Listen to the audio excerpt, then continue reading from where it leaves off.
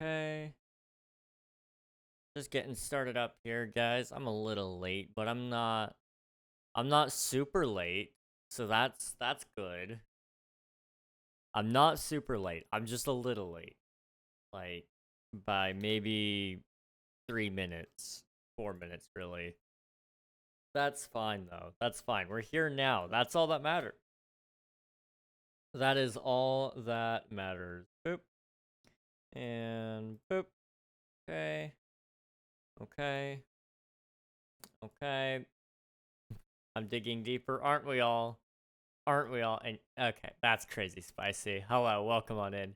And fan, congrats on grabbing the lovely first redemption. Appreciate ya. Hello, hello.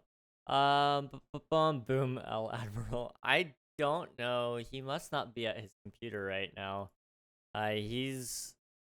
I don't know where he's at. He must still be downstairs. I don't know. Boop. Okay, I can't hear anything. Music should be playing.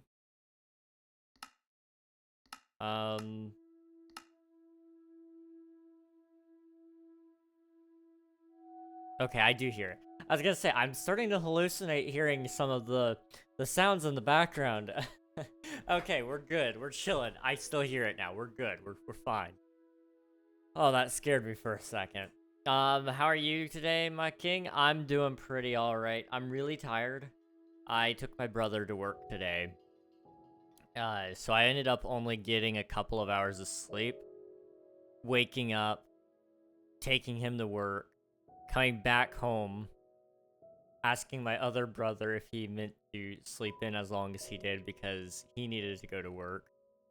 Turns out he called off. So there was that. I ate a waffle, and then I took a 3-hour nap. I am wore out. This is probably how it's gonna be for like the next week or so.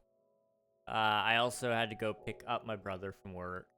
And then I also had to go to the bank. So,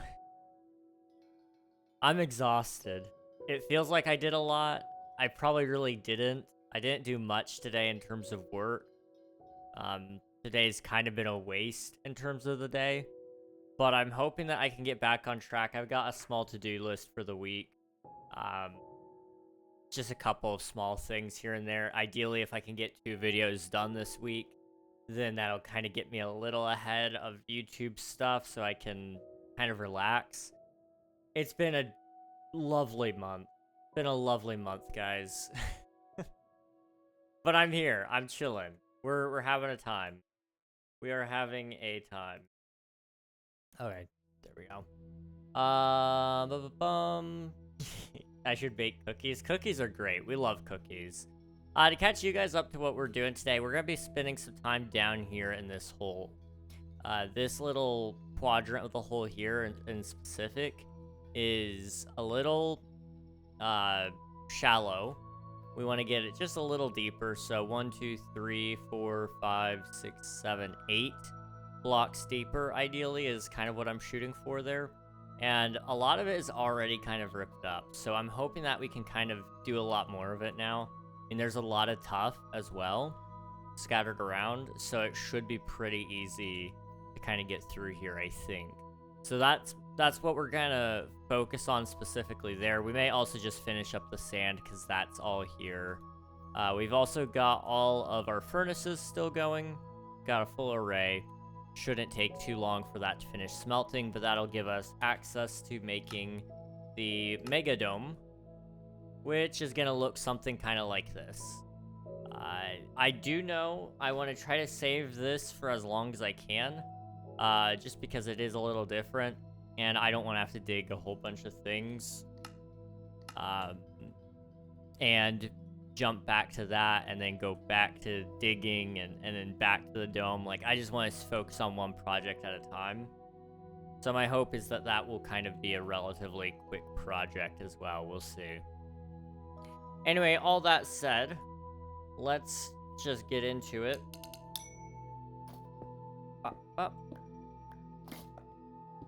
Don't really need to do that. Thank you. Okay.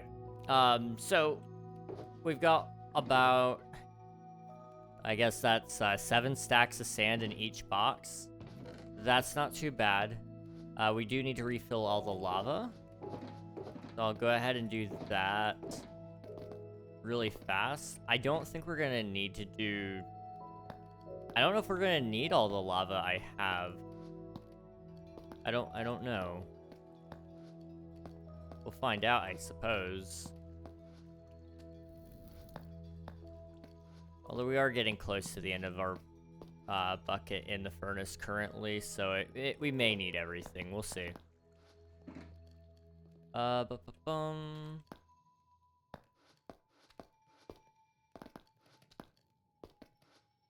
And, oh, okay, we've swapped over.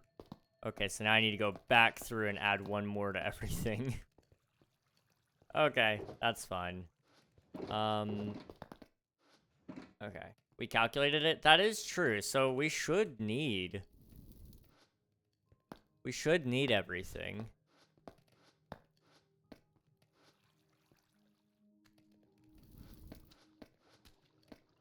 Oh.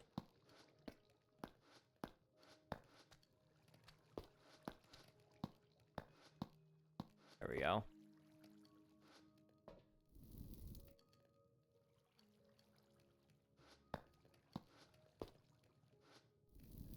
I just gotta wait. I just gotta wait like a couple of seconds. There we go.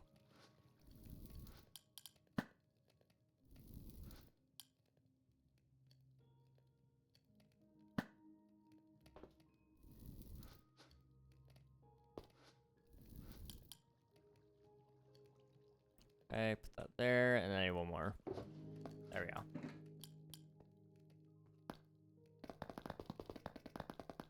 And please hold. There we go. Okay. Luckily, we have plenty of glass. Got a lot, really.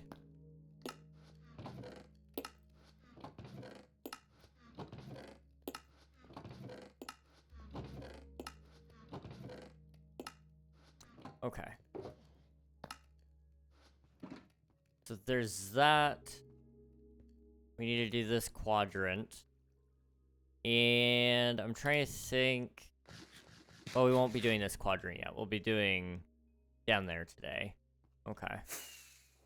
Okay. Yeah. Yeah.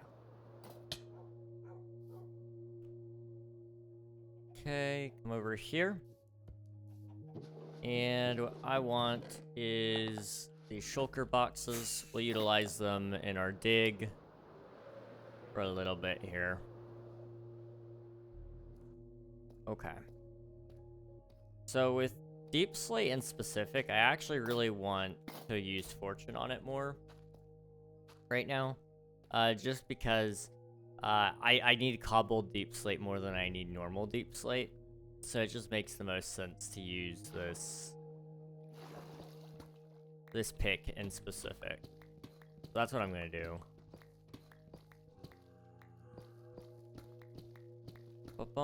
Okay. So I think last night I worked on the Omnia logo. It has been the ongoing project for those of you who aren't aware. That is like the one thing I think I've spent the most time on this month. And I've realized that I don't know what I'm doing anymore. And so I'm just kind of spitballing because I've gotten halfway through the original idea, but I feel like the original idea isn't... It's... I can't execute the original idea with the current iteration I have. So I'm trying to tweak it a little bit so that it still looks right. But I've been finding that that's very difficult. But I've spent like... I could check. I could tell you guys exactly how long I've spent on it. I keep myself on the clock for that stuff. Just because I like to see how much time and effort I put into things. And so I usually write down what I got up to. So this month alone, in terms of logged hours for the Omnia logo, I have 2.5 hours, I have 0.5, I have 1, I have 2, and then I've got another 1.5 there. So right now I have about 7.5 hours logged on that project just this month. And I've been working on it on and off for 3 or 4 months. Yeah, that one's taking its sweet time, but I want it to be perfect, or as close to perfect as I can get it. Once it's done, you know, I don't have to ever touch that part again. Then we can get back to actually making real progress, and it'll be a beautiful time. So I'm excited about that. YouTube stuff has been very busy lately too, so I've been excited to get that going again. It's been overall just a busy time of the year for me though. I need to talk to my mom and see what Christmas is going to be looking like. She mentioned that she wants,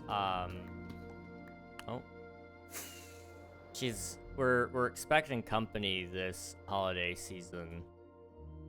And so she's got to decide, you know, where everybody's going to be sleeping. Usually they use my room, but then that means I can't, you know, get videos and work on my video game done, and I can't work on streams. So I need to know exactly what weeks people are coming in, how much time I need to, how much time I have to prepare for that kind of stuff. It's a whole ordeal. So I'm not certain how that's gonna look yet. I need to talk to my mom and see what she's thinking. Christmas is a while away. It's only 3 months. Right? Yeah. Yeah, it's only 3 months away. That's really close. When it comes to planning stuff like that, yeah, it is right on our toes.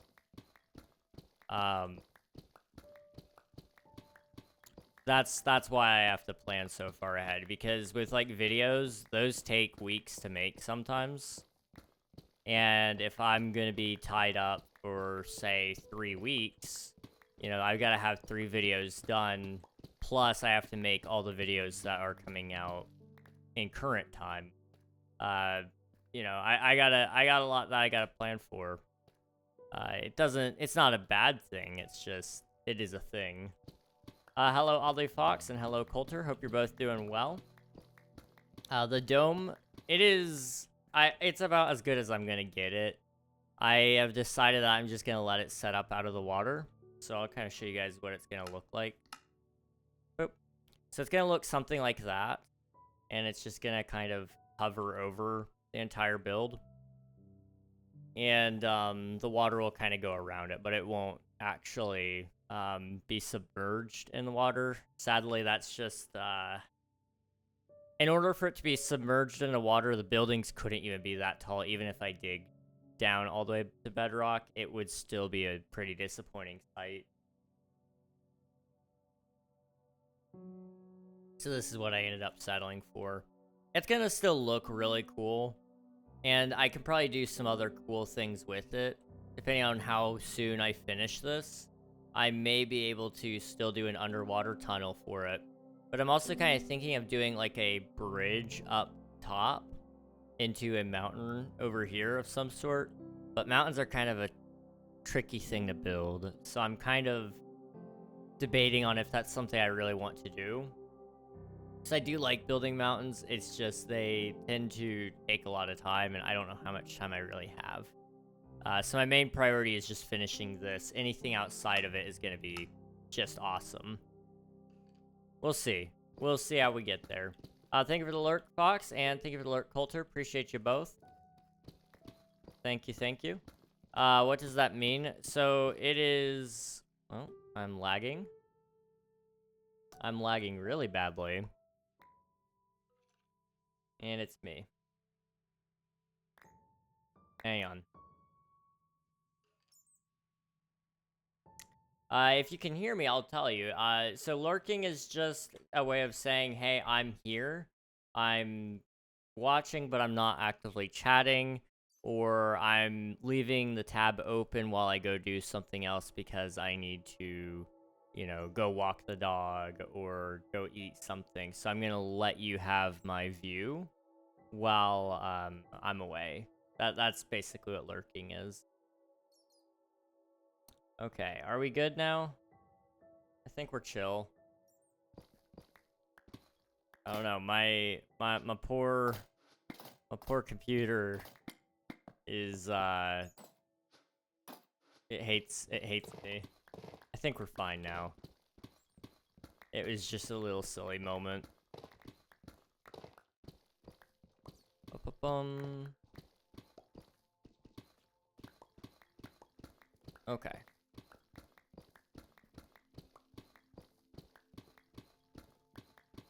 Trying to think.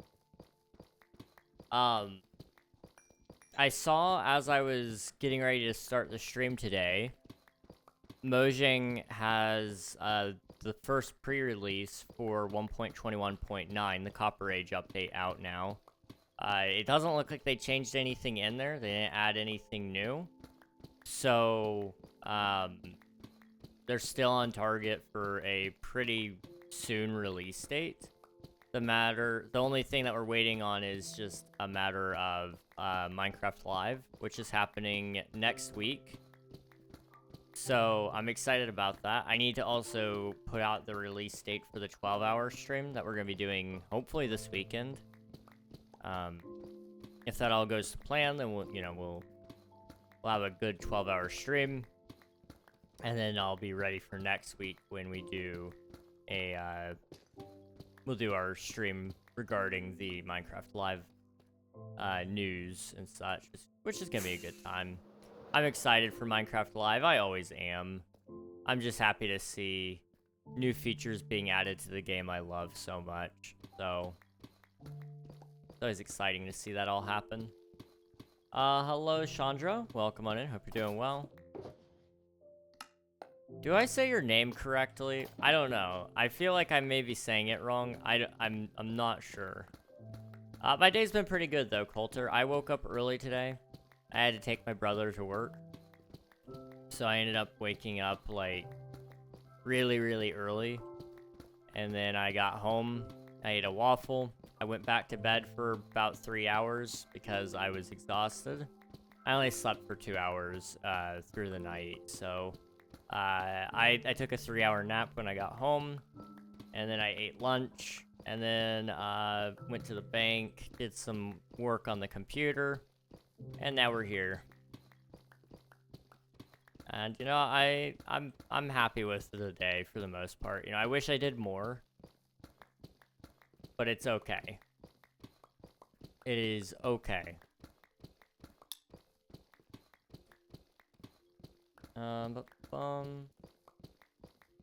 Just happy to see Agnes Larson. Fair enough. She does make the event more fun. That is for sure. Did I only have 3 of these? I guess I did. Okay.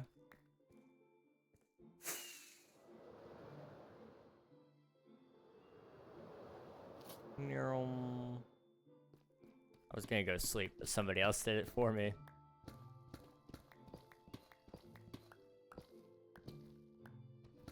Trying to leave the diamonds so that I can come through and do those with Silk Touch.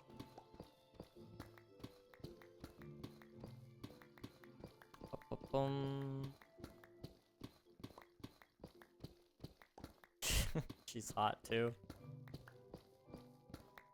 I guess. If for nothing else. If for nothing else. I don't know though. Like, I mean, when she's standing next to Jeb, I don't know. Me personally. Redheads, am I right? Are you good at PvP in Minecraft? Not a chance. I am really bad at PvP. I am really, really bad at PvP, but I do play it occasionally from time to time. I'm hoping to do it some this weekend when I do the 12-hour stream. We'll probably be playing on maybe a little bit of Hypixel and maybe some MCC Island. Just for a couple of hours, probably nothing too crazy, but it is something I would like to do. We'll just have to wait and see, though. I'm not very good at PvP, though. 1.9 PvP, I'm way better at that than I am at 1.8. It's just, I don't do well spamming. And that's usually the case with 1.8, is it's whoever clicks the fastest, and I can't. I have a theorized problem with my joints. I'm hesitant to just outright call it arthritis, but you know, I could be experiencing arthritis. So me doing any amount of spam clicking is just like, that's not easy. And then also I'm using a $14 mouse from like 7 years ago. So, yeah. You know, those two factors together just make it so, like, I have maybe a 7 CPS at the end of the day, which isn't great. I want to see you play Minecraft Bedrock. I used to play Bedrock a little bit. I just don't have any reason to now. I prefer Java. It makes me happier. But I have played Bedrock in the past.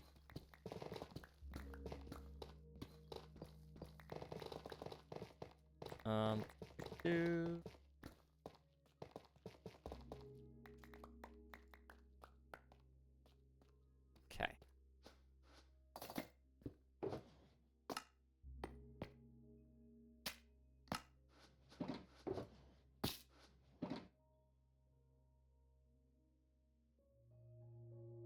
Already tired. Ah. This is not good. This is not good. How am I tired already? Okay, let's pick up my diamonds.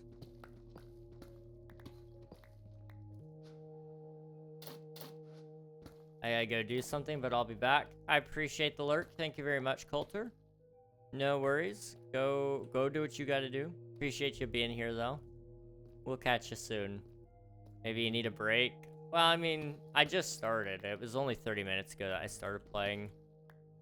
I woke up after not sleeping very much early this morning. So it's probably just due to the fact that I haven't slept very well. But that's okay. That is a-okay. Well, that being said, I do need some water really quick.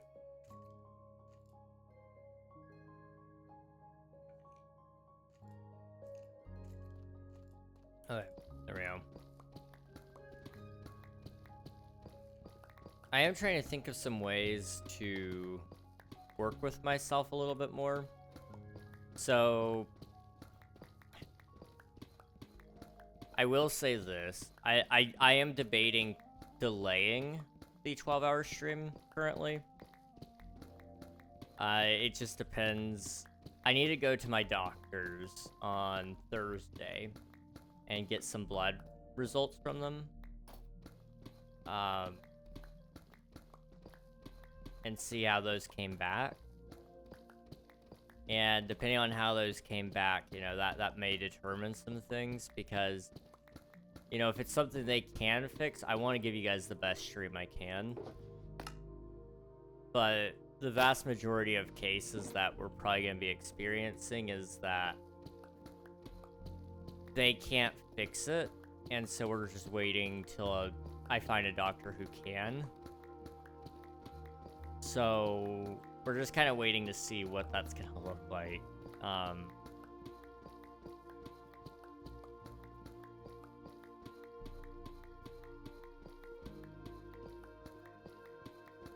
but I don't want to wait till Thursday to announce, hey, on Saturday we're doing a stream, you know? Like, that would just be like, I don't know, it feels weird. So, we'll see. I may announce it and just say, hey, just so you guys are aware, unless this happens, this is the day we're doing this. I just want to make sure that I cover my bases. Because, like, obviously, I want to do what's right, first and foremost. And that's difficult. That is really difficult to do sometimes.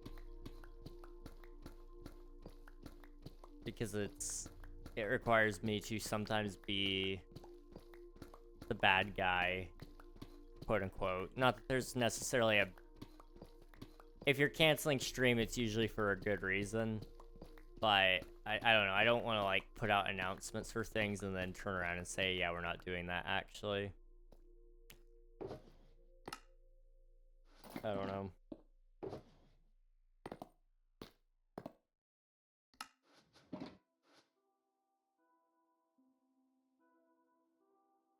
I am aware of Crystal PvP, yes. I am. It's not something I like, though. Crystal PvP is something that I find to be kind of boring to some degree. I think whatever you enjoy yourself, that's great, that's fine. And I will not rain on anybody's parade. If they enjoy Crystal PvP, more power to them. I just personally don't enjoy it. Although I don't really enjoy most PvPs. I find them to be relatively uninteresting. A lot of PvP these days focuses heavily on like totems and pots and gappling, and you know, it's just like people always do the same meta over and over again, which just isn't fun to me. Which is why I do like Hunger Games, or Battle Royale now, as they probably refer to it in most minigame spaces. Because it has that random aspect that allows you to outsmart people, because you're not gonna have 1,000 totems. You're not gonna have, you know, a mace and god tier armor. You're not gonna have all these things. So you can't get super OP where it's like an annoying battle. It's about working with what you have, and that to me proves somebody else's superiority in combat. Is if they can have gear that is probably considered quote unquote lesser than what somebody else has, but still pull out a victory. And that's what I like about battle royales, is it's very random what you end up with. And you know, some of me hates it because it's kind of like, yeah, they have the best gun in the game, of course they're gonna win, in the case of like Fortnite. But in Minecraft, I feel like there's a lot more you can do strategy wise to prove that you're a more worthy combatant than they are.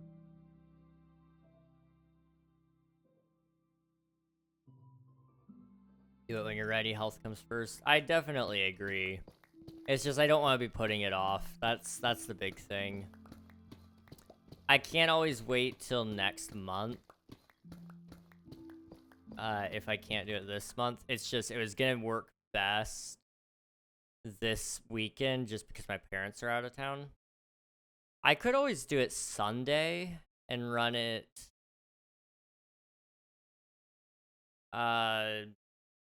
could run it from like 2 p.m. to 2 a.m.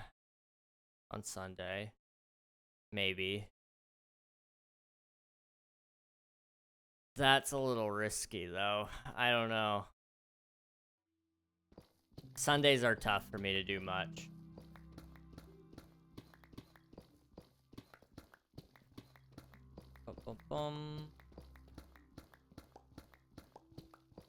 But health definitely does come first. I just don't know what my health will look like even next month. That's the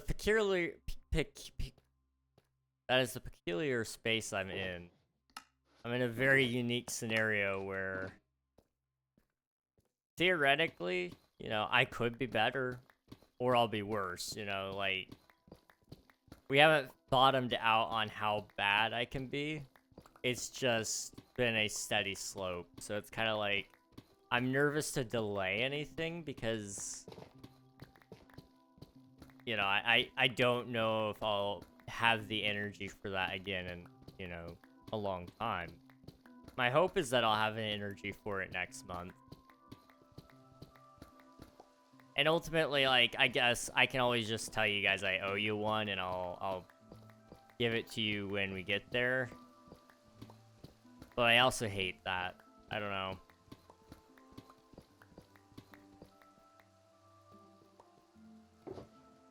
It'll be what it'll be, I suppose.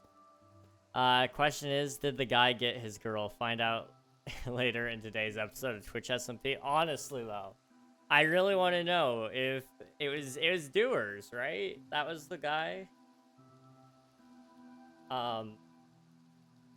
That was talking about asking the girl out, right? Yeah, anything Doers. I'm sorry, I had to take the jacket off. I'm starting to sweat a little bit. Okay. Yeah. I'm really curious how that went.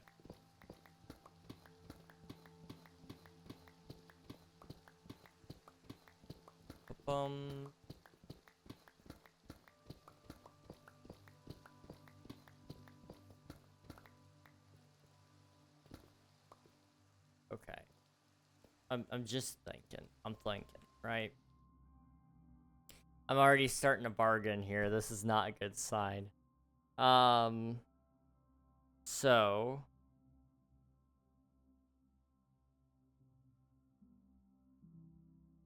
we need to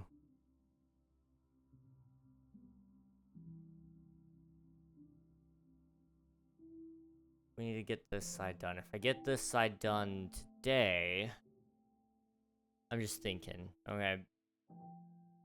This should have been done at the beginning of the stream. So today, if we finish that, right, that gives us how many more days? 1, 2, 3, 4 days this month left to do other things. So we could probably finish this quadrant in 1, maybe 2 days, depending on how much space I need to do.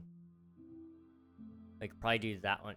We may be able to get all 4 sides done in the remaining time this month, which would mean I hit my markers. It just depends, honestly, on how deep I want that quadrant to go, really, because I don't know how deep I want to be.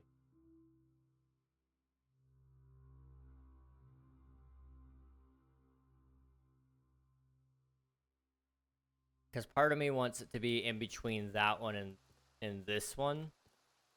So it could be maybe even at this Y level right here. But part of me also wants it to be on the taller end than that one, and what that one will be.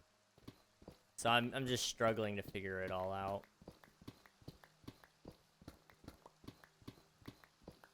But I think I can do most of the digging within the month, as long as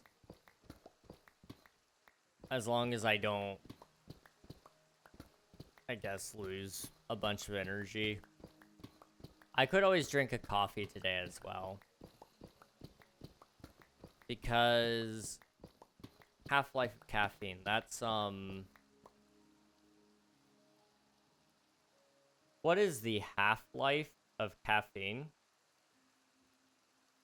So if you've consumed 10 milligrams mg of caffeine to 5 hours, you'll still have 5 grams of caffeine in your body.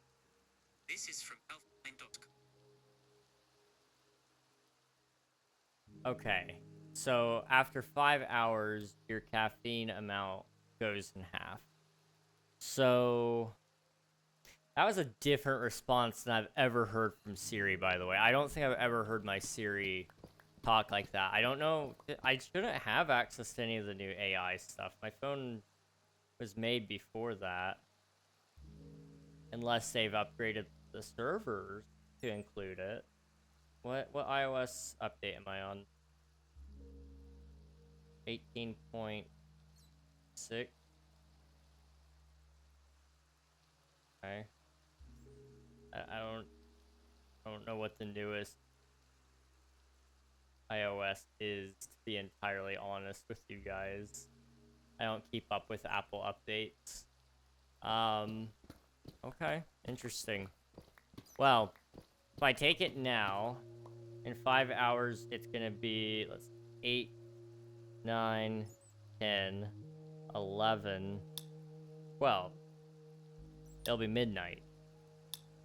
Now that's only half-life caffeine.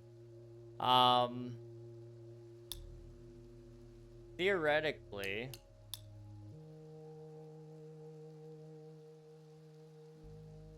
I'm gonna probably go to bed at like 2 in the morning. So you'll lose a little bit more caffeine out of that as well. So what I'm guessing is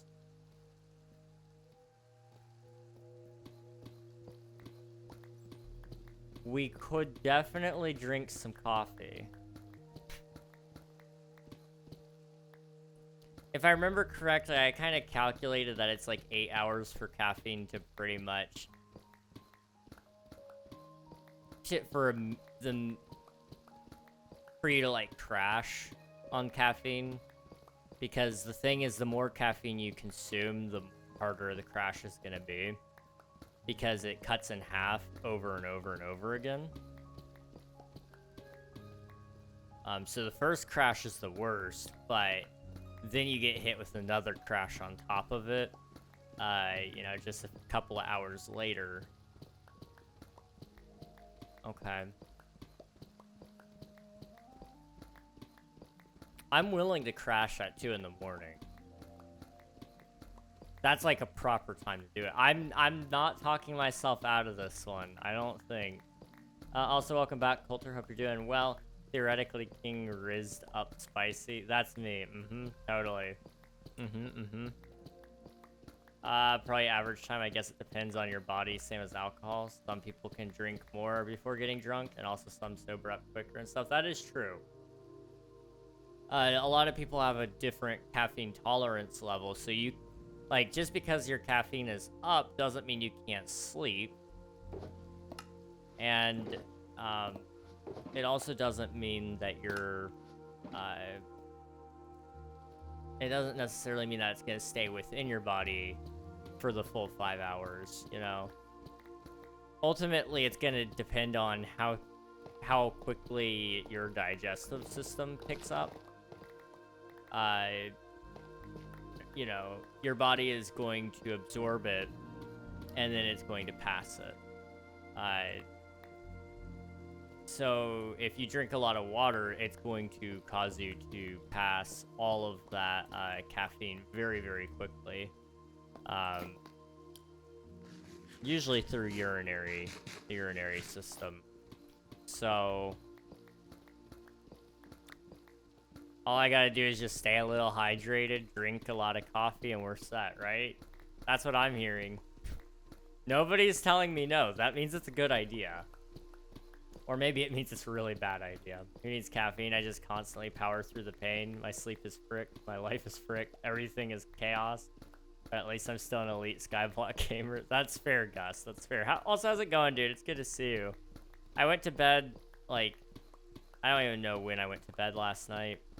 All I know is I had to wake up 2 hours after I went to bed so I could take my brother to work. But I remember you were playing some Skyblock.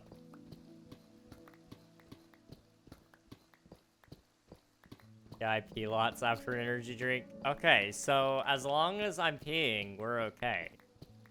Which is not a thing I thought I would be saying on my stream ever. But, here we are. I'm fricked as previously stated. Fair enough. Fair enough. I'm so tired. You need to hear weirder stuff? I can join a call. I'm well aware of how weird you can get. I have not forgotten.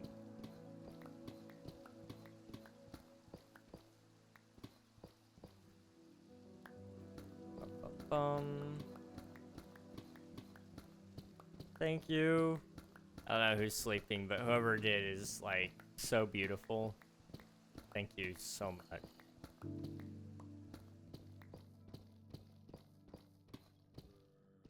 I'm a professional Twitch streamer, believe it or not. I mean, honestly though, like, you do kind of do well on Twitch, and it's not shocking, because you're a good streamer just across the board, but it is impressive considering, you know, you don't have a pre-existing audience that's necessarily active on Twitch, you know? It's been years since you've streamed there. So to see you actually, like, having some solid numbers is kind of crazy. It's awesome.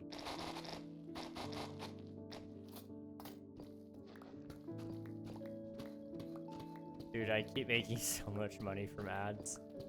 It used to be so little that you could get, but yeah, now it's like, man. I don't know what YouTube pays in terms of ad revenue. I'm sure it's probably at least somewhat comparable to what YouTube or to what Twitch pays. Maybe a little better, maybe a little worse. Well, that's awesome.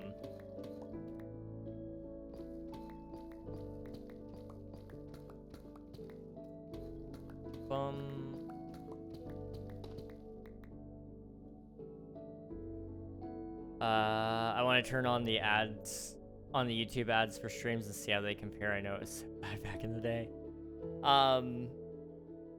I will say that yesterday I got an ad in the middle of your YouTube stream. So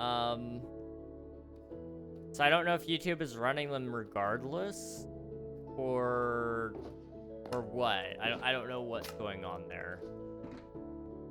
But I have had it happen a couple of times now. So it may be worth turning on, because I guess, you know, right now they may not be paying you for that.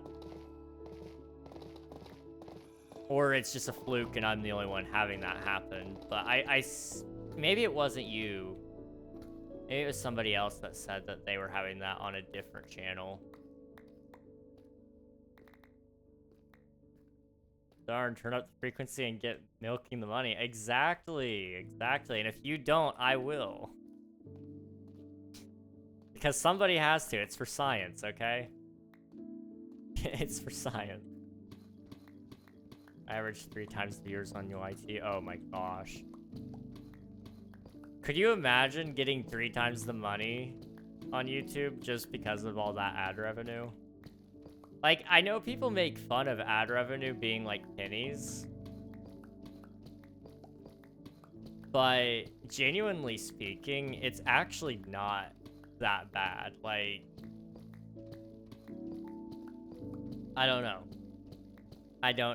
It's not that bad though.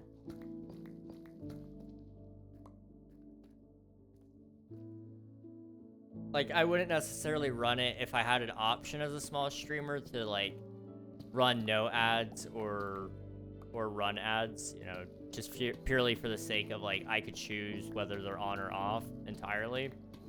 I probably wouldn't necessarily run them because I do make so little off of it. But, you know, big streamers especially, it's not just pennies. Like, they're making enough to live off of. And that's the crazy thing about it.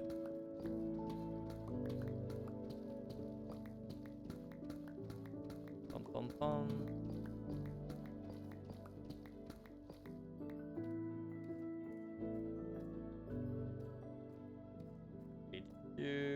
YouTube can run ads whenever they want, even if you say not to or are not monetized. That is true. I've had people say that there's ads on my videos. Even the ones that aren't copyrighted at all. Which, yes, I do have a couple of videos that technically are copyright violations, just a little. But those don't even really get ads. It's just a few of my videos have already had some advertisements placed on them. It's a bummer I won't see any of that money on those, but, you know, one day I will. That's pretty cool. We're actually really close to being monetized on YouTube. I'm 432 watch hours away, I think. I don't remember. It's something like that. So if I just get a couple of good videos put out and do a couple of really good streams, I think I could get there, which would be really nice. I want to hit it before February comes around, because otherwise I'm going to have to start competing with my past self and watching my watch time expire while I'm trying to catch up. And it's going to be brutal, because there were some, like, really good days out there where I had, like, 100 hours of watch time. And I don't want to mess with that.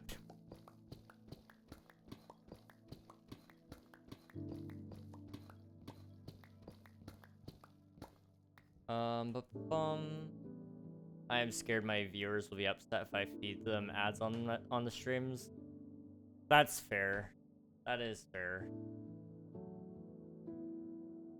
I just realized I get more stream views per day on YouTube than all this goofy Twitch sellout month. King stream more or just post more vids? I will. I've got one video I need to record this week so that I can post it next week. And then I have one video I should record this week as well, if I can, that I can post the week after next. I'm trying to get ahead by a month, if I can, because it's part of the stress. If I can just be ahead, then I can relax a little bit and I can breathe. And I can actually work on things without feeling bad about everything. Like, I don't work on YouTube nearly enough, and I feel bad about it. But if I could get ahead by a week, then, you know, it would be nice. And I think the videos I've got planned are gonna probably do well, hopefully. I don't know. We'll see.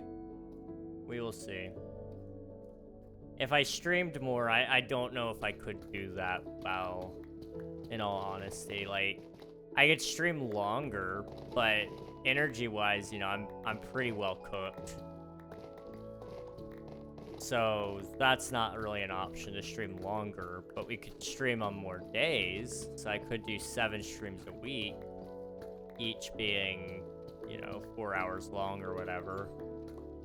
That would give me, you know, how much? Like 3 extra streams, because I do 4 already. So, like, theoretically that could get something. But, you know, who knows? Who knows whether that works or not? And what am I gonna have to sacrifice in order to do those extra streams? That's the other thing that scares me.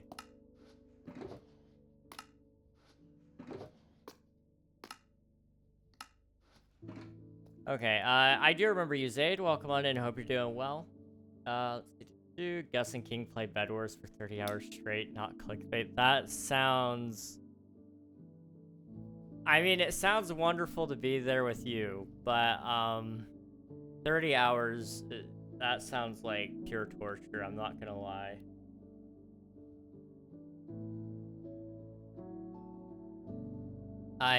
Ooh.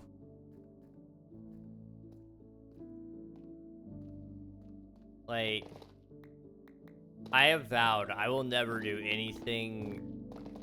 I will never do a 24-hour stream ever again. Like, I don't know, I just hated it. It was a terrible experience. It wasn't downright terrible, but I don't know. It just wasn't... It wasn't worthwhile to me. Maybe I'll figure out a way to do it again, but I don't know. I hate falling into that trap of telling myself I have to do things. 12-hour streams are hard enough. They shouldn't be hard, but for some reason they end up becoming harder. I'm getting old. That's the only thing I can think of. I'm trying to get ahead even by even a day. Me too, dude. Me too. If I could just be ahead a little bit, that would be so much better than posting things the day of and going, oh yeah, we got a video now. It's like, I want there to be a plan. And I mean, I do have a plan, sort of. It's just I can't enact it yet. Get your high energy streamer buddy Gus there, King. We can do it. I mean, you are higher energy than me, that's for sure. And you would be able to keep me awake for a couple of minutes, so that would be good. Although, Gus, and this has no reflection on you as a person, this is actually just purely a testament to how bad my physical form has fallen into whatever sort of sickness I must have. I have fallen asleep when we've been in call before. I feel so bad. I feel so bad about this. But I've done it. I've done it like so many times. And it's not your fault, like I said. It's just like after once we talk for a couple of hours or even just 30 minutes sometimes. I can't explain it, but my body just like it doesn't know how to stay awake. And you know, that's not great. That is not good. But, you know, I can stay awake for at least 30 minutes into any conversation we have. Usually.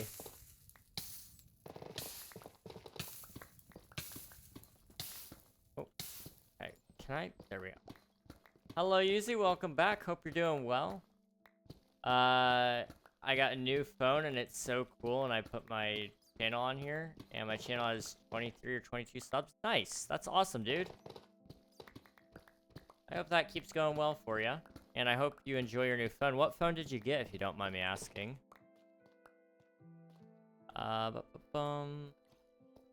Those... Reaper. Aw, man. I could take them out, because, like, I do need the gunpowder, but I'm too lazy.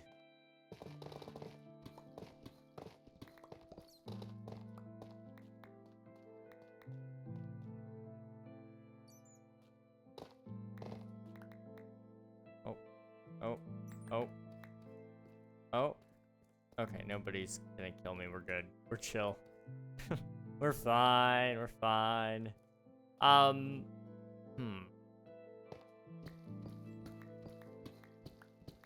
I will say, so I wasn't gonna do a 1500 subscriber special, but somebody specifically asked me to play some horror mods for Minecraft, and I was hesitant to even agree to it, but I decided I would make it a sub goal just for the fun of it. It's a silly little thing, something I would never do otherwise. And I have no clue what mods I'm gonna install for it yet. I'm just gonna kind of look them up and see what most people recommend. I've heard a lot of people say the broken script, but if I remember correctly, the broken script isn't... It's unsettling, it's just not, like, actually scary. It kind of comes off cringy, more so, in my opinion. If it's the one I think it is. That all said, I will download, like, probably the 5, maybe 10 most scariest Minecraft mods, I guess, and make a video out of it. And so I'm excited about that. That's coming out, or coming up soon. I'm gonna wait till I actually hit the goal, just because I'm good at procrastinating or something like that. But yeah, that's gonna be fun. If I hit another goal of some sort and that video is like really well received, I may look into possibly doing a follow-up video with some more friends, and play it with them. However, I don't know if most people would be interested in doing that. Most of my friends aren't into that sort of scene. But we'll see. We will see. King is cringy. You're not wrong. You are not wrong at all. MGA, but I have to go. I have school tomorrow. No worries, Yuzi. Appreciate you being here. I hope you have a good day at school tomorrow, and we'll catch you another time. Bye-bye, Yuzi. Bye-bye. Also, gonna log out. Servers restarting. Okay. While that happens, I'm gonna quickly go grab a coffee. And I might grab some more water really quick. Just really, really fast. And by the time I'm back up here, the server should be back up and running. I'll have some coffee, so I'll have a little extra energy. And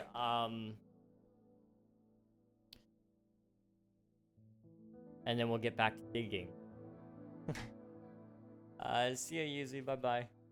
Okay, I'll be right back, guys. I will be right back. Give me like 3 minutes top, hopefully.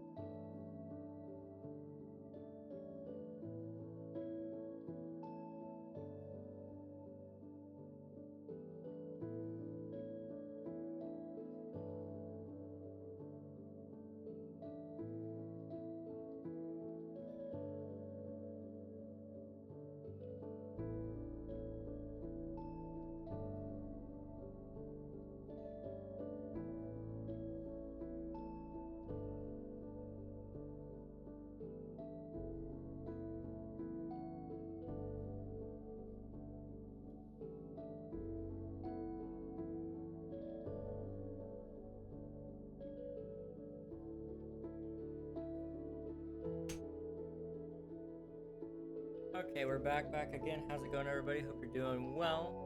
Server should be back online as well. I've got some coffee. Online. Wait. Scratch bomb up. This is a good time to mention. Convenient. Wait, why am I burning? What?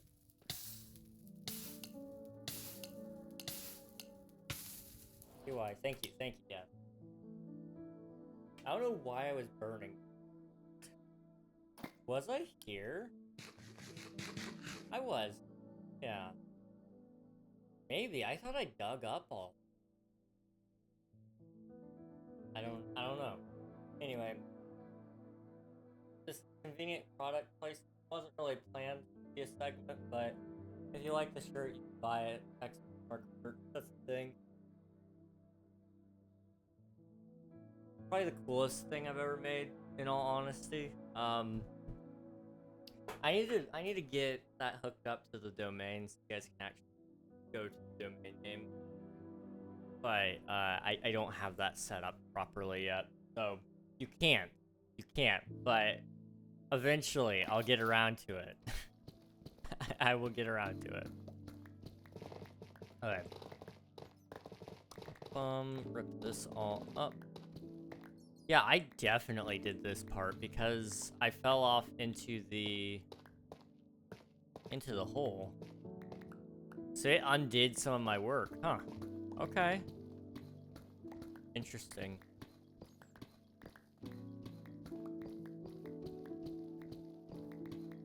That is really interesting, actually. I wonder...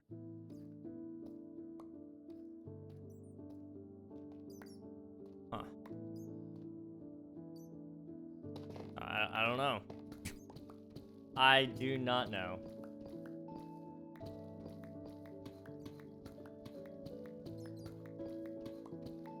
Okay, I am kind of curious, though. What the, like, top 5 Minecraft horror mods are. So now I'm just gonna look it up really fast, because why not? Mods, can I, like, search by tag? Is that a thing I can do on Modrant? Categories. Okay, adventure, curse, decorations, mobs, minigame, management, library.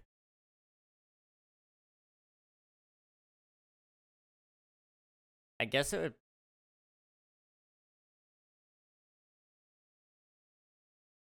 I don't think any of that really is... I guess I'm just gonna have to Google it. Top Minecraft horror mod. You've got Herobrine, Better Cave Dweller, From the Fog, John. Just John Reborn, I guess. Yeah. Parasites, Sanity, Spider Flat, The Anomaly, The Mimicker, Whispers of the Wendigo, Blood Moon, Hardcore Darkness, Sons of Sins, Nyctophobia, Horror Movie Monsters, Midnight, the Boiled One. Okay. The Box of Horrors, Gravestone mod, and Zombie Awareness. I'm really curious. CurseForge has a horror section.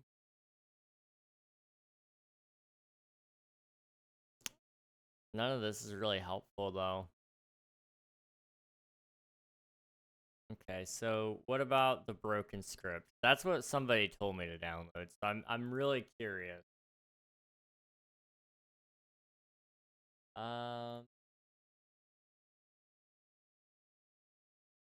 They rename it, maybe? I don't know. I do not know. Hello, Zavax. Welcome on in. Hope you're doing well.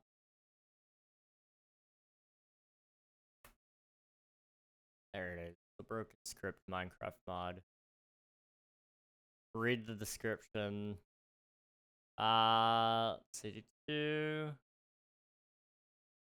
What to know before playing. Mod can ban you from your world. Mod can crash the game. Mod can create TXTs on your desktop. Mod can shake your game window.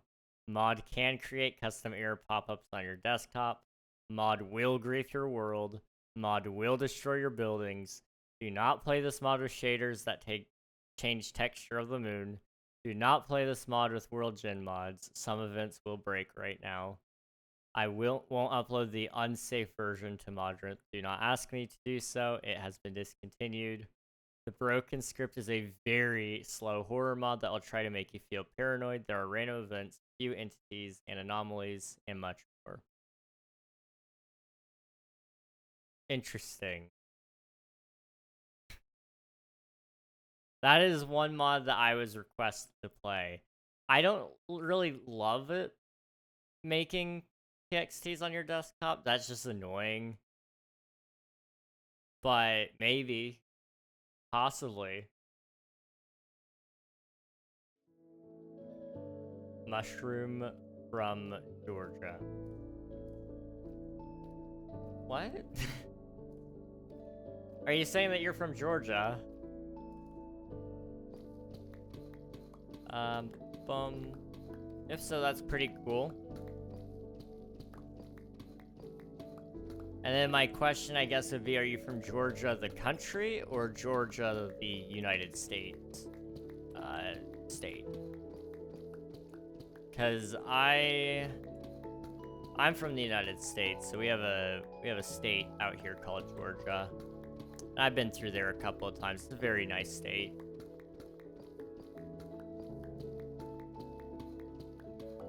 But I've never been to the country. I've never left the country, guys.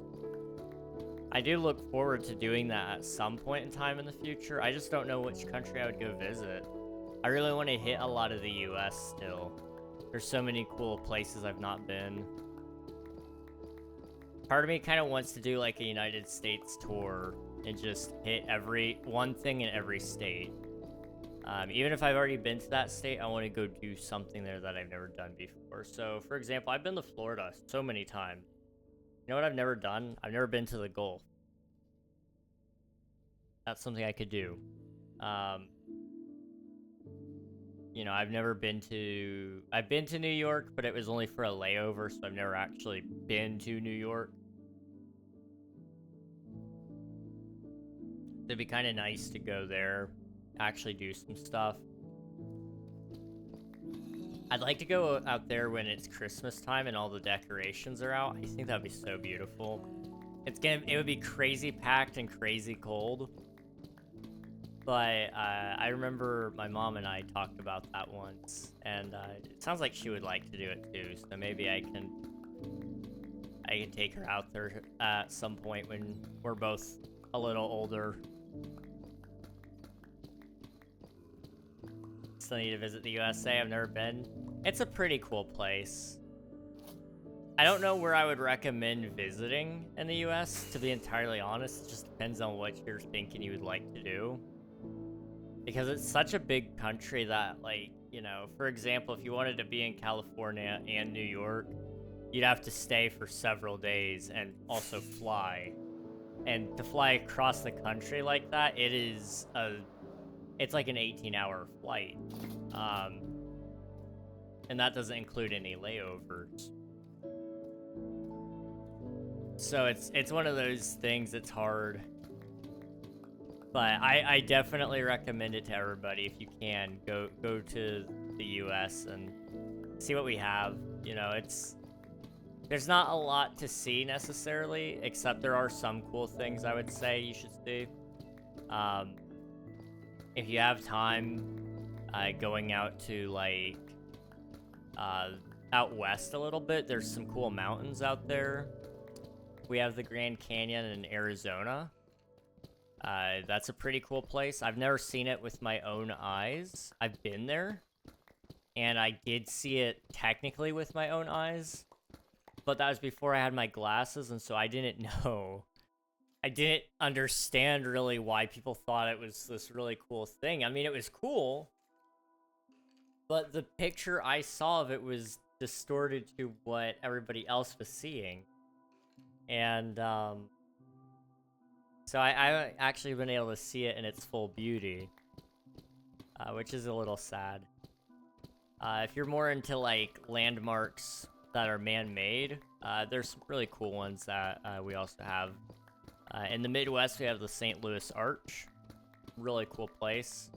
If you're really into history especially, you can learn a lot about the engineering that went to building the arch, which is really interesting.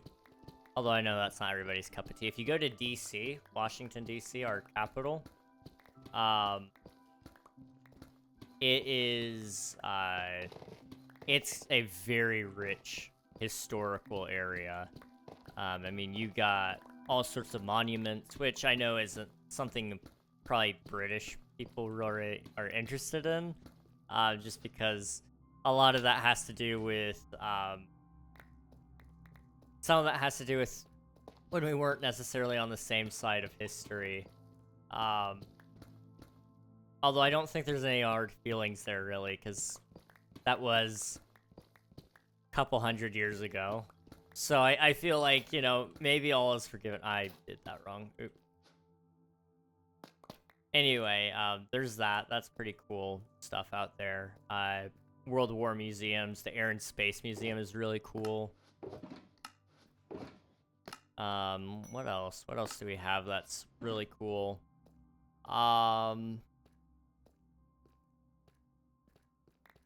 Florida. As much as people make fun of it, you know, we've got, like, 2 Disney parks in the US. Florida has the whole Disney World. So if that's, like, your cup of tea and you like roller coasters and theme parks and such, it's a pretty cool place to go. If you're more into hardcore roller coasters and such, then I would say Universal might be more up your alley, though.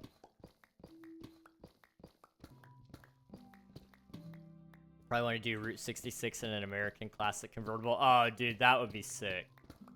You'd have to get, like, a really sick drone shot of it, too, I feel like. You know?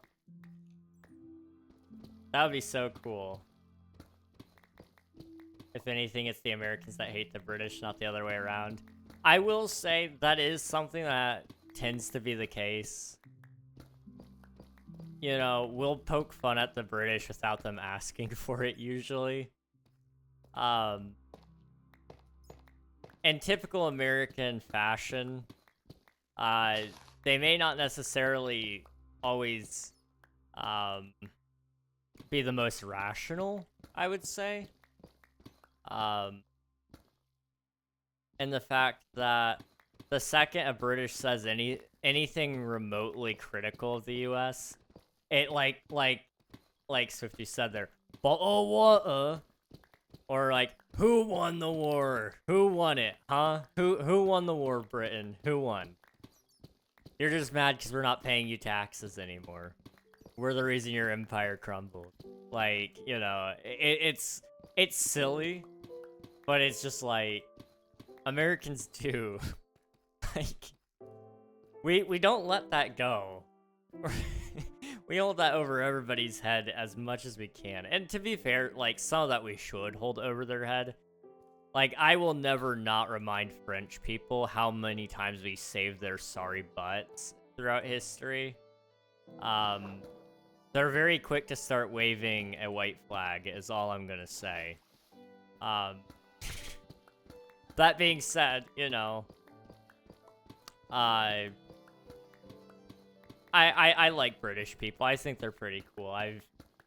I've had the pleasure of talking to a few of them. As much fun as I do poke at them, they're usually pretty nice people. The French, on the other hand, don't get me started on them. So if you thank you for submitting your taxes, I appreciate it. Hiking, hello, bottle of water, chips. Who was 3 miles from killing us all, but got lazy and waited till morning just for us to leave during the night and win the war? Us.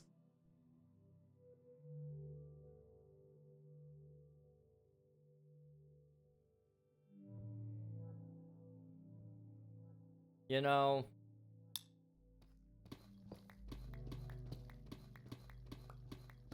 the times that, like,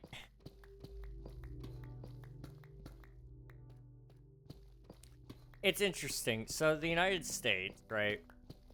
Yeah, true. True. That is a good point, so too. The amount of times the United States gets criticized for going overboard, but they really didn't necessarily go overboard, is kind of interesting. One example that a lot of people love to go with is saying, like, you know, the United States was way out of line for nuking Japan twice. Which, I shouldn't be laughing at this because it is really bad and it's terrible that it happened, don't get me wrong. But there are a couple of things that we do need to, like, kind of remember here. First off, Japan touched our boats. This is like a common historical fact about the United States, but you never touch their boats. You know, that hasn't gone well for anybody. Our Navy is one of our pride and joys. Touching Pearl Harbor was probably the worst choice any military could have made, and it is the choice that Imperial Japan made. So there's that as just one tiny little caveat to people trashing on the US for doing that. But also, like, it's been well established and well documented that had we not done that, I say we as if I was alive back then. I wasn't I wasn't in the picture at all, so I can't claim credit for this at all. But had the US not done that, it was very likely that we would have been looking at a much bloodier and longer drawn-out war than before, with even worse economic and casualty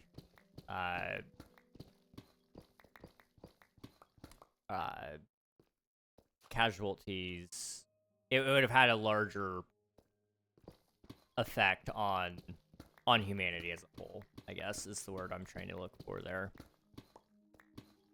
It brought a decisive end to it all. Now I understand, like you said there, yes, the USA did definitely bomb a city. There is a difference between bombing Pearl Harbor and a city.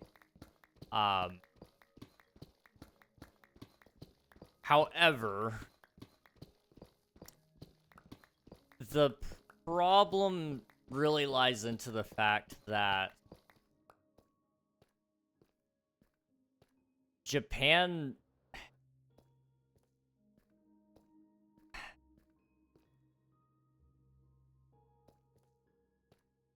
What? Hang on. What did you say, Swiftu?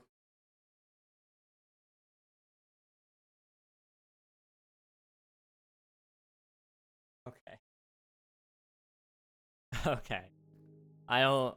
You know what? Fair enough. What was I saying? 1, 2, 3, 4. Okay. There was a couple of things about it, I guess. The US didn't want to be involved in the war, for one. I mean, to be fair, they kind of were involved by supplying aid to,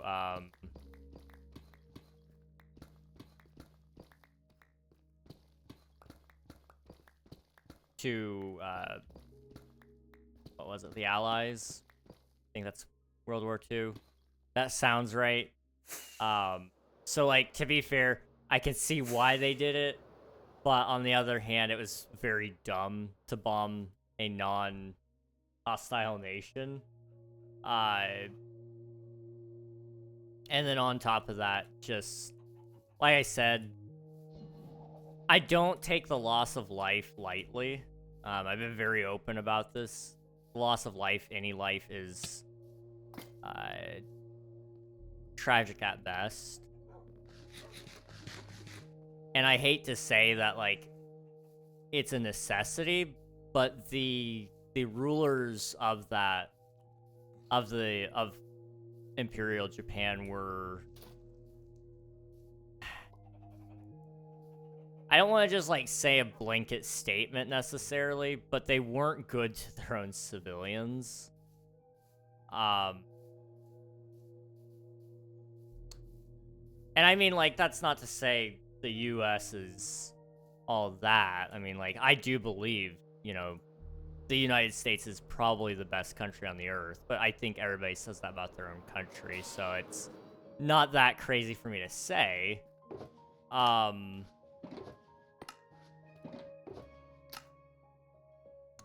why did I tab out?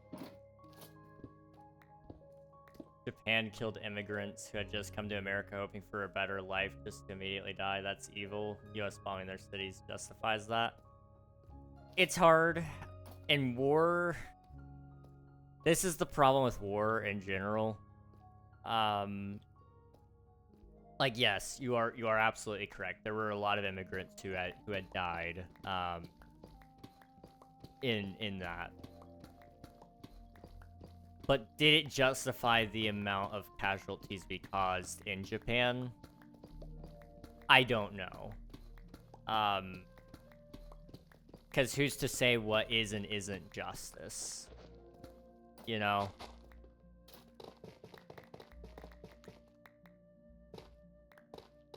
Ultimately, you know, taking out two of the most densely populated cities in Japan did force them to have to not fight any longer, which put out a lot of the tension in the Asia Pacific region. So on one hand, yes, a lot of people died and it was quick and it was painless and it was awful still. Like, I'm not trying to make it sound glamorous, like, by no means was it glamorous, but it did force an end to an otherwise worse opportunity, I suppose. Now, whether the US was aware of just how decisive that was, I'm not really familiar with the history enough to know that. All I know is we knew that was our response to it. And in all fairness, we did warn them that we were going to do it. And they did have their option to surrender. I just think it's tragic that it took two mass casualty bombings to get them to concede. That's what I find tragic about it the most.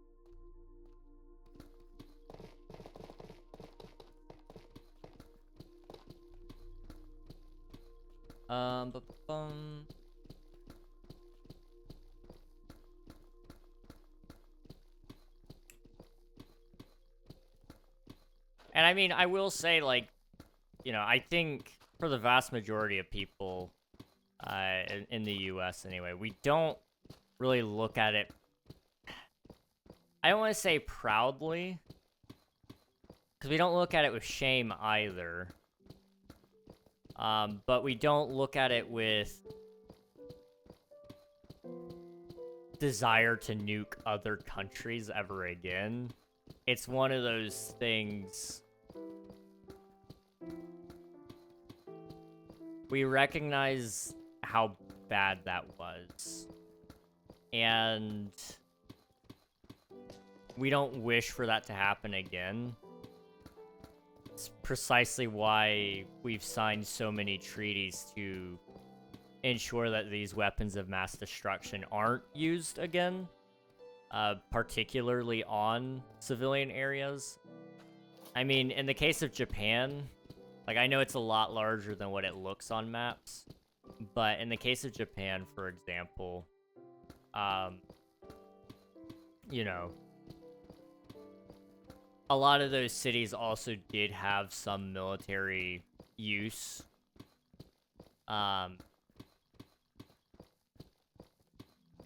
And really, if you bomb anywhere in Japan that's a military target with a nuke, it's gonna cause overall worse effects to the surrounding areas that people do live in.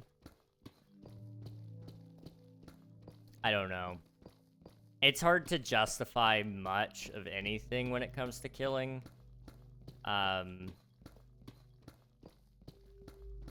You know, it's a slippery slope, because when you justify one thing, it means you need to justify other things. And can you, in good conscience, really justify some of this stuff? I don't know.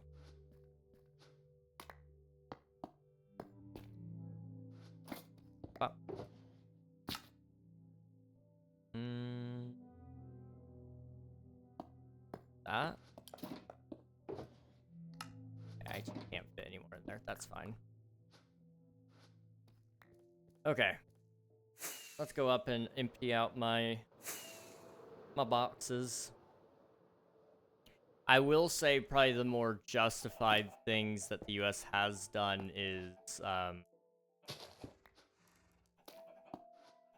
is, and a lot of people would say it's probably reckless, is the war on terror, especially. You know, a lot of people have tried, and maybe they have some legitimate caveats about it, I don't know. But a lot of people have said that a lot of it probably wasn't exactly the most legal the way we handled it, but we did have a right to go and catch our terrorists. So, you know, to some degree, like, yes, some of that was probably not handled the proper way, but we did have full backing from NATO to go do it. So, like, I don't know. With terrorism in specific, it's one of those very interesting things.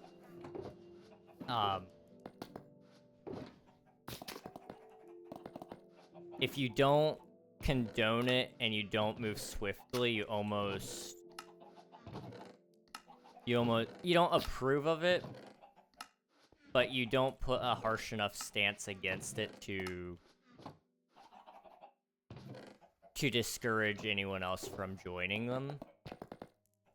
You have to make examples out of terrorism very quickly, is the thing. Because I think the vast majority of us can all sit here and agree terrorism is bad, right? If you can't, I do kind of wonder where you're coming from on that. You know, ultimately, loss of life from a non-combatant, especially, point of view, it's awful. And that's the thing I have against terrorists in specific. They don't care who they're attacking, they just attack. And that's kind of messed up. I don't know.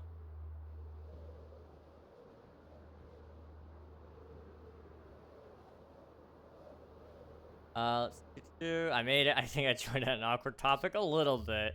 How's it going, Scrap? It's good to see you. Hope you're doing well.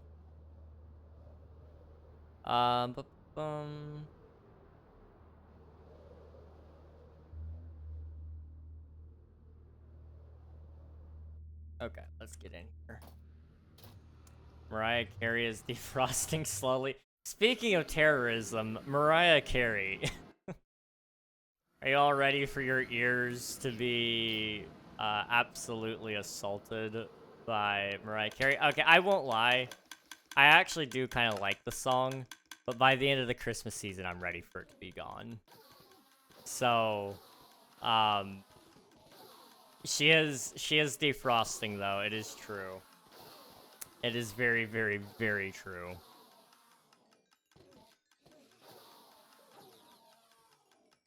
We could probably play that during the 12-hour stream. I could definitely do it. I feel like I also need to play Wake Me Up When September Ends. We could even do that today. I don't know. We'll see. What are you doing? I'm currently repairing my tools, and then we're gonna be digging a hole. Hey, Coral, all I want for Christmas is you. Oh, thanks. I feel the same way.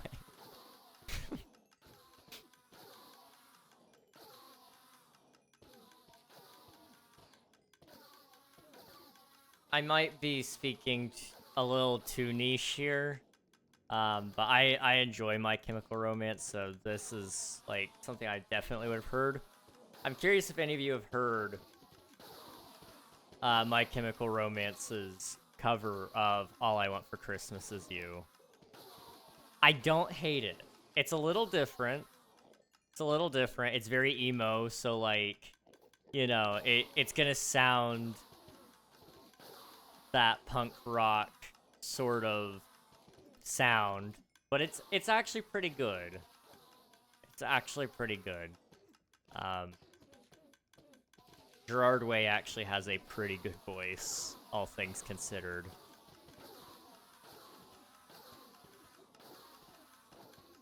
I have Ultimate Riz, 10 out of 10 Riz. It might even be 20 out of 10, in all honesty. For every one Riz, you actually have 2.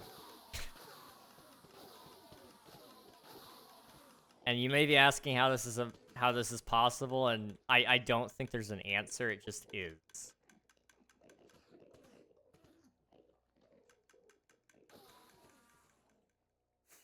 There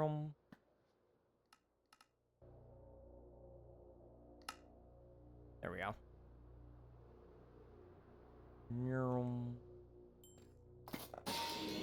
I need more beef. I need to kill more cows. Oh, sleepy time. I also have coffee. I need to drink this.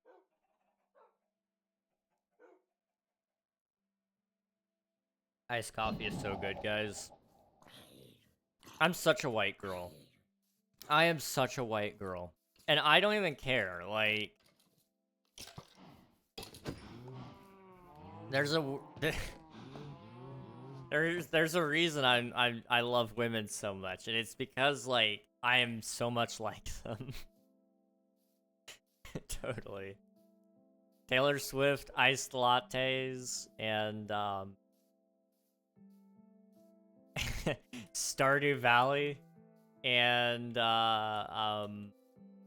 K-pop Demon Hunters. Okay, that sounds like almost every white woman I've ever run into.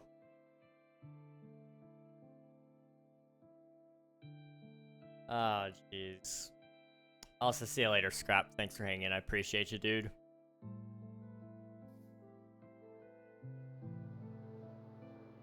Make it. Go, go, go, go, go, go, go, go, go, go. There we go. Alright, we're almost done down here, really. I mean, we've got 6. Right now, we've got half of the layer dug out already. So it's really like 4.5 layers to go. 5 layers to go, maybe. Technically. Okay, excuse Fortunate Son here. All you need is the Sabrina Carpenter. Okay, I listened to Sabrina Carpenter's song. It was called Tears.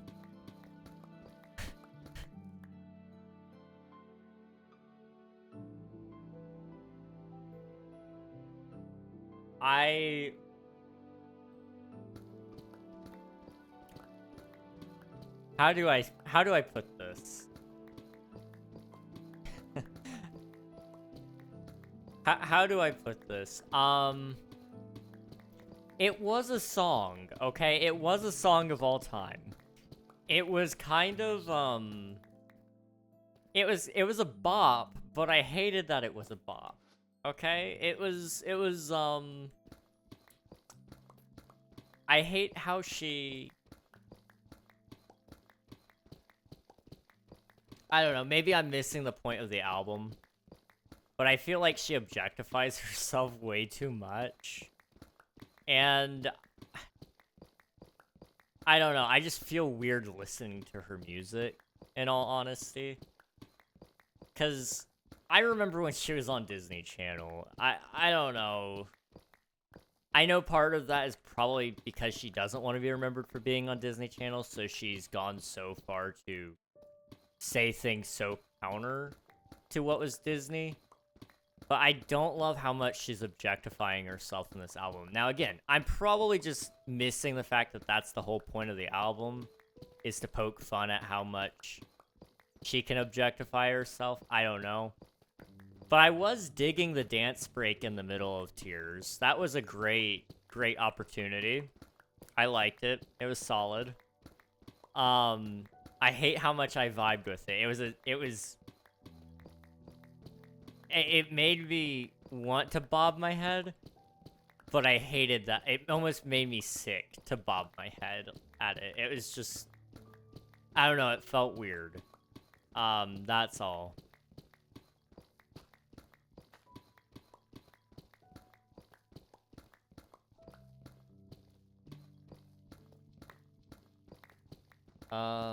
Bum.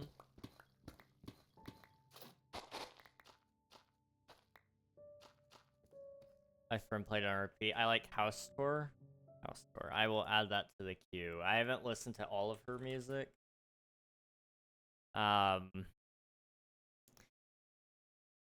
Just because after I listened to that one, I was like, is this a good idea? Is the question.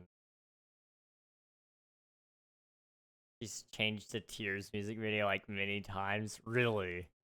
Is it like getting taken down? Like I haven't watched the music video at all, so I don't know how bad it is. Just judging by the lyrics, I can only imagine how the music video goes. She just changed the ending. Okay, I gotcha. It's interesting. It's very interesting. I'll say that much. I love when every man dies in the dies actively. What? Huh? I don't want to die. When did you get hot is good too. Okay. When did I spell?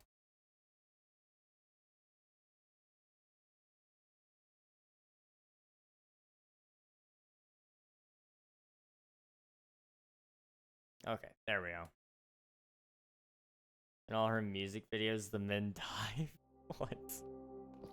Okay, there's probably some meaning there that I just haven't found yet, then. I see. Okay. Interesting.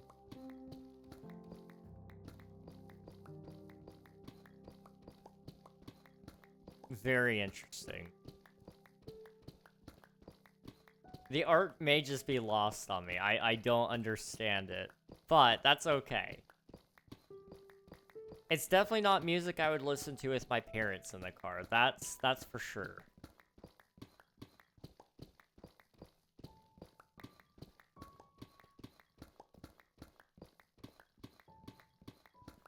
I'm really hoping Taylor Swift's new album is a bop. Because I didn't really love Midnight's. And then, Tortured Poets Department just didn't hit the way I was hoping it was. You didn't love Midnight's? It was alright. I felt like, so some of the songs were very much, it felt like Tortured Poets Department to me. Yeah, let me just pull her up so I can tell you which songs.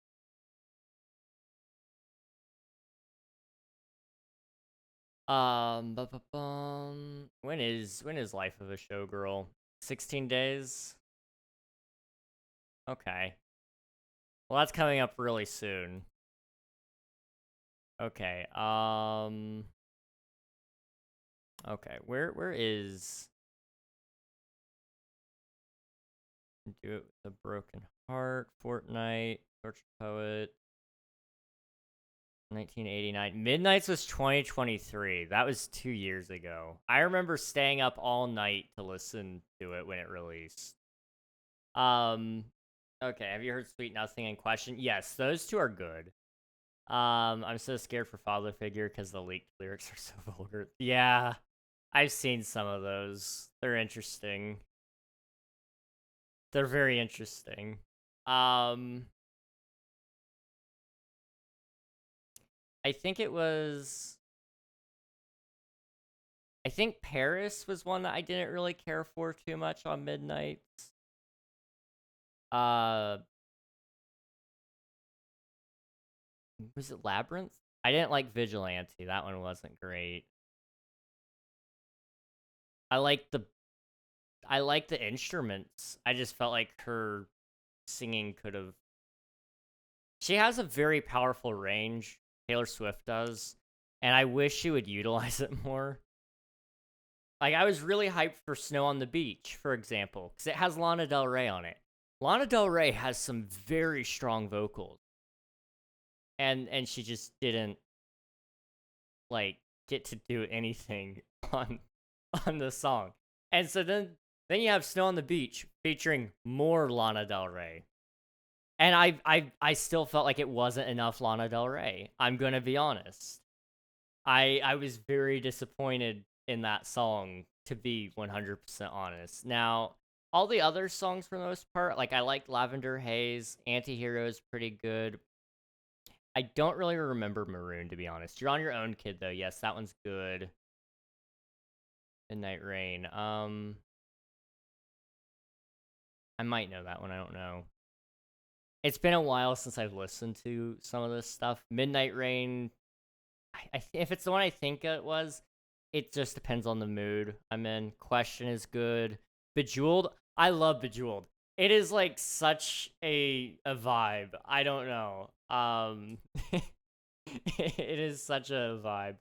Listen to Maroon again. Okay, I will add that to the queue. Labyrinth, I can't recall Labyrinth perfectly. Karma is a vibe. I like it. I've used several lines from Karma as a as evil monologuing. I was like, I think I told one of my friends, I was like, I used the line Karma's like a cat purring in my lap because it likes me. It likes me. And you can get really deep into those lines and just like completely go full intensity with a Taylor Swift lyric, and it can sound very evil monologue-y. I mean, you go to like Better Than Revenge. Like, Taylor Swift used to be savage. Don't even listen to the Taylor's version of Better Than Revenge. Listen to the original. You'll see just how bad she could be. It was great. Sweet Nothing was good. Mastermind was solid. The Great War was okay. I didn't love it. Bigger Than the Whole Sky was nice. I liked that one. High Infidelity was catchy. Glitch, I actually liked that one. And Dear Reader was okay. I like the concept of Dear Reader. I just kind of wish it was a little different with all. $1 Million Man and Ultraviolence, National Anthem, and Pretty When You Cry. I love Glitch. Glitch is great. It's sus though. Fair. Fair. Yeah, Lana Del Rey is good. Let me think. What Lana Del Rey songs do I love? I remember the first Lana Del Rey song I had ever heard was Young and Beautiful, which I think is probably true of a lot of people. It was one of her first like breakout hits, I think, 2013. So that lines up, I think. Summertime Sadness, it slaps. I as much as I'm embarrassed to say it, I kind of like it. Video games, Say Yes to Heaven. I'm so basic. I don't know enough of Lana Del Rey to really comment on all of her music, but the stuff I have heard her in, she is very good. First one I heard was Diet Mountain Dew. I'll have to add that to my queue as well. I'm trying to think. I'm so into Money, Power, Glory, and for absolutely no reason. Fair enough. Hello, Just a Casual Coder. Welcome on in. Hope you're having a good day as well. Appreciate ya. We are having a good day indeed. I'm just digging and talking about music. I'm trying to think if there's any other musicians that, like... Okay, here's one for you. Something in my throat. Okay. Olivia Rodrigo, she's pretty good. I will say, I do appreciate Olivia Rodrigo. I'm trying to think Which one do I like by her?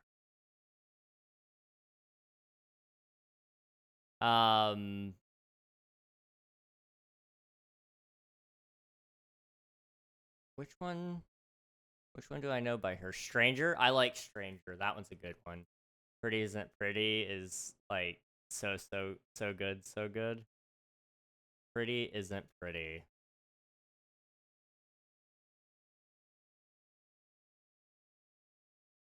Boop. Okay.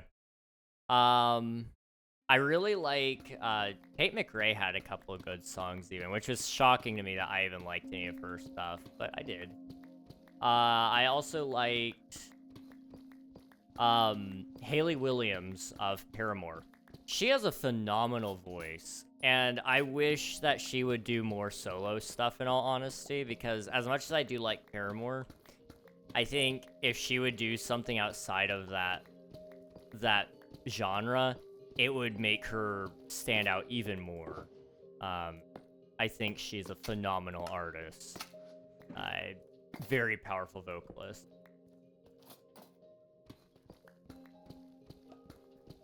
What zone are you in? I am in the Eastern Daylight Time. So if you look at New York, I'm the same time zone as them.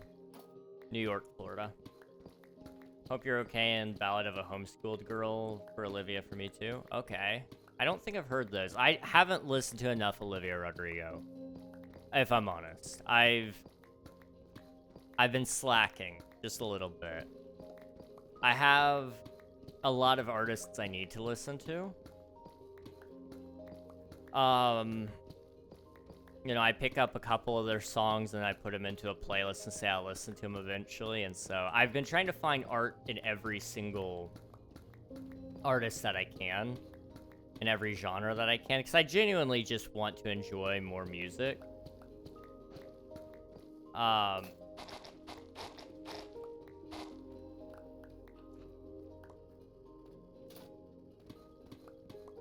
Because I don't know, I just like being able to pull out the fact that I know a lot of songs from a lot of different genres. Like, you could pull out, I wouldn't say you could just pull any song on me and me know it, because that's not true. I mean, you guys have all listed several songs from artists that I'm not completely aware of, but there are a lot of songs that I know just from a wide range of people, you know. I know a couple of songs from the Foo Fighters. I know so much Linkin Park and Taylor Swift, and I know a little bit of Katy Perry, and toss in some oh, who's another group I used to listen to? There's another one. My Chemical Romance. Lord Huron? Yeah, absolutely. Heck yeah, dude. They've got some pretty cool stuff. I do like them. Have you heard Robin from Taylor Swift? I think so. I want to say you had me listen to that one, Coral, and I actually do think that one was pretty decent, if I remember correctly.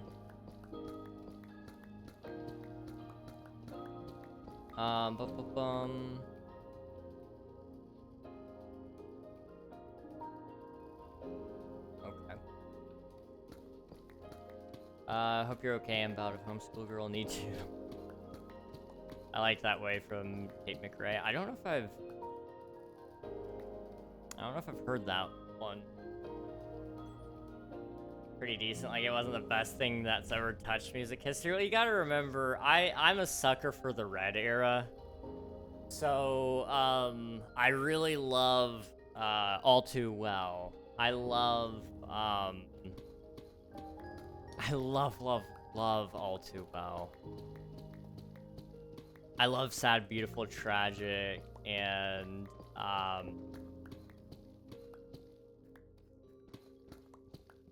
State of Grace, both the acoustic and the normal version. Red, 22, man, I just love the Red era. It's so good. It's so good.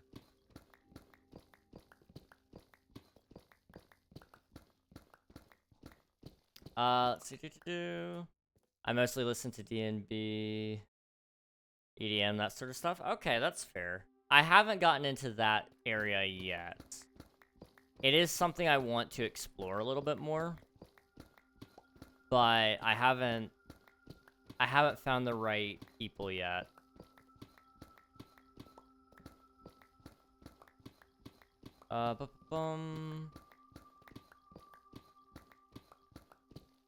I've been getting a lot more into the Goo Goo Dolls. The people that make Iris, for anyone who doesn't know who that is. Great stuff there. Been loving them. Hello, Jamaro. I need another right beacon. You're not wrong. Another right beacon would be nice. Right now, I've just been rocking iron, so it would be a flex. Hello, brother. How much time? Hello, Naomi. Welcome back. Hope you're doing well. It's good to see you again. I'm sucker for folklore Evermore. That's fair. Evermore had a couple of bangers on it, if I remember correctly. And folklore probably did too. Trying to remember which album has it's the one with Bon Iver, maybe, that I'm thinking of, that song. Exile? Is that the song I'm thinking of?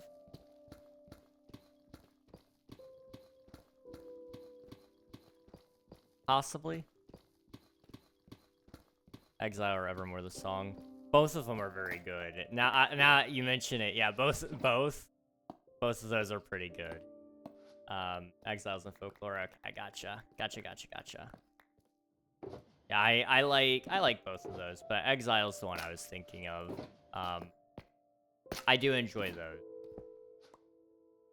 It's kind of interesting that I do like Bon Iver a little bit. Because it's not something I would think of myself to really listen to very much, but I don't know, I just really like his voice. Especially when he sings deeper. Like, he's not known for his deeper voice, but when he's actually singing in his lower register, it sounds really, really good. I don't know.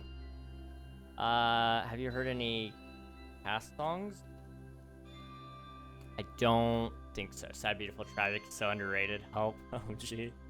I will probably, during the 12-hour stream, if I can play some guitar, that might be on the list, honestly, Coral. Because it's an easy song for the most part. But,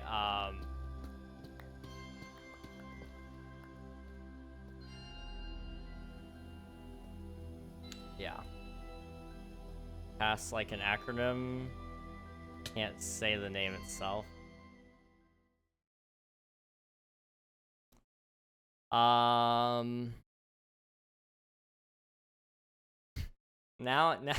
I'm trying to figure this out. Give me a second. I'll figure it out in a minute. It's, which one would that be? Oh, okay, Coral. Yes, I've heard some of their stuff. They've got some good ones. Apocalypse is a classic. I like Cry, Sunset Sweet, Falling in Love.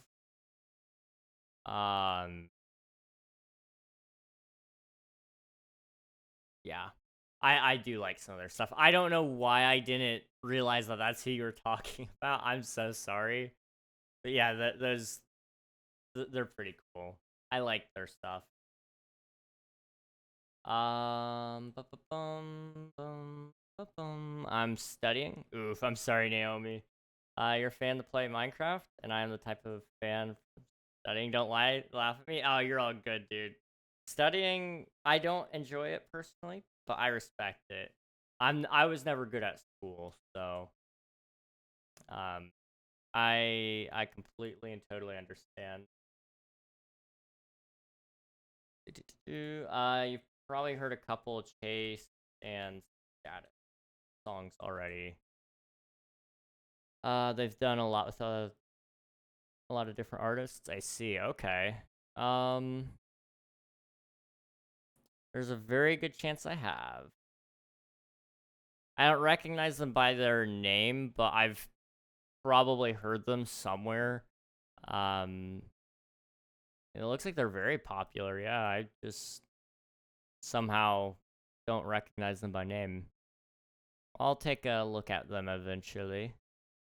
We'll add, I don't know, we'll add one of the songs. Add that to queue. Have you heard Fleetwood Mac? Heck yeah.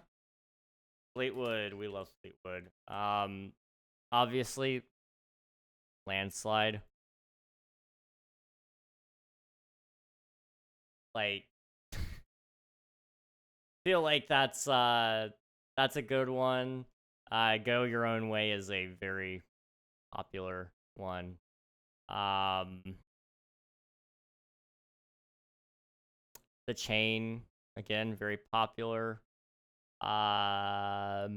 Let me see, what else? What else do I like by them? I've heard a couple of their stuff. There's another song, I just can't find it. The other side of it might also be, I don't know if I'm just thinking of a Stevie Nicks song or if I'm thinking of Fleetwood Mac. Although looking at Stevie Nicks, I don't see... I'm not seeing song I recognize there.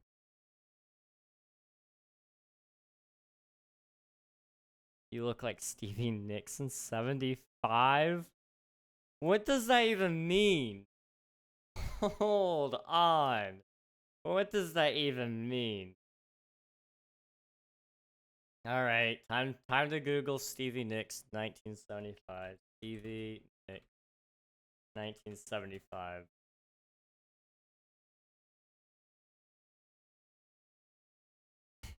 Taylor Swift song, okay. Okay. Gotcha. I was gonna say I'm looking at Stevie Nicks in 1975 and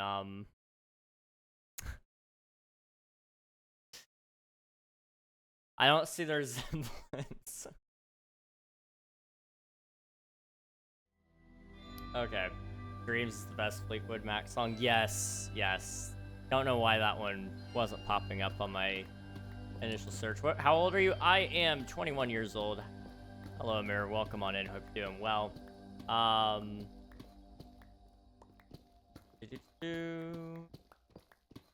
Brother, you know I have A and 1A plus. Awesome, dude. That is awesome.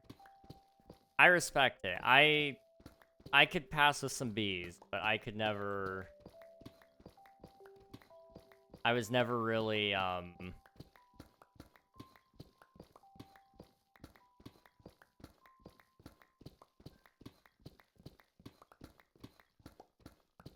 was never really good at school. I don't know. Let's see. You look like Whitney Houston in 75. She was 12. Oof. I don't know how to take that. I don't know how to take that. Hello, welcome on in, Raiders. How is it going? Hello there. I don't know how to say your name. I don't know how to say it. I'm gonna mess it up. Materia. Possibly. Correct me if I'm wrong. It's okay. It's okay if I'm wrong. Correct me if I'm wrong. But welcome on in, Raiders. How's it going? I will get you some shoutouts here in a second. How's your stream? Do tell. Also, if you need a raid, run, go eat, sleep, drink, do any of the post-stream things, please feel free to do so. We'll be chilling. Let's see. We're just Maddie. Like, okay, gotcha. Okay, gotcha. I will do my best to remember. Boop. Shout out. If you guys haven't already, be sure to go follow Matira. They were last playing some Minecraft. They are a member of the Twitch SMP Minecraft server that we are currently playing right now. So go check them out, give them a follow, check out their next stream, and see what they're up to. I do believe we popped over there and said hello to them a couple of times before. So, I do know the vibes are good. Eat, sleep, drink, or walk the woofer. Exactly. Exactly. What do you think about my evaluation of your looks? Oh, I need to look up Whitney Houston in 1975. Alright, let's see. Whitney Houston, 1975. You know, I can see it. I see the resemblance. I see the resemblance, definitely. It might be the hair. It might be the hair. But I definitely see the resemblance, Coral. Working on a beach resort so we can have a Twitch SMP beach day. Oh, okay, nice, nice. Well then, what have we got going on here? Hello, Alchemically?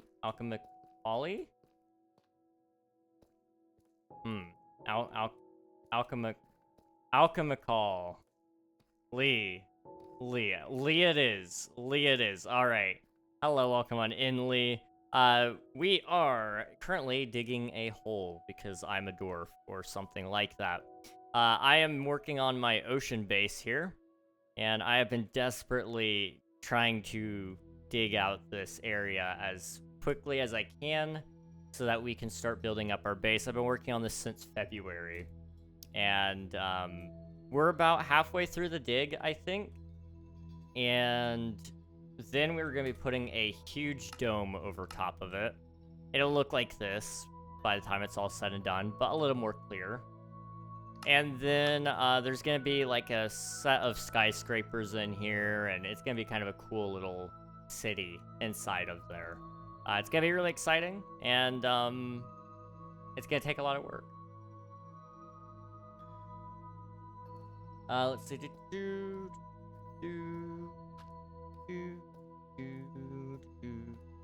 You know, I play games in secret. What games do you play? I am curious. I'm more a fan of terror games. Okay, I see. I didn't even see Ash come online. I'm so sorry. I'm so sorry. Oh no.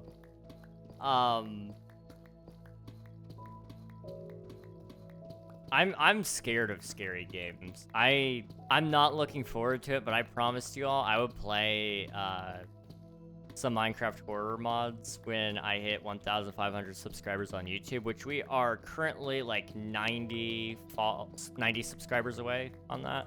So we're getting really close. I'm terrified because I'm a baby. I am such a baby, but I don't want to like video me being a baby. I don't want to video that. But it'll be okay. It'll be okay. Let's see. Thinks that torturing himself will get him a bigger and better base. It's true though. If I do torture myself, it is proven fact. I will have a really cool base by the end of it. So like, you know, we can ignore King SMP being like, I think it was probably it was likely 1,000 blocks long and then probably 750 blocks wide. So you're looking at 1,000 times 750. We're looking at a 750,000 block area for King SMP, which is a very big base. And like, admittedly, that was way too big, but it looked really cool. It looked really, really cool. And I wish I finished it. I really do wish I could finish it. Let's see. That's impressive. Do it for the vine. We're gonna do it. We're gonna do it for the vine. I was talking to a kid earlier. I'm in charge of some kids occasionally, and one of them is in 5th grade. And I was talking to him, and we were talking about Vine. My brother and I were talking about Vine, and he was like, "What's that?" And we realized, like, in that moment that if he sees a Vine, he's just gonna think it's TikTok. And I don't know how to feel about that. Like, ouch, yeah. Yeah. It hurts. It hurts a lot. It hurt. It hurt a lot. I feel like I felt old. I just feel old. Talking to 5th graders shouldn't.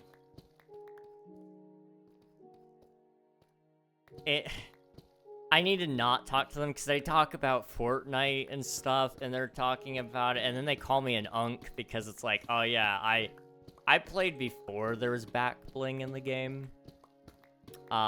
So, like, I don't play anymore, but I used to. And so I'm talking about it, and he's telling me all about, like, they have shoes in Fortnite. Like, you can change your shoes. We didn't have that in the game. What? Like, he's over there like, oh man, you are OG. Like, yeah, I've been playing Minecraft longer than you've been alive, dude. I started playing back in 2012.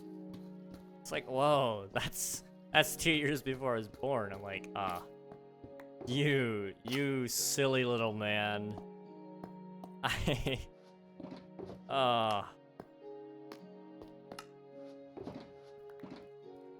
just want to, like, Thanos dust out of here, if I'm honest.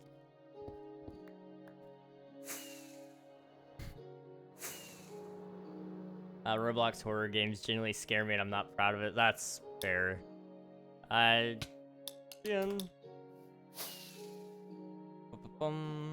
a big horror movie fanatic, though. Really? Interesting. So what horror movie would you recommend, Coral?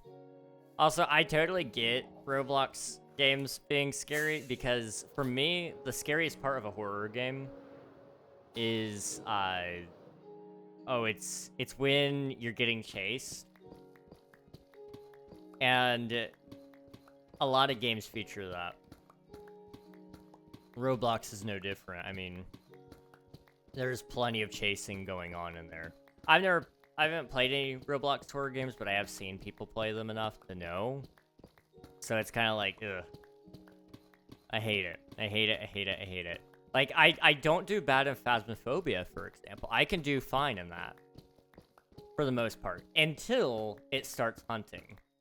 Once the ghost starts hunting, I'm crying in a corner, and usually there's one of my friends trying to calm me down, going, "Shut up, would you? You're gonna get us killed." I'm like, he's gonna kill me. I love Phasmophobia. I want to play it again. I really should try to get a group together for Halloween this year and try to play it with them. Didn't we do that last year? Was that the year I played? Did we play Phas on Halloween?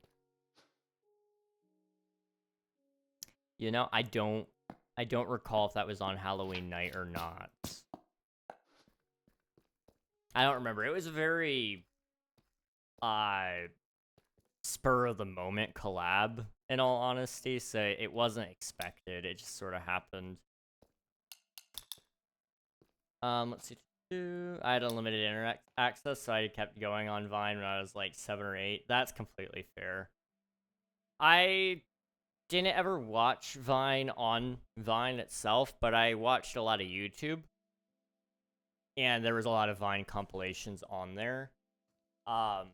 One Vine compilation I really enjoyed watching most was the Zach King stuff. I always loved his magic that he was doing. I always thought it was really interesting and cool to see. You know, he really took editing to a whole new level to make those transitions be so smooth, and that's what I really liked about it. Anyway, for me. And of course, there was a lot of memes that came from from Vine. Sorry, bless me. Man. But yeah, I did like his stuff.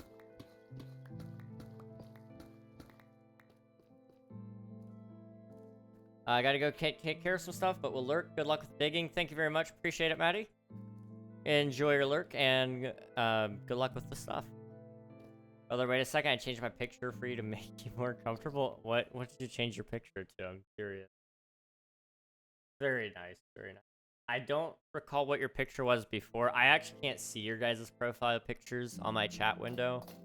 I use an external plugin, so it doesn't show me your guys' profile pictures very well. So I don't get to see it very often, but I do see it when I pull it up. So it's very nice though. Gotta let it pass. It doesn't ever end, y'all. That's true. I know I'm just gonna progressively feel older and older. And that's the way it goes. His stuff was really smooth even by today's standards. Oh, absolutely. Absolutely. The Shining, The Conjuring, A Quiet Place, and how do you even say that? I don't know how to say that, but okay. For horror movies, I've heard of The Shining, The Conjuring, and A Quiet Place. I've definitely heard of those.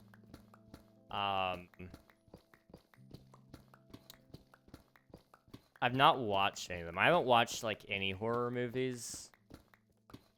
I watched Coraline. Does that count?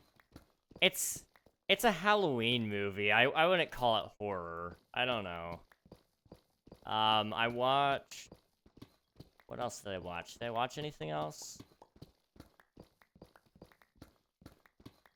I'm sure I did. I just can't think of them now.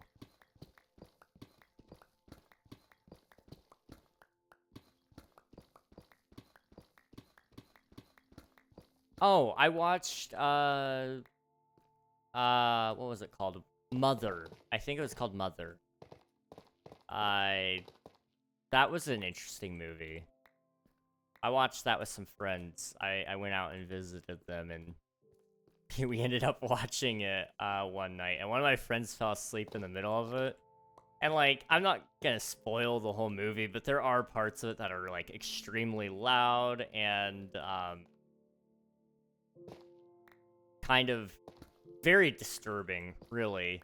But it's very loud, and it goes from being quiet to loud in a matter of seconds.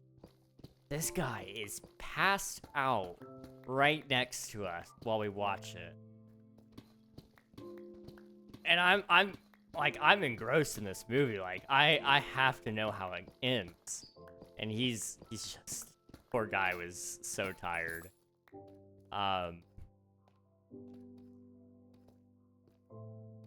Yeah, that was fun.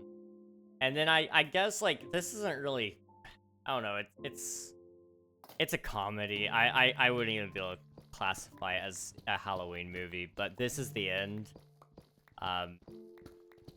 That one's an interesting movie. There's, like, some unsettling imagery in that. It's about the apocalypse, so I guess, like, that doesn't really count. I would say it shouldn't count, but like, there's like maybe 1 or 2 jump scares. Outside of that, it's all funny stuff. I can't recommend it just for the vast majority of you viewers out there, because it is very inappropriate, but it doesn't stop me from laughing at it, okay? That's all I'm gonna say. Coraline kind of counts. That's fair. I would say it definitely could count. Yeah. I'm gonna take these. Hello, Lab. Welcome back. Hope you're doing well. It's good to see you. That one has a lot of creepiness to it. I've watched part of it. I watched, like, the end of it. That was a interesting movie. It was... admittedly, because I didn't watch it all, I don't know if I can really claim that I can have a valid opinion about it. I just kind of felt like it was mid at best. But again, I only caught like the end of it, so it wasn't great. Yeah.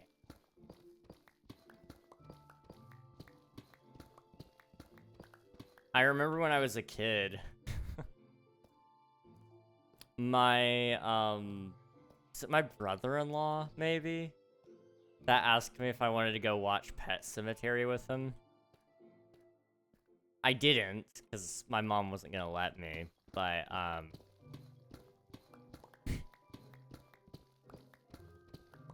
but that would have been interesting to see how that would have gone. Pet Cemetery, the book, is really good. I haven't read in so long. I know I'm like an awful human being for not reading. I really should read, but like dyslexia or something like that. That's an excuse, but it's my valid excuse, okay? I've also read my fair share of horror books, very slowly, mind you. Fair enough. Okay, maybe you could answer this for me then. So, I understand, like, to a certain degree, the concept of a horror book. But it's got to be different than a horror movie and a horror game, you know? And that's what's tripping me up. I don't understand how it works.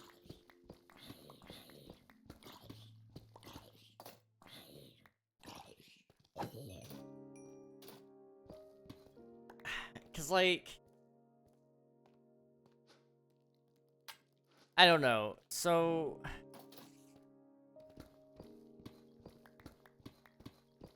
books can be scarier sometimes because it's on your head. I mean, like, I kind of understand that to some extent. I don't know. It's just hard for me to do it. Because this is going to sound really bad, but it's just true. I have had hallucinations before. So, like, it's not uncommon for me to see things in my head, and, like, I don't know, unless the characters are just built up so well in the book that, like, I don't want them to die, and it's a horror book, I don't think it's gonna, like, scare me very much. I don't know. And maybe I have the wrong concept of horror in terms of books. It may just be about unsettlement to some degree as well. I don't know. I've never been much of a reader anyway. So that is a thing. Oh my gosh. What the heck? My guy. Classy Maniac. Oh my gosh. Thank you so much for the gifted subs. I appreciate it. How are you doing, dude? It's good to see you. How are you doing?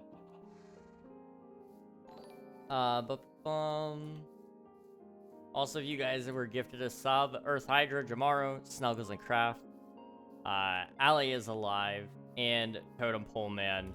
Please be sure to thank Classy Maniac for the gifted sub. Appreciate you so much, dude. Thank you, thank you. I love psychological horror. I hate all sorts of horror. I'm a baby, but I love some horror games. I'm not allowed to play some of them because it will kill me. To some degree. The jury's out on that one. But my heart rate was sitting at 180 to 200 during the Outlast trials when I was playing with my friends once. So I had to get a refund for it because I just couldn't. I could not play. It was it was bad. Now Lethal Company and Faz,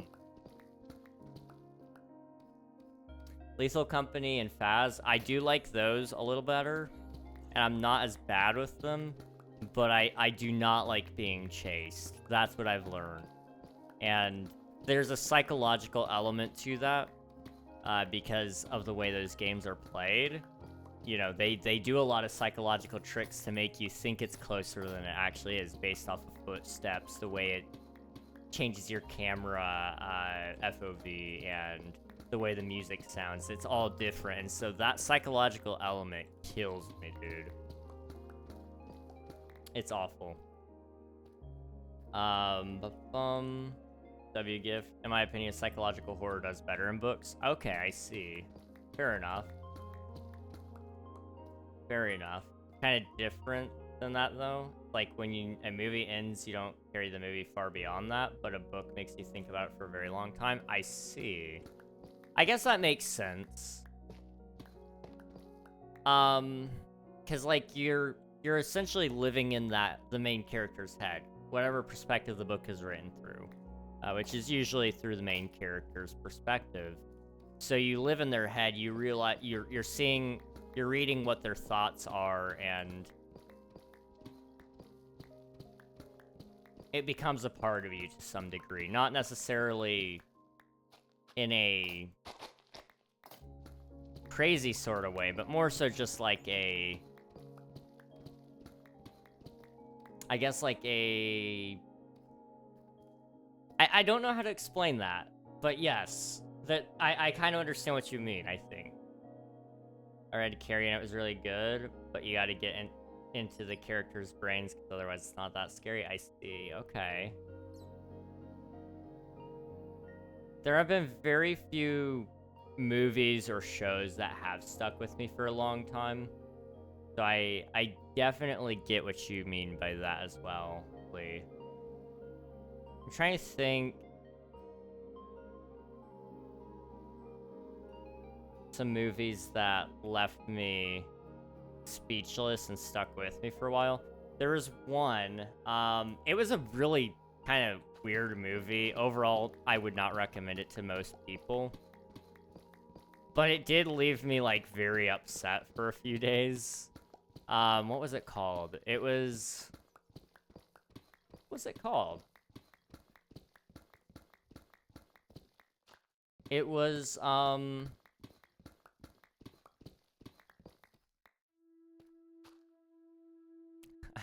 I gotta Google it. Hang on. I don't want to spoil it if anybody's wanting to watch it. I'm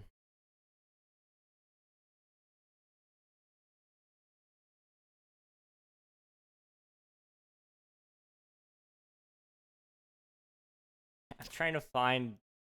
Okay, it's called Remember Me. Which... The ending threw me off so badly because I thought it was really... I thought it was like, okay, you know, it's a general run-of-the-mill Hype Train Level 2 ended. Appreciate the support. Thank you so much. Jamar, thank you for submitting your taxes. Appreciate you, dude. The movie... It doesn't prepare you for the ending, and that's kind of the beautiful thing about it. At first, I hated it for that, but then I felt like it was the perfect ending to the movie, and it left me messed up for a little bit. Now, like, the whole rest of the movie, you're kind of like...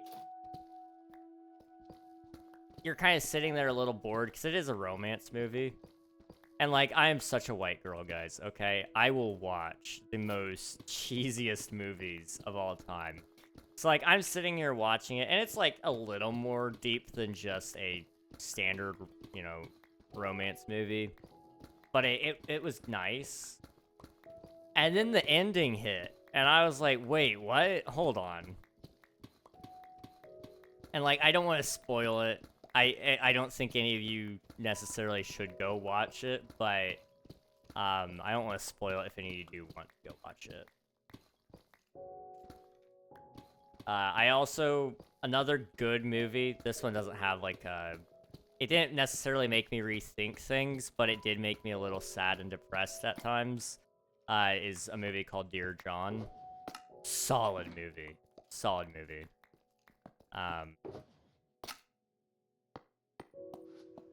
I do like some movies. There's very few that have made me contemplate things very long, though.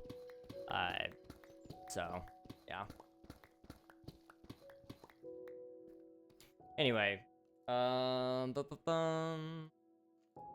read Carrie and it was really good, but you gotta get character brain. ITV is a good show. I'm not familiar with that one. Not exactly 60 Forever though, that's fair.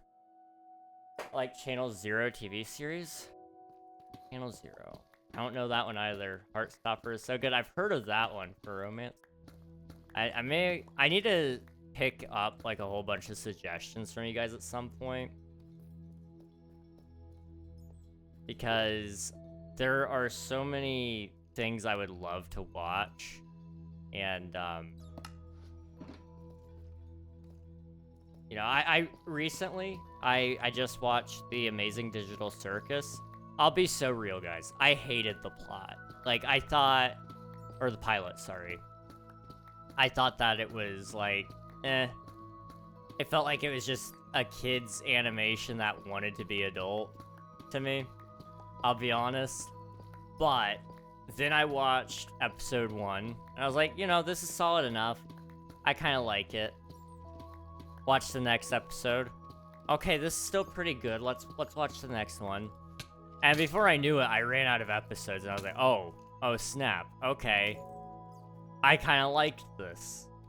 So I may end up watching a lot more of The Amazing Digital Circus when more episodes release.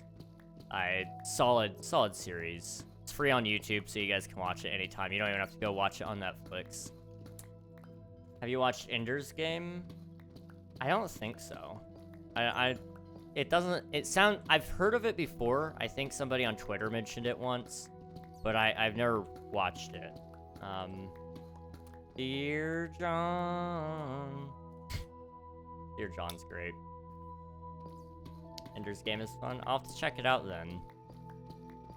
You seen The Truman Show? No, but I've heard so many people say it's good. I do need to watch that at some point.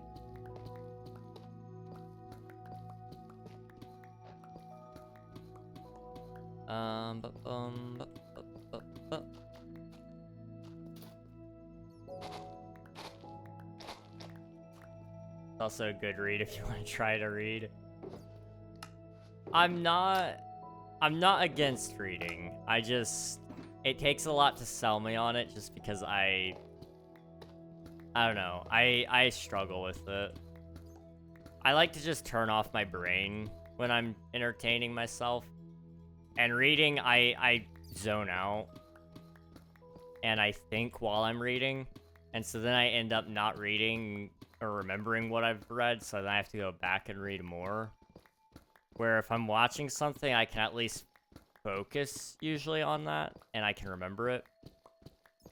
Recently, I've been trying to catch up on all the Marvel stuff. So I've been watching some of that. I've gotten 30 minutes into Captain America Brave New World. I did that yesterday. And then I started to get back to getting some work done. So I stopped watching it. But I'm going to watch more tomorrow probably. And then maybe some more the next day, just 30 minutes at a time, which is like arguably probably the worst way to watch a movie, but I don't know how to sit down and relax. I'm really bad about it. I am really bad about that, and I recognize it as a fault. It's not a good thing.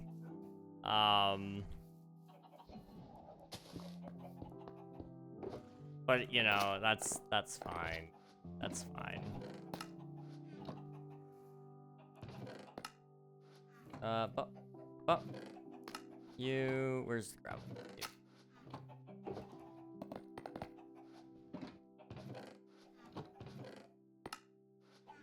Okay, cobblestone. Boop. Okay, I have too much cobble deep slate, so we'll just leave that alone now. Okay. Boop. And boop. Okay. Ender's Game is fun. Oh no. Hello, halal. Welcome on in. Hope you're doing well. I need more chests. Okay. There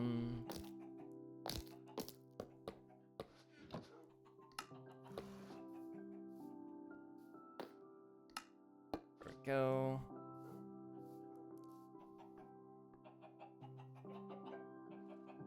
Right there. I'm not sure if I'm gonna need more cobbled deep slate, but it never hurts to have more, you know? Worst comes to worst, I'll just burn it. Although I'm sure I could probably get somebody to pay me for some of this, I would assume.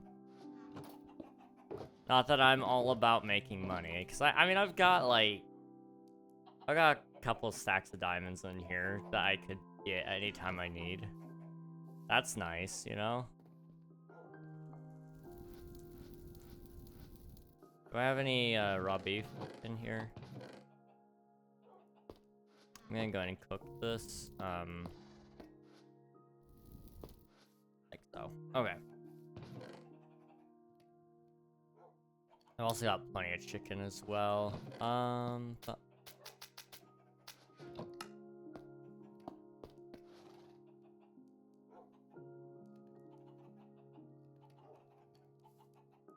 Oh, okay.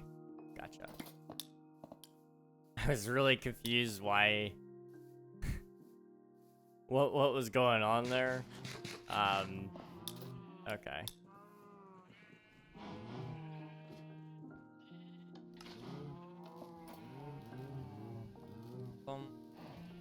I finished drinking this coffee, otherwise I'm gonna have like so much caffeine in my system before I'm ready for bed.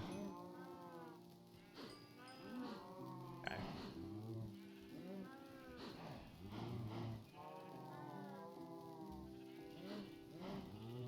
Good. Good there. I'll just let them bounce for a little bit.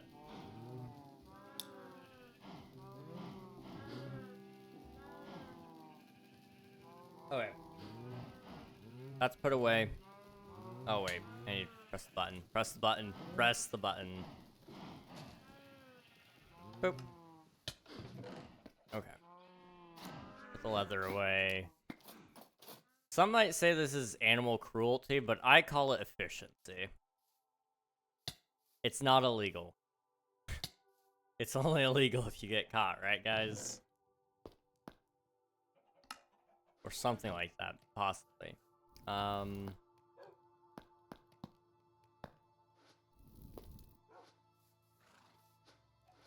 then...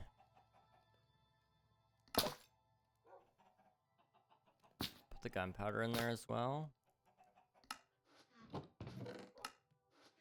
It ain't a war crime till the first time. One of my favorite things about war crimes is, like, you know, everybody wants to talk about the US's atrocities. Here we go again. You guys are getting this again. But the Canadians were worse, okay? I'm not even kidding you. The Canadians were terrible people in war. Like, you did not want to be going up against them. The psychological warfare that those people pulled on you.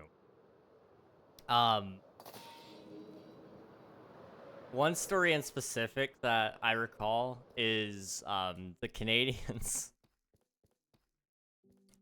They cut off the supply line, okay? So,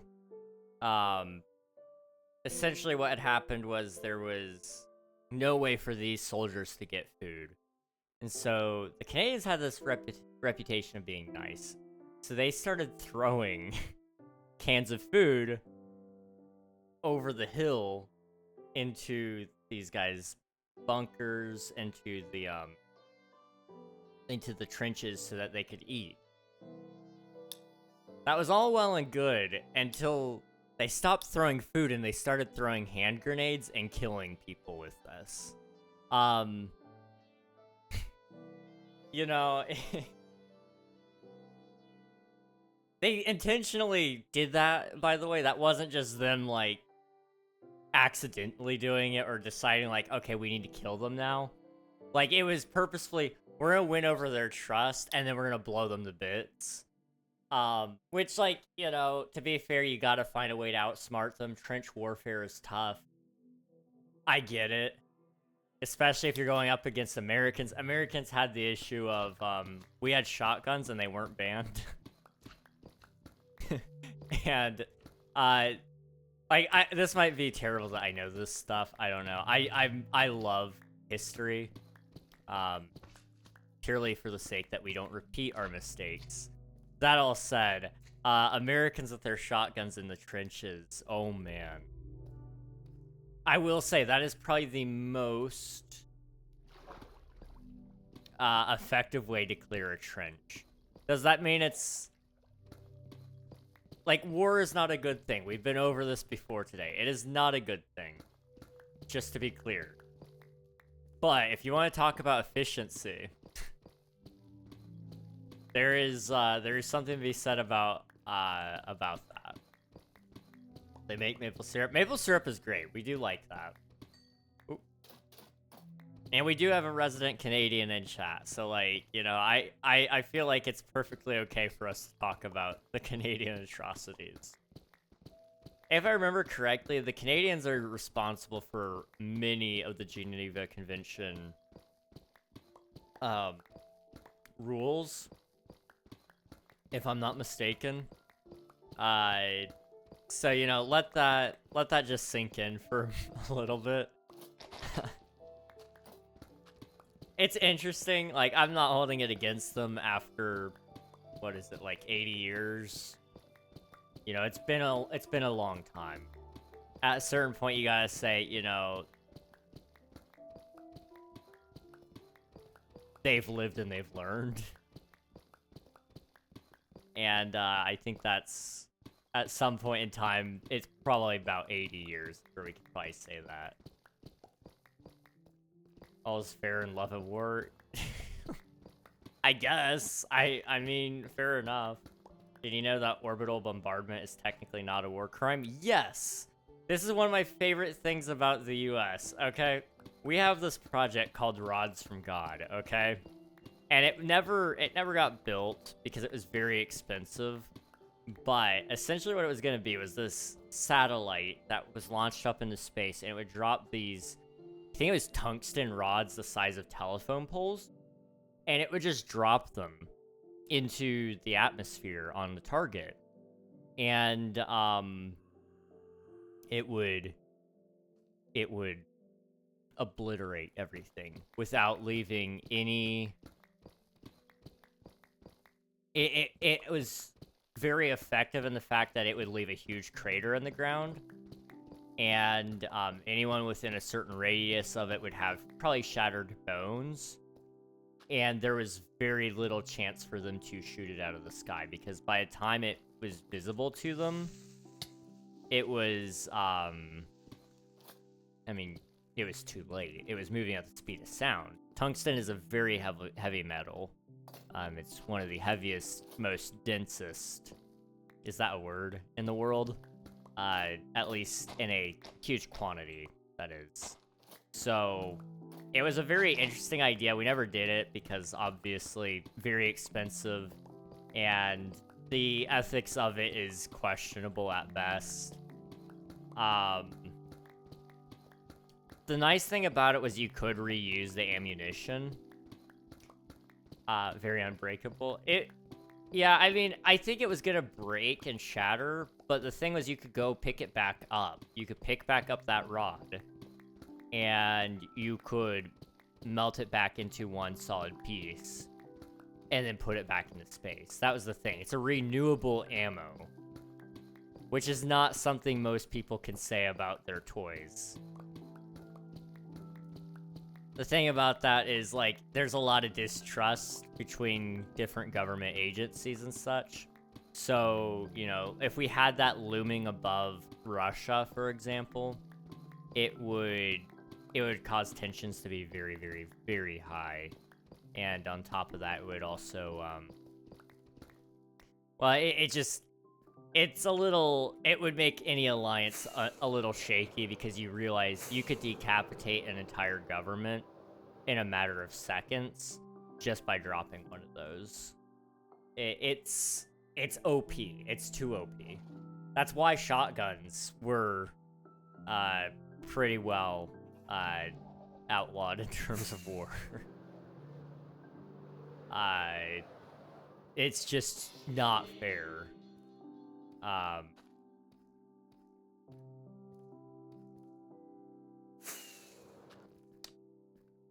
Which, like, when you're talking about war, it's kind of like, it's hard to say some things aren't fair, but, like, I also get it.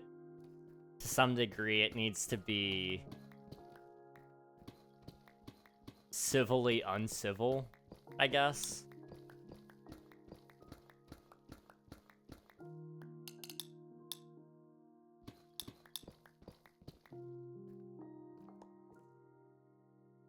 Mega hole. Mega pain in my butt.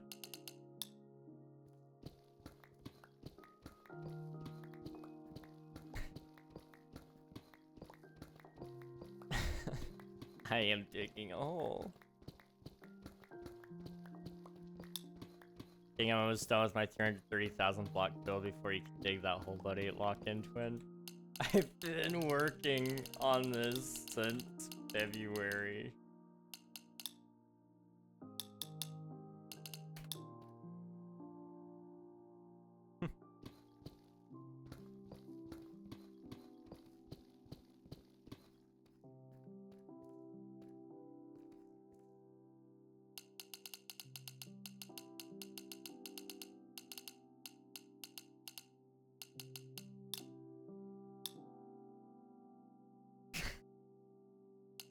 I'm locking in. I'm locking in. Okay. I'm locking in, peeps. I'm locking in. Bombs away, boys. Bombs away. Not hard enough. I want to say harder than your mom, but I feel like you need help, buddy. Hello there. Probably more than I'd like to admit.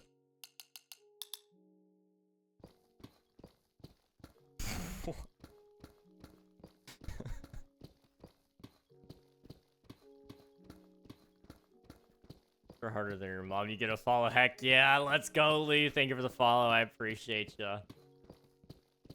I appreciate it.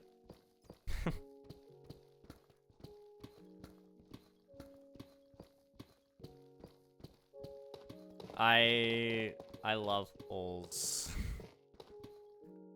Holes love me. I love holes and holes love me. That's all I know. And that's okay. Like, drop all of this here. Yep.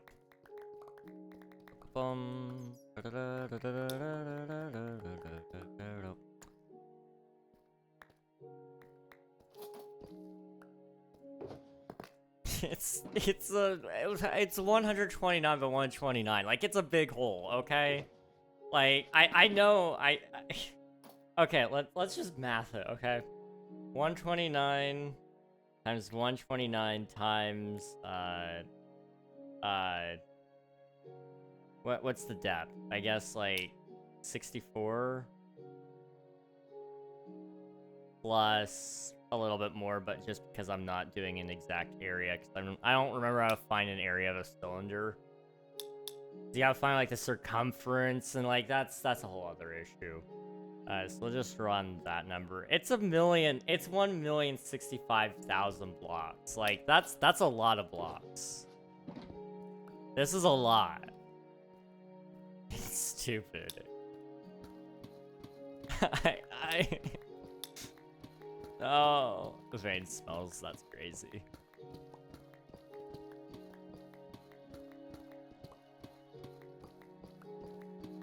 I'm gonna cry.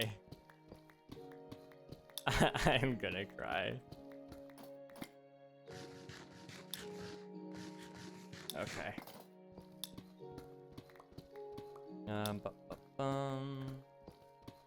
Locked in. I'm locking in. Okay. Okay.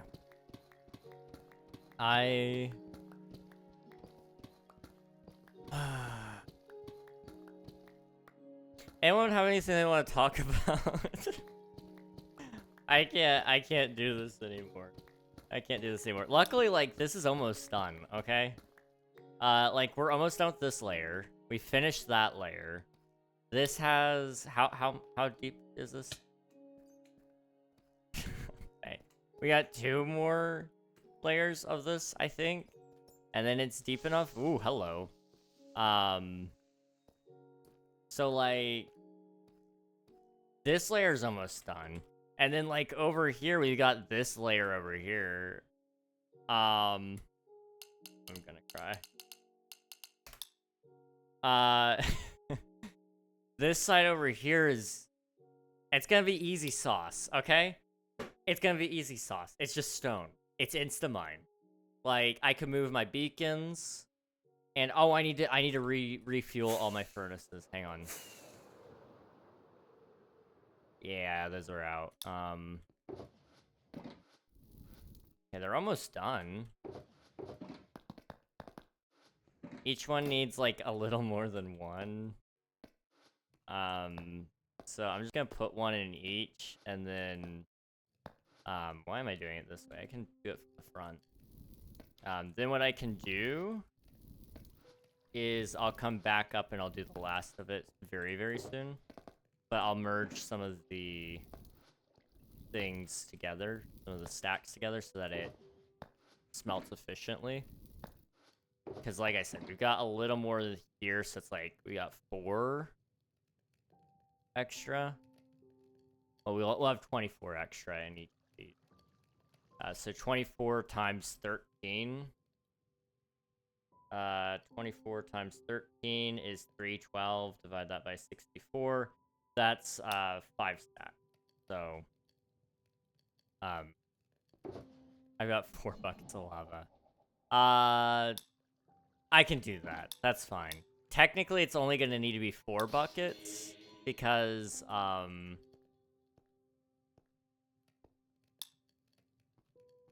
yeah, math. I love math. Math loves me. Yeah. Am I gonna survive this? Okay. I realized I didn't really want to press spacebar again. That's one way to say that you... Man. That's a bad joke. There's a bad joke there waiting to happen. Like, you know, you jump out of an airplane and you're like, man, I really just didn't feel like pulling the ripcord. I just didn't really want to do that. That's the equivalent of what just happened there.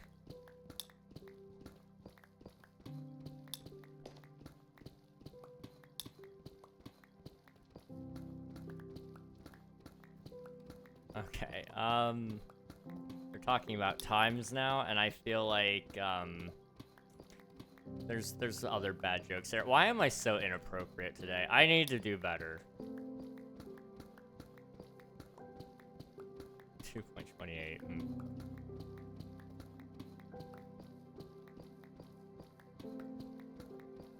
What static line jumping is for? I guess so. That is a good point. I'm just gonna like quickly rip this up. Get that all out of the way. That way I don't have to move back to my shovel because I'm lazy. I'm just lazy. I said it, I meant it.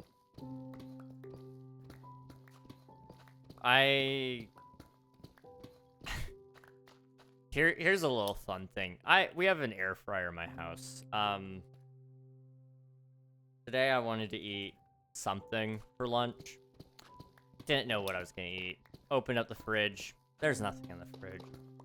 I look in the freezer. There's some Hot Pockets. I'm like, okay, I'll eat a Hot Pocket. Now, the best way to eat a Hot Pocket is from the air fryer because it gets a little crispy and it's a little better. But I was just too lazy to use the air fryer, so I stuck it in the microwave like a normie. Stuck it in the microwave like a normie for 2 minutes, and yeah, it turned out fine. It still ended up crispy. I don't know how they do it because they don't have like the crispy pocket thing anymore that the Hot Pocket used to go into. But it still crisps like a little, so I don't know what sort of magic they do to those things. I probably don't want to know because it's probably not good for me to consume. But it doesn't stop it from tasting pretty okay.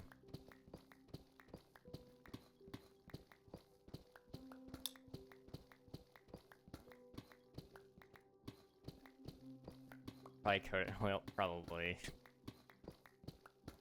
You're probably not wrong.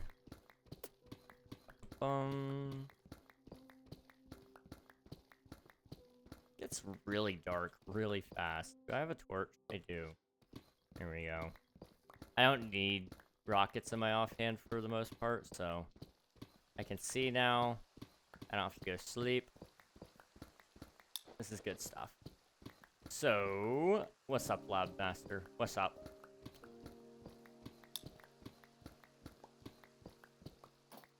Lab Master, you were one of the people that was asking me about, Omnia, right? My video game that I've been working on. I think.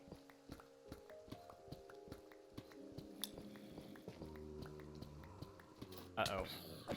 Okay. Uh-oh. Nope, nope, nope. Leave me alone.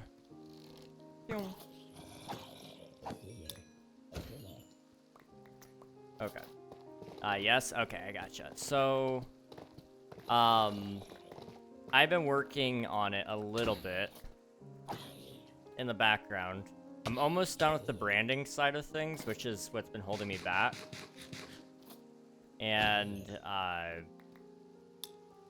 once that's all said and done, I will be opening up the Discord for it so that you guys can put suggestions in more efficiently and, so I can give credit where credit is due on some of that stuff.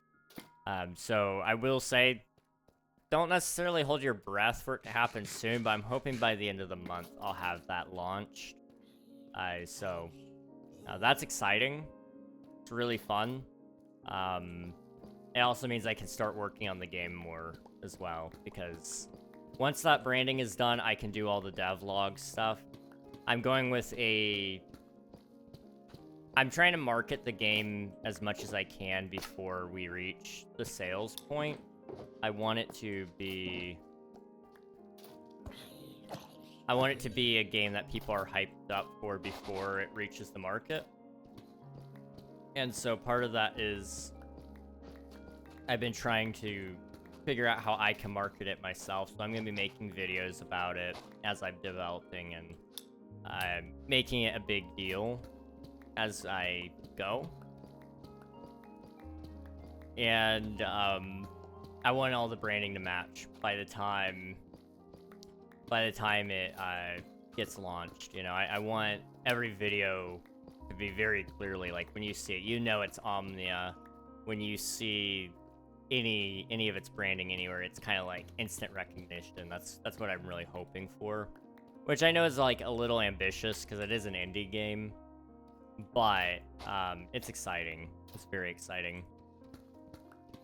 Hello, News. Welcome on in. Hope you're doing well. Welcome, welcome. So you intend to make it like Silksong? A little bit, yeah, I guess. Silksong had that recognizability just because Hollow Knight was so big and they announced it so early. But yes, pretty much. My hope is that it's somewhat recognizable so that people will want to pick it up on day one. I hope it does better than Hollow Knight on day one, because I felt like a lot of people were disappointed in Silksong compared to normie Hollow Knight. Now maybe that's a misread on the situation and it's just the people that I've talked to, but the vast majority of people I've talked to said it wasn't, the boss fights weren't as fun, at least. So my hope is that, you know, the hype doesn't kill the game. We'll see. we will see.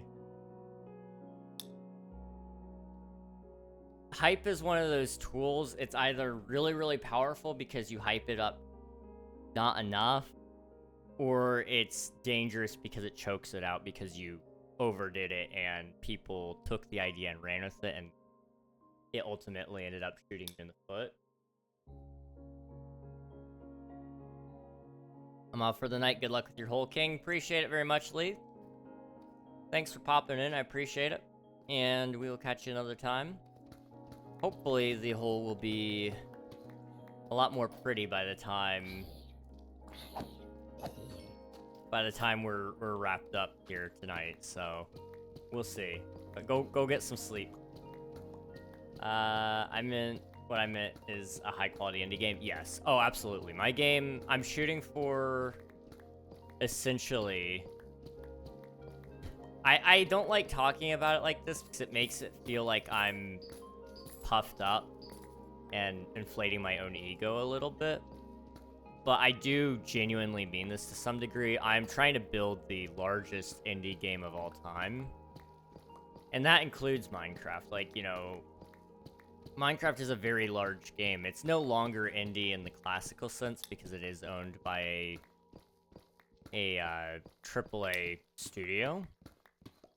But at the same time, you know, it did start as a indie game. So my hope is that the game starts as an indie game, stays as an indie game. I don't want anybody getting their corporate grimy hands on it and ruining it with jacking up the prices, making DLCs and cosmetics and what have you. There's one Omnia. There's not going to be an Omnia 2 unless, like, for some reason I just need to rebuild Omnia into Omnia 2 because of the game engine thing or something like that. You know, I'm all about making one good game and calling it a day.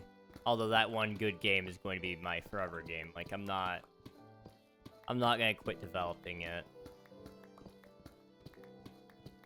Let's see.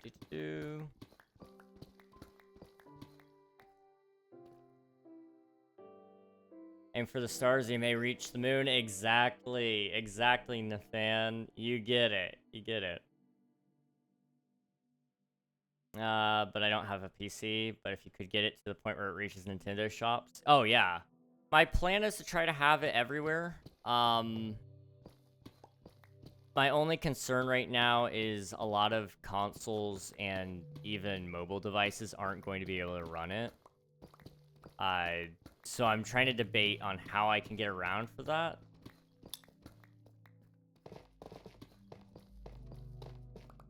It's hard. On one hand, I want...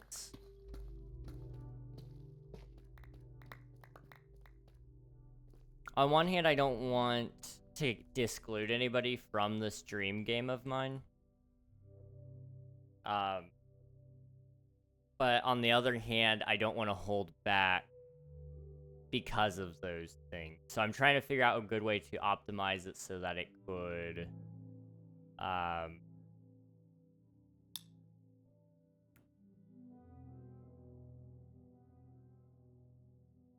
so that it may work, you know? I don't know. I know for mobile, what I'm thinking of doing is basically making a mobile client that connects to your PC.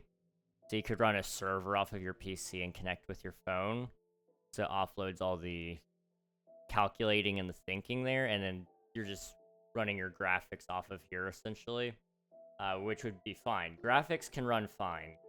It's the processing of the intense game system, like the actual game manager itself, where it's running all the NPCs, all the economy, all the random RNG stuff. It's running like thousands of dice rolls every single second.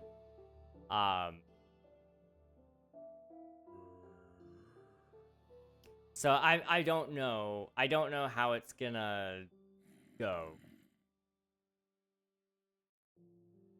It's tough. It's tough. Theoretically, though, if you can run most of it in the back end, you can play it off of a phone as long as it knows to hook up to a server. like your PC, or like if your console could run it like that, or if you host it from a PC, you could technically play it on your phone. I don't know. It's hard. It's really hard to optimize things like that. These are both empty.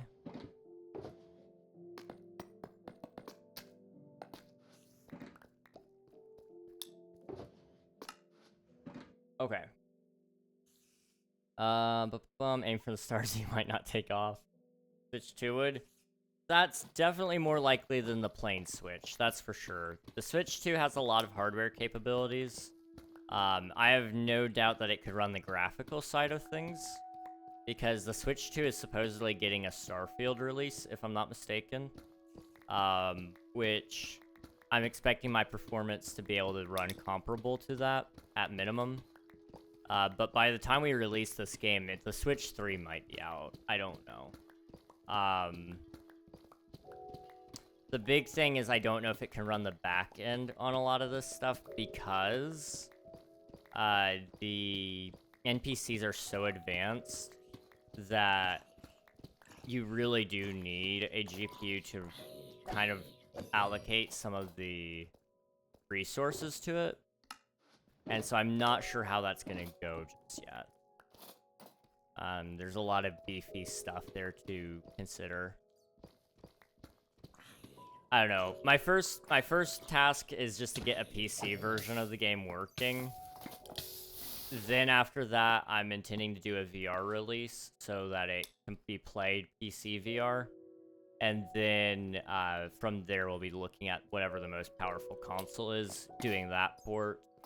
And then after that, you know, looking at the next console, the next one, until I have all the major consoles.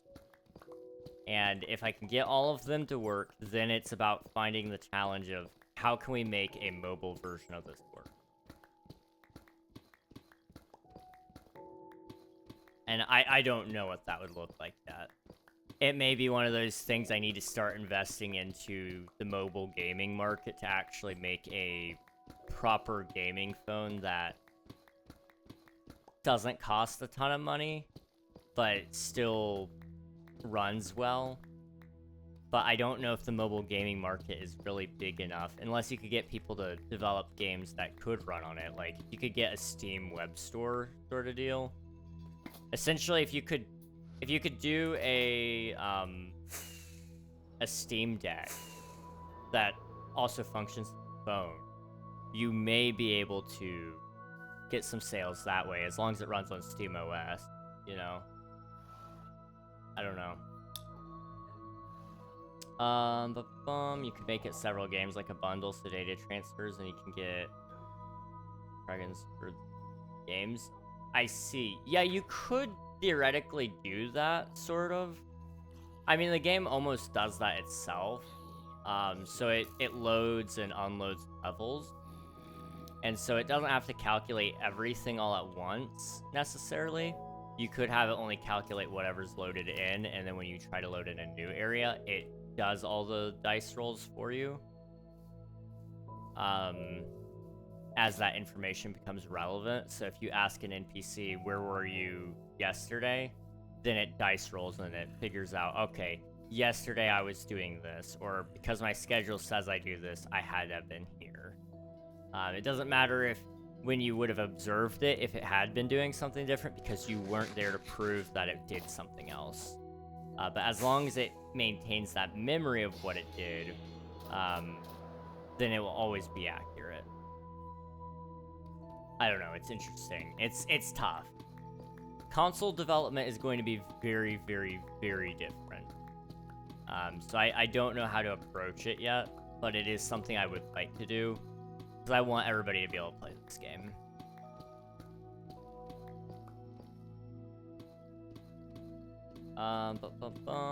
Hello, Patera, welcome on in. Hope you're doing well. High-end consoles would run it.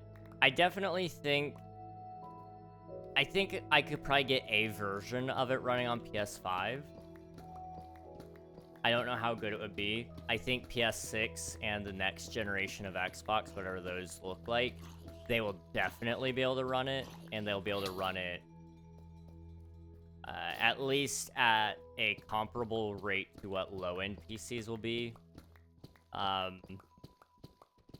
Graphics-wise, it would run fine. It's just that back end is heavy. So that's what I'm really worried about. I don't know. We'll see. It's all theoretical. Like, I don't even know if my PC is going to be able to run it, to be honest. Like, obviously, it needs to be able to run it because I'm developing it. But, you know, I've always joked, and I've been half serious about it. I may have to buy another computer in order to keep developing the game because it is such a beefy task. I mean, you're talking about running a potential... I mean, gameplay testing-wise, I'm going to be trying to run hundreds of AI all at the same time. And I just gotta hope I made it lightweight enough. That's kind of the benefit of making your own AI and sourcing your own info like that, is you can throw out a lot of the trash in it, and you can keep all the important parts. And then you just gotta hope, and then you gotta fine-tune it a little bit so that you can find what the absolute most should be and what the absolute least should be. So, you know, if you're trying to talk to a group of 7, you know, they gotta be within a certain range. So if you're trying to talk to people, you want to make sure that it only loads them in within a certain range, because you don't need to talk to somebody across the city unless you call them in the game, which we're gonna have to figure out some plot armor about that. Part of me kind of likes the idea of you being able to call people from other planets. But I've realized something about this, because the game is supposed to be a realistic interpretation of sci-fi to some degree. They're trying to talk to a person on another planet actually takes quite a lot of time. And that's because you have to talk through whatever means you use to send that signal. So let's say for somehow you were sending a laser, okay? And that laser was what was sending this information. It can only move at the speed of light. Your message could only move at the speed of light. So if that planet is 1 light year away, it is going to take 1 year for that information to reach somebody. So it makes more sense to travel at the speed of light in your spaceship, or travel faster than light, rather. I don't think we're gonna have anything that's going to be a light year away necessarily. If we do, then you're gonna have cryo chambers so that you can sleep through that time, so you don't get older and the people on your ship don't get older. But the galaxy around you will change because you're in the cryo sleep. So, you know, it is one of those interesting things about it. I don't know. I haven't figured that all out yet. There's a lot of science to it that I need to understand. Because, like I said, this game's gonna make me a genius to some degree, because I understand space to a certain degree, but I don't understand space to the fullest extent.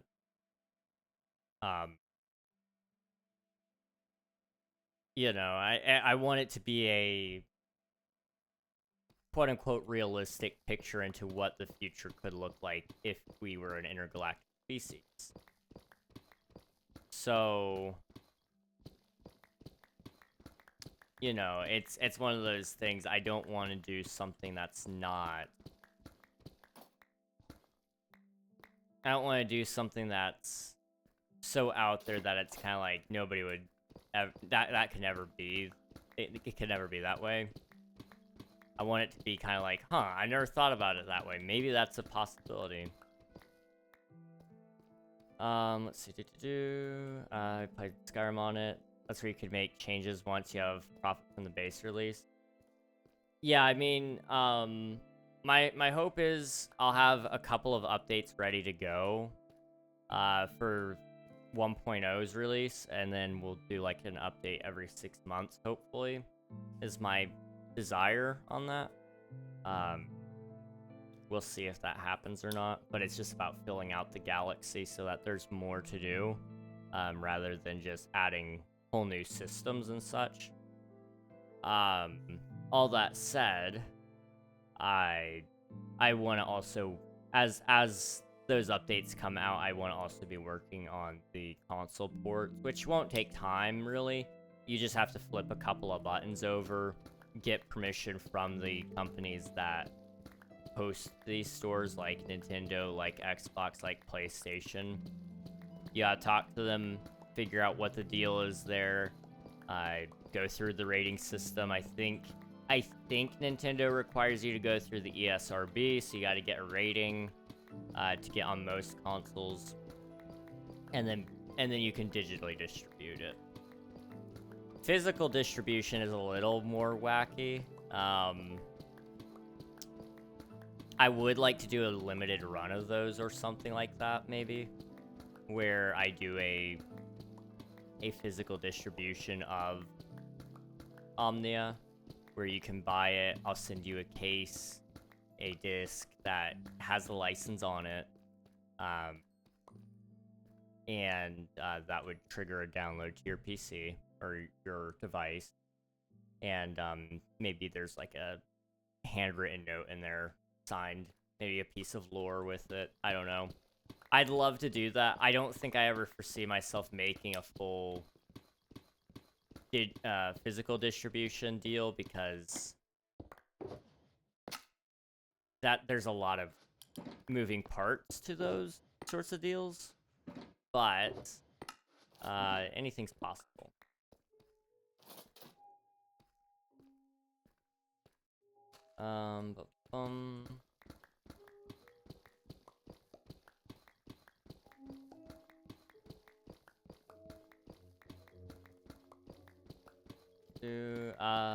Can't do that to the Switch 2 because it would be modding it. Well, like, it wouldn't, like, so the way, oh yeah, a cartridge, yeah. So in the case of Nintendo, yes, it would be a cartridge. I've never used a Switch, to be honest, so I forgot that they had cartridges.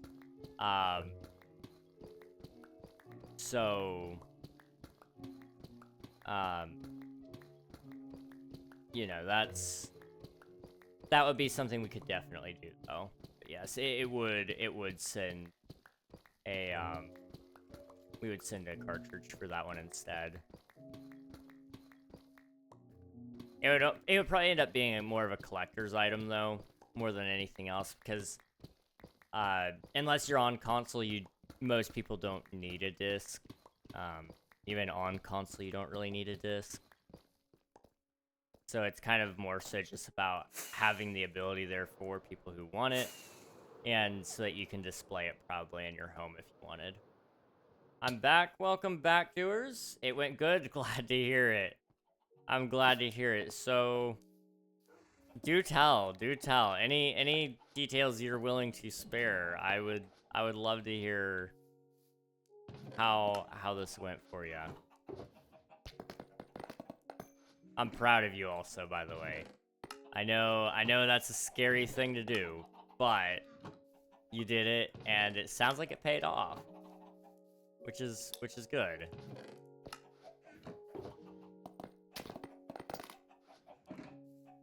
Well, kind of good. Well, I'll take that over completely bad. That's good.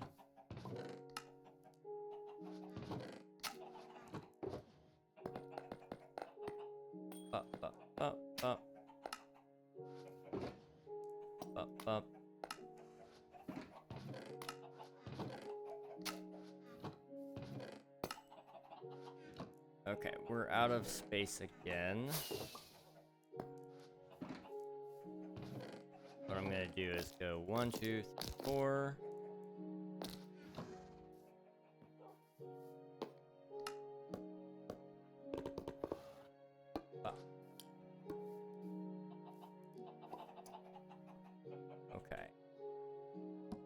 well.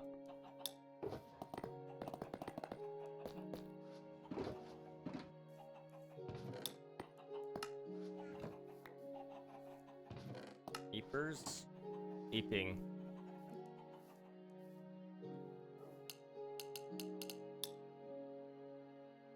Ba-ba-bum.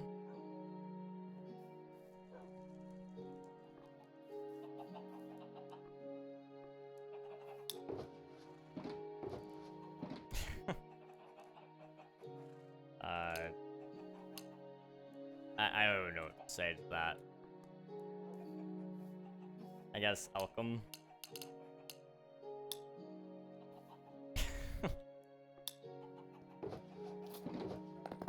Oh, okay. I need to read chat. I'm sorry. I need to see it. It went good. Well, kind of good. She walked away in the first 10 seconds. Well, actually 7 seconds. So it was okay. Well, that's not terrible. That could have gone worse. That could have gone worse. Okay. So did she answer you or did she just walk away? I'm curious. Want to hear about it? Better than went terrible, now everyone bullies me. Exactly. It could have gone way worse. I had a 15-year-old ask for my number in a Starbucks yesterday and I didn't know him at all. And I was like, no, sorry. He looked at least 15.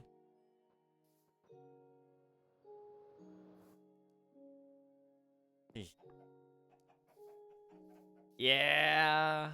You're old. You're old now. You gotta be careful about that.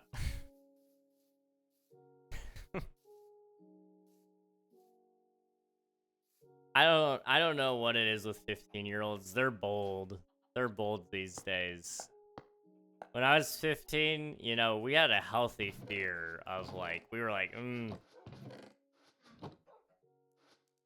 this is a no-go situation.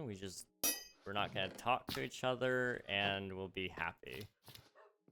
Nowadays, 15-year-olds are like, they're not scared. They'll just tell you stuff. I should word that better. He at least looked 15. Okay, gotcha.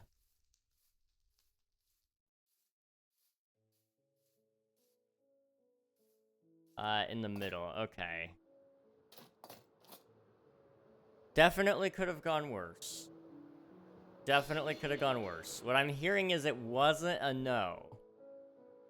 It wasn't necessarily a yes either, which is a little less than ideal, but it wasn't a no.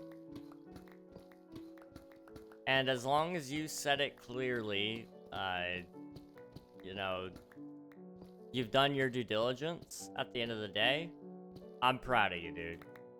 You did something that takes guts. Do you think it'll be better next time? Probably. I imagine more than likely, you know, no matter what, it's tough. You can't control what other people say or do or think, which makes that scary. Especially when you're doing something that feels so scary to do. But at the end of the day, if you do something that's... If you're speaking what your heart feels, there's not a more beautiful thing than that.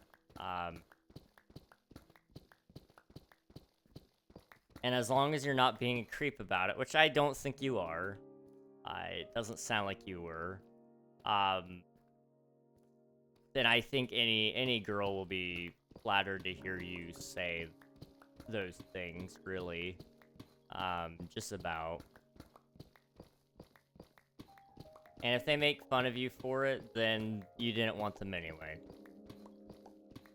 Most people are actually really nice, and they're not gonna make fun of you for feeling things, because it's a testament to both your character and to hers.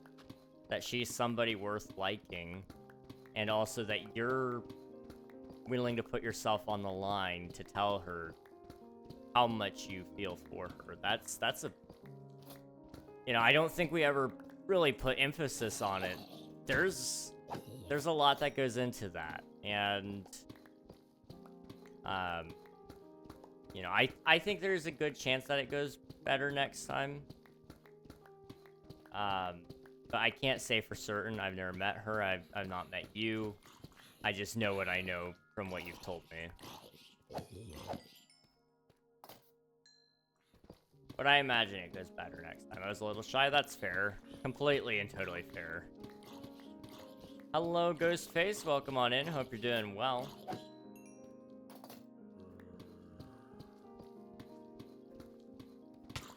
Ouch.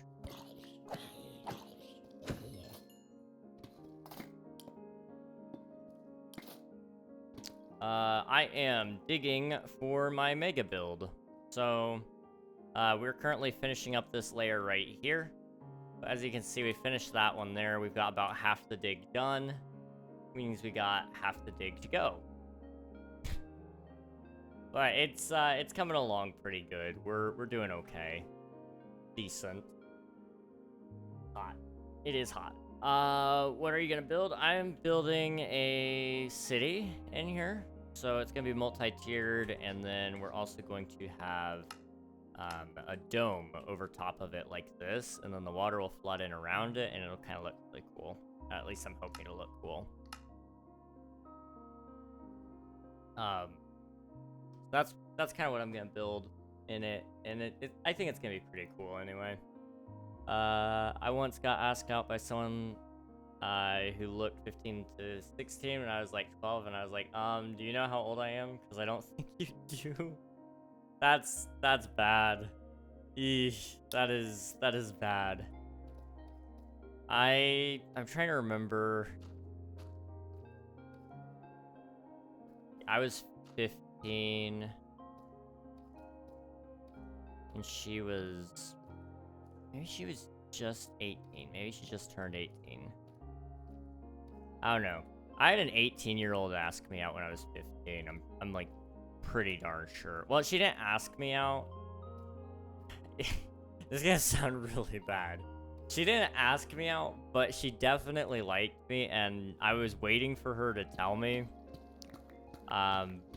I was giving her space and her own privacy about that because I didn't want it to be awkward for us. I wasn't going to confront her about it. I was going to let her say what she needed to say, if she ever did want to. And eventually it just kind of came out. Like, she clearly wanted to say something to me. And I sat there, I was standing there, and I was just looking at her dead in the eye. And I was waiting, and I was waiting, and I was waiting. And she wouldn't say it, so finally I was like, okay, listen, I know what's up. I'm like, this, this isn't to embarrass you, but you're not exactly subtle. And I was like, you don't need to be scared. I'm not gonna judge you for it, but like, I am gonna tell you now that it's a no from me. And that was pretty much the end of that. Like, she kind of later asked how I knew, and I was like, wow. You're about as subtle as, like, a freight train. But, you know, that was a time in my life. That was a time in my life. Let's see, that's illegal? Yeah, just a little bit. I mean, I knew her before she was 18. I knew her for a couple of years, so that happened.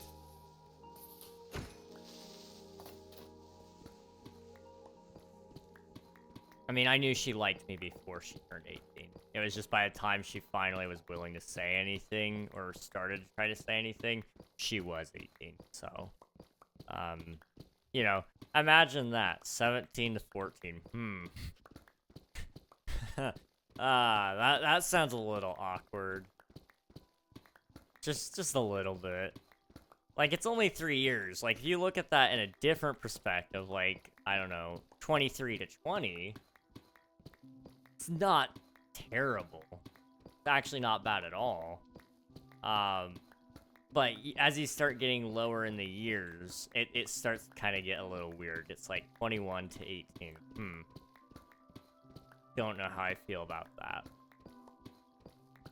And it's all because of the amount of years you have behind you as well, you know? It's about the percentage of life you lived compared to the percentage of life they've lived, I think.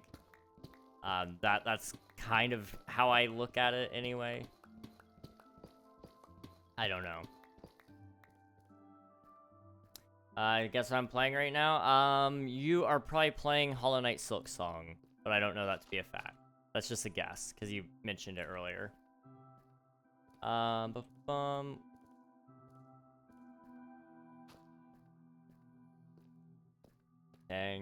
What do you think she'll say next time? The girl that you're talking to? I don't know, is the truth. I wish I could tell you. One thing I love to tell people is I am not a mind reader. People ask me about women a lot. They ask me, you know, what insert person here is up to. I don't know.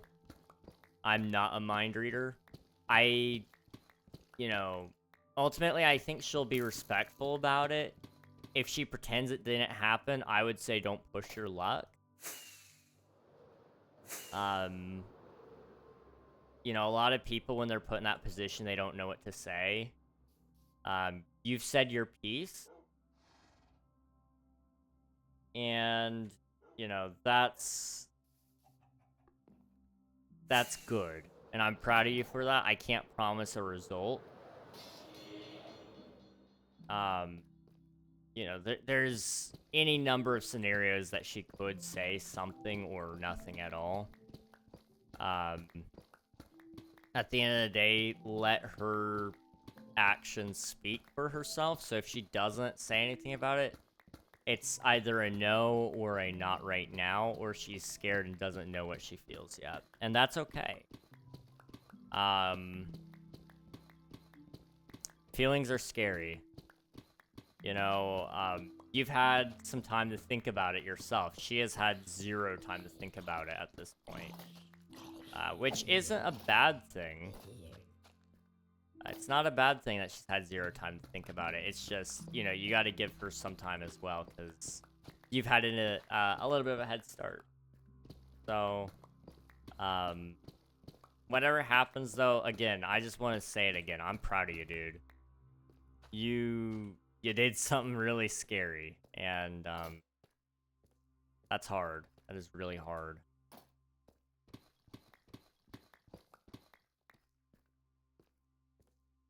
Let's see.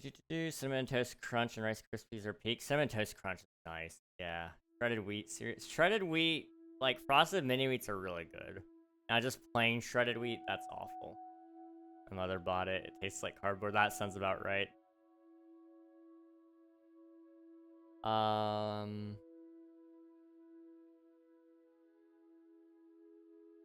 higher it gets, the less weird it is. That's true. My uncle's dating someone 12 years younger. Interesting. I do think after a certain point, it's not weird. The 12 years younger. What is like the what is the formula that that game theory said? It's like you take your age, you divide it by 2, and then you add 7, and that's like the minimum age that you're supposed to date. That's like socially acceptable or something like that, if I recall correctly. So I don't know what that would look like for him, but that's kind of what I recall being the case for the most people. Now, when you're younger, that doesn't work, okay? Because, like, for me right now, I am 21, so that would be 17 and a half years old. Guess if you round up, it would be 18. I would say that might be okay. Did I do my math right? The 21 would be, divide that by 2, that would be 10 and a half, right? Correct? divided by 2 plus 7. Yeah, 17 and a half. So you'd round up to 18. That wouldn't be bad, because that's a 3-year gap.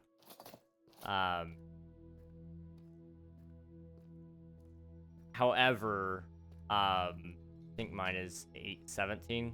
So you're 18 now.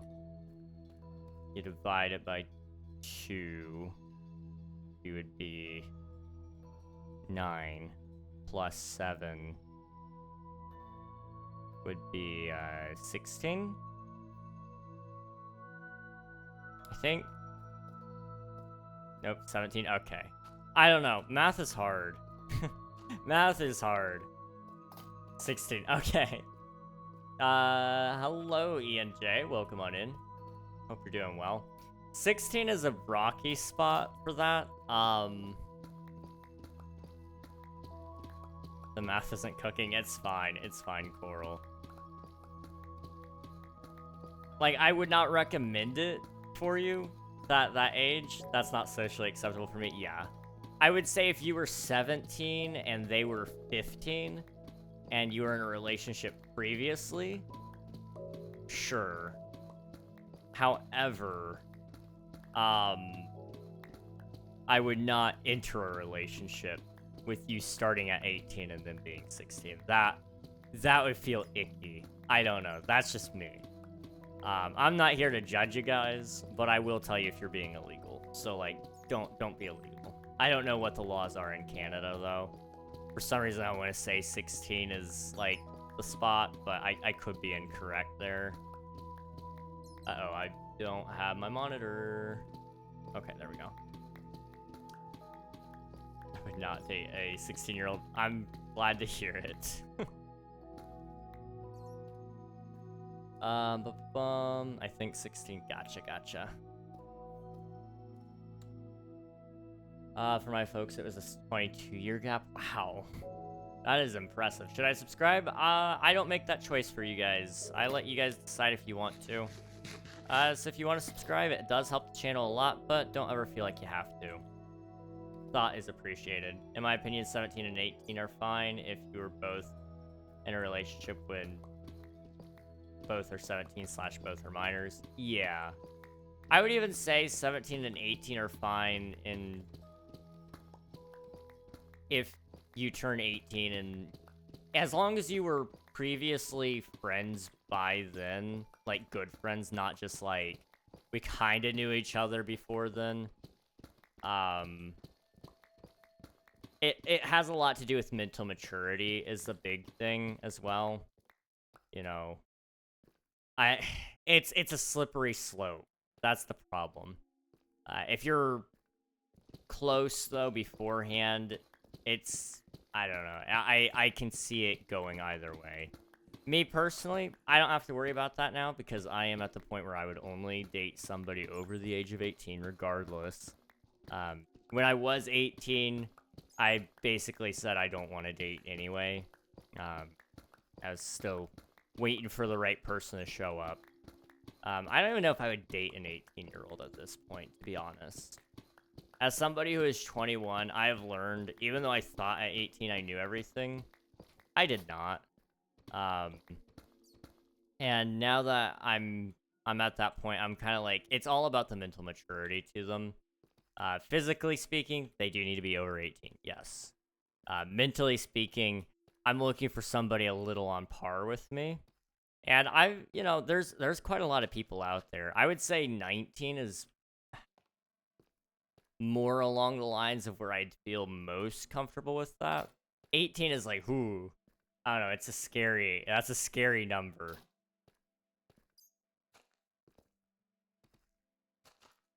Because, like, I guess, like, think about it, okay? There are some 18-year-olds who are still in high school. I don't like that. Your boy King is not gonna be caught dead dating a high schooler, okay, guys? That's just not gonna happen. It's not gonna happen.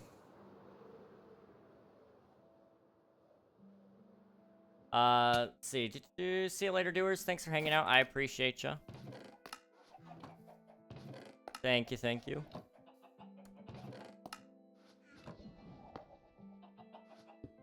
Why is the age of consent here 16? Yeah, it's interesting. It's interesting to say the least. Yep. I'm playing Lego Lord of the Ring. Wow, I can't read. Lego Lord of the Rings on the Wii U. Nice, that is awesome, dude. That is awesome.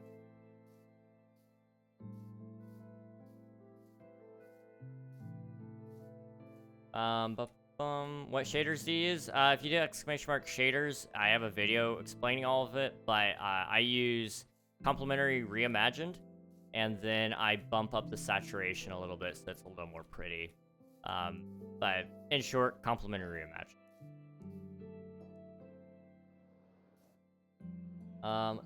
I sub, thank you very much. Appreciate you, E and J. Thank you, thank you. You would never stoop so low as to date a high schooler. I could never, dude. It would be so bad. I'm not that kind of Minecraft YouTuber, guys. I know I'm at 1.5k. Like, I'm at my peak, but I really, really don't want to be losing at this stage in the game. You know, we've got some time left on me before I have to do something wild to stay in the new stream, right? Right? I would only date someone 2 years younger or older. I've determined I would date probably like 3, maybe 4 at most years older, and probably only 2 years younger. And a lot of that has to do with the fact that I've realized, in terms of mental maturity, I am ahead of the game a little bit. Which isn't like me just being egotistical or anything like that. I promise. It's a genuine thing. I've just always been very calm and collected, and I've been able to regulate my emotions very well. I'm a pretty responsible person, all things considered, and I'm in it for the long haul, where I find a lot of people my age aren't. Which is, you know, that's fine. I don't expect everybody to grow up within an instant, you know? Everybody has their own pace and their own speed.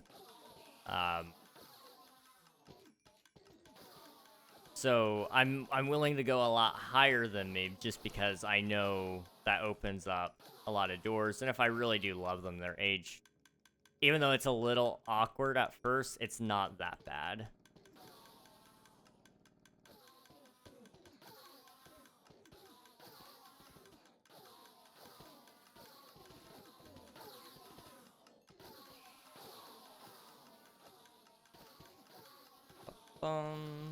Thanks, man. No problem, dude. No problem.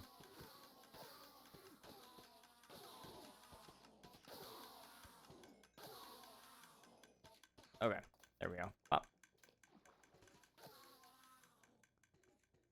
Near.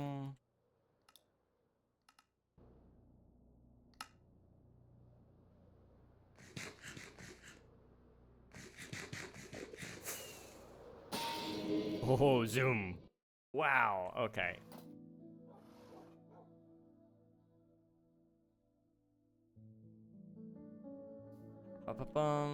I need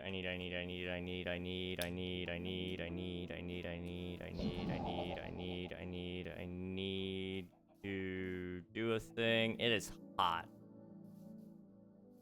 Why am I sweaty? Oh my goodness.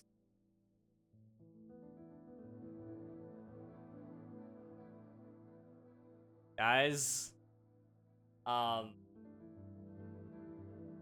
this jacket, right? I had it behind me.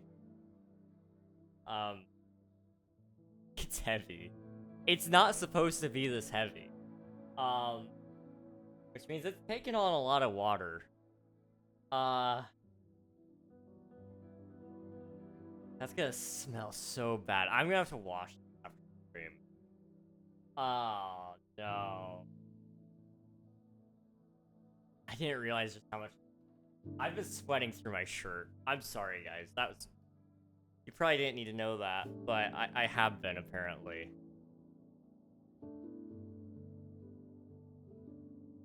Why am I so hot? I don't know. Still can't seem to attract the women. Doesn't matter how hot you are, you just gotta... It's about the money, isn't it? Yeah. That's the only thing I could fix, guys. If I weren't broke, right? Totally.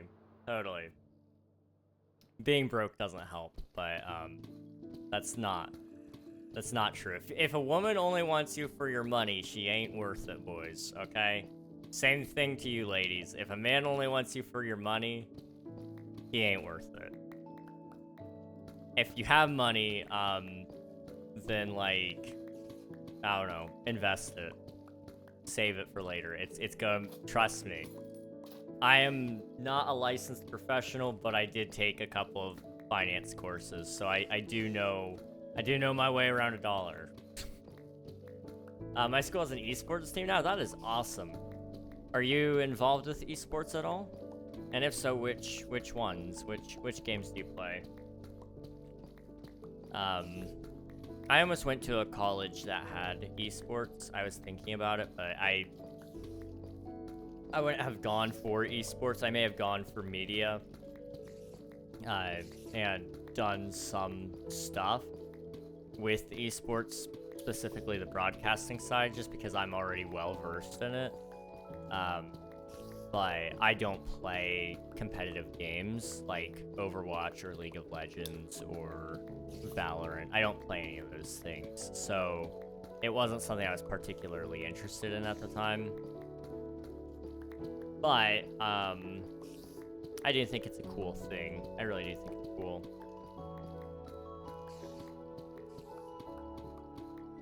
Did you pee on the jacket? No, it's just sweat.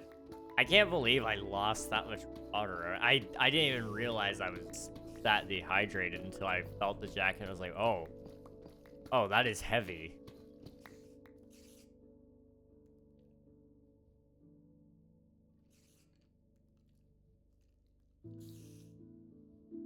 We'll roll with that now. What's the temperature right now?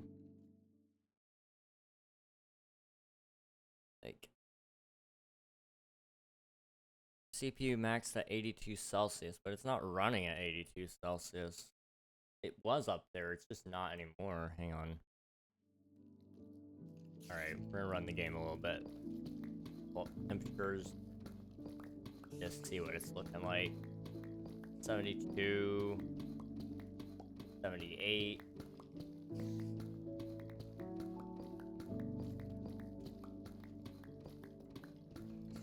I saw it peak at 78. It's averaging at about 70 Celsius, though. Okay. Hey Siri, what is it? 70 Celsius in Fahrenheit? 70 degrees Celsius is 158 degrees Fahrenheit. So my PC is pumping out like really hot air. That's not the hottest my PC has ever been, and it will never ever get hotter than what it's ever been, because the hottest it's ever been actually caused it to shut down to protect itself from overheating. So there is that. It's just unfortunate that we're cooking. Like, dude, I am. What's the record? It was at.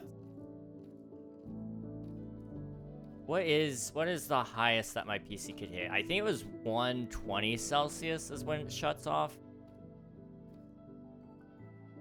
What is 120 Celsius in Fahrenheit? 120 degrees Celsius is 248 degrees Fahrenheit. Roughly 250 degrees Fahrenheit. Now, the hottest object I've ever touched, this is a different question, is my 3D printer. That baby gets up to 200 Celsius, which I believe is like 400 Fahrenheit. What is 200 Celsius in Fahrenheit? 200 degrees Celsius is 392 degrees Fahrenheit. Yep. I touched one of those with my bare hands. The heating element on my 3D printer gets up to 200 Celsius to melt the plastic. And I was doing some maintenance on it. You have to heat it up in order to take the nozzle off. Well, my wrench is made out of metal, so it quickly takes on all that heat. So I just wasn't even thinking. I was like, I can't use the wrench because it's hot. I'll just use my hand. Why could I use my hand but not my wrench? I don't know. I was dumb. I was stupid. I just full on reached in there and grabbed the hot end, and I cried like a baby, dude. I was I was in so much pain. I was rolling on the floor, and then my brother came in and he's like, "Why are you being such a baby?" I'm like, I touched the thing." He's like, "Why'd you touch it?" I'm like, "'Cause I'm an idiot. I'm an idiot." He's like, "I could tell." For anyone who's wondering just how hot that really is, that is hot enough to cook a pizza. Like those frozen pizzas you buy at the store and then you cook in your oven. That's how hot that is. So I essentially cooked my fingers. That was fun. And then I've also...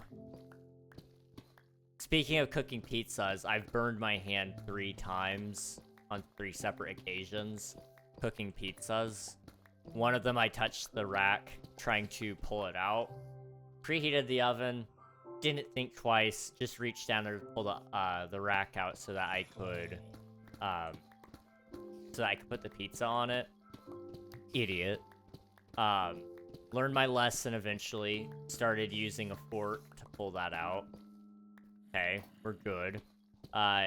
One of the times the fork got kind of caught because it was bent a little bit, and so I couldn't pull it off the rack.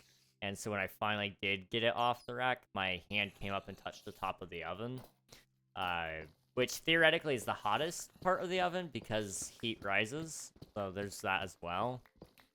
And then there was another time where I touched the oven door, the inside of it, because I almost fell. It was between falling face first into the oven and catching myself. I think I made the right call. It hurt a lot. I've got beef with hot things. And then I also went to Arizona, which didn't burn me, but it was hot. It was like 120 Fahrenheit, so yeah.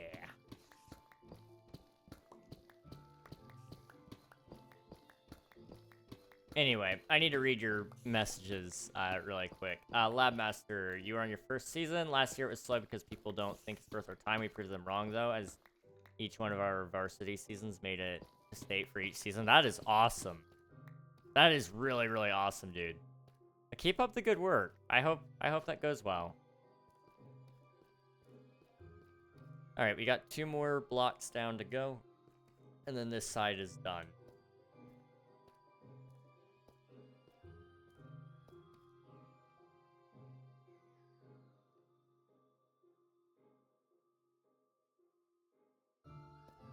Even 1 Mario Kart? Oh, dude, that is awesome. I love Mario Kart. I haven't played in so long, but I love Mario Kart.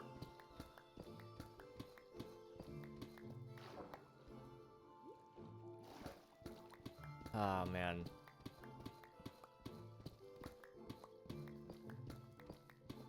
Do you guys think you could play Mario Kart one-handed, like Mario Kart Wii one-handed?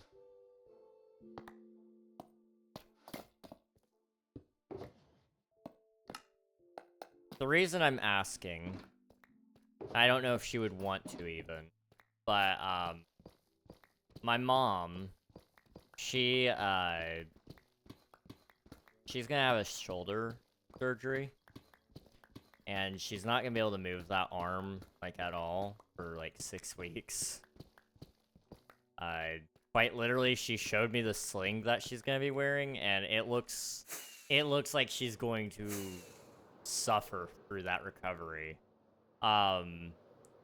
And so I'm trying to think of things to keep her busy. And I was like, well, I could bring her, like, she used to play Spyro. And so I was like, well, I could bring her the Xbox and she could play some Spyro. But she very much won't be able to play Spyro because that is a two-handed game. So I was trying to think of Wii games because Wii has a lot of one-handed games, really. She could play Wii Sports. She couldn't play boxing, obviously, but I kind of got thinking, we used to play some Mario Kart here and there, but the problem is you hold it lengthwise, and so I don't... There are some controls that I don't know if she would be able to get to. That is the one thing about it. I don't know if she would want to, even. Because she hasn't played video games in forever. But it was something I thought about offering for her. Because I don't know what else to have her do, to be honest. I'm supposed to be taking care of her that entire 6 weeks, and I don't know what to do. I say the entire 6 weeks. My dad will be tagging in for the evenings, but for the mornings and afternoon, or noon time anyway, I'm probably going to be the one in charge. So we'll see how that goes. That's supposed to happen next month. Between that and Christmas, I'm stressed, guys. I don't know how I'm supposed to get it all done. Oh no, I'm just now realizing I've got... With my... Oh boy. Yeah, her 6 weeks of recovery is gonna, like, lead right up into pretty much the holiday season. Because that's not including all of her physical therapy afterward. That's just her in the sling. I don't... You guys are gonna have to forgive me. There may not be very many videos during that time period. I'm gonna try. I'm gonna try really hard.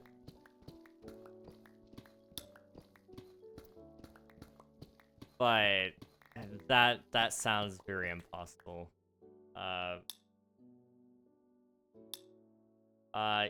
Stat roulette. What time is it?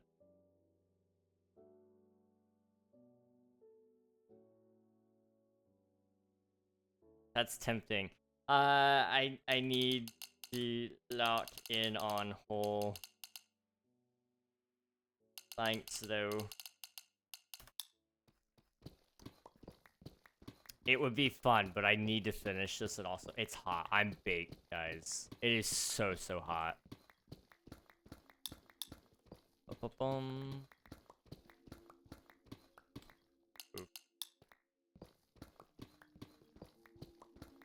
I don't know. I don't think I could sweep on any of those either. Some of it would be tight. Some of it wouldn't be. Wins most recent death.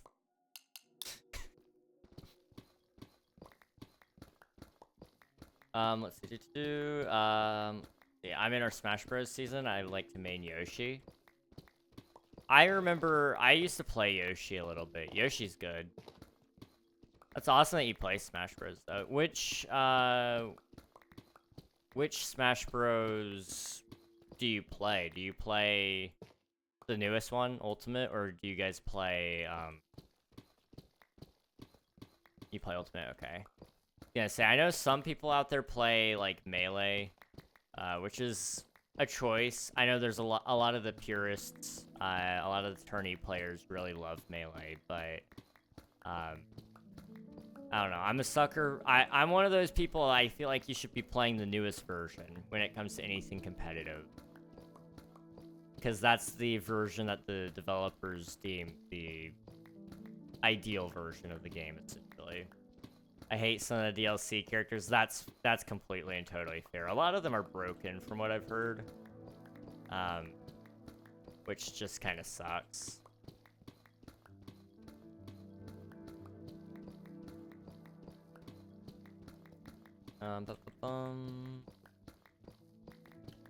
I used to play a lot of Smash Bros. Brawl with my brothers.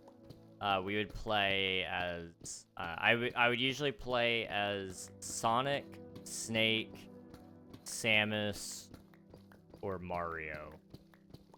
Those were my go-to characters. We had a rule, if you won, you couldn't play the same character twice in a row. So you had to have a couple of characters set aside that you could play as a little bit more. That was just how we kept having fun, because otherwise my brother would whoop us all day, every day. So you had to kind of swap characters every once in a while. I also played a lot as Rob. Rob was a good one. Rob was solid.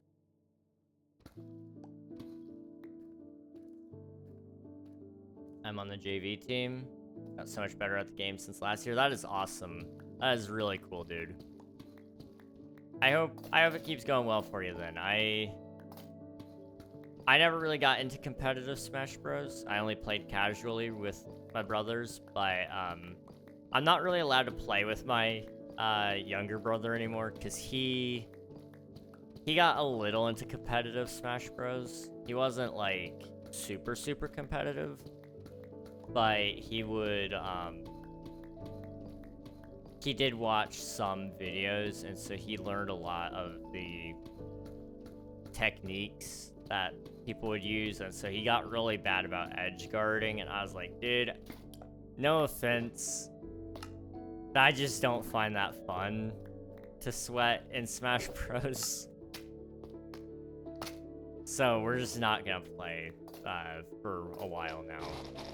And he got it. He understood. He was like, yeah, I get that. Like, I can't mentally deal with that right now.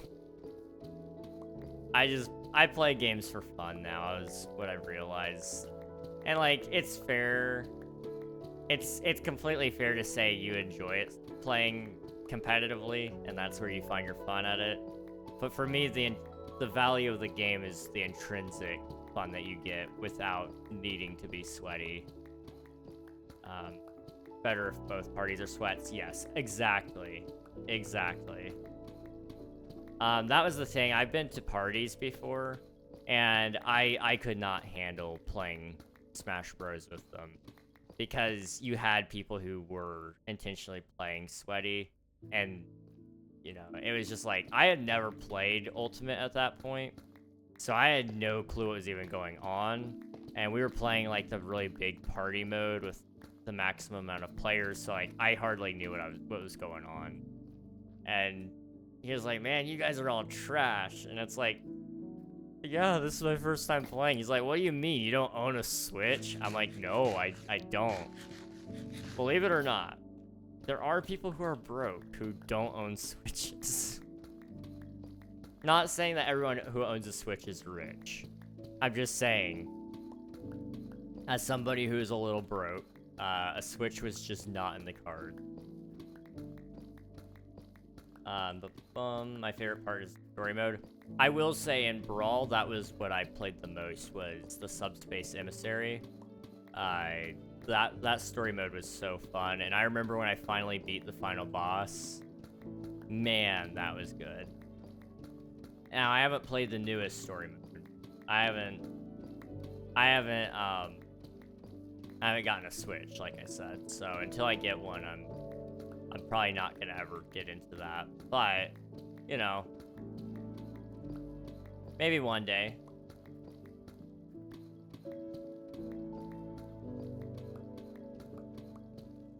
Maybe one day. I haven't decided which mobile console I want to get. Part of me wants to get a Steam Deck, because I would utilize that a lot better, I think. I wouldn't have to buy more games, because I would already have whatever I have on my PC. But on the other hand, I really also kind of like the idea of having a Switch, because there are games that I can't get that are on the Switch that I wouldn't be able to get on my PC. So I don't know. I don't know what I would do. Steam Deck is better. I'm inclined to agree with you. It's just like, yeah, I still wouldn't be able to play Smash Bros. I still wouldn't be able to play Mario Kart. I wouldn't be able to play those kinds of things. But Steam Deck for the value, I would say, is probably stronger for me. I don't know if I would ever get one anyway. Like, I would kind of want to get one. I think I would get a Switch and a Steam Deck when I'm married, so that me and my wife can play things on the go. You know, if we're in an airport, we can play some Switch together, or we can play, one of us can play the Steam Deck. Because I could see it being one of those things, like, I myself wouldn't be able to have a good amount of value out of that stuff. But I think between two people, we'd have that value down. We'd be fine. Steam Deck is better. You can also get Nintendo Games Secret Method, aka pirating. My coach does it. Fair enough. I can't legally say anything about pirating other than it is illegal and it is bad. That all said, I do completely understand why people would, and I won't further comment on that, if you catch my drift.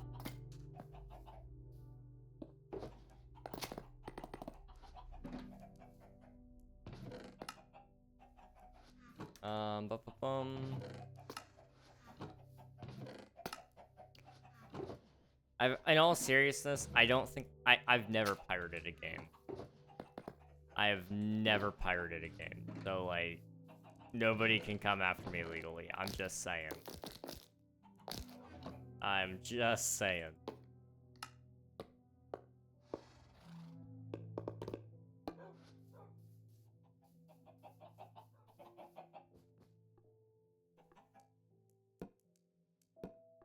A game is keyword there. Dang it, Coral, you're giving me away.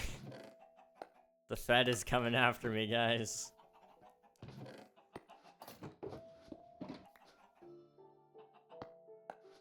Alright. His name is a crazy boss for it. Fair enough. Steam Deck is better. My coach does it. Add them to the Steam Deck. Well, he bought the games on Switch, so he saw it fit to add them to the Steam Deck. That is one thing I kind of get. Honestly, if you buy the game, you have a license to it. And as long as you do it properly, emulating it isn't illegal because you do apply the license to the copy of the game that is on your computer. The problem is Nintendo takes down every single emulator that they can, which causes a lot of issues with that. But yes, that is actually a legal way for him to do that, as long as he's buying the license to the game. Technically speaking, as far as I'm aware, which I could be wrong, speak to a lawyer. That's how I cover my legal bases. I tell you guys that. Technically speaking, I do believe it is legal. A game keywords there, yes. Yes. Public SMP. This is not a public SMP, Dark Reaper. This is Twitch SMP. It is a content creator server that I'm a part of. Full of a bunch of Twitch streamers. You can see them all listed at the top there. Ashtunio, me, Mr. None _me, and then Ryan Games. But I do have a server that is currently in the works. It's probably another year out before that comes out, though, so I wouldn't necessarily recommend it. However, if you're interested in that, there will be more information about it eventually, and you guys can join that when you want.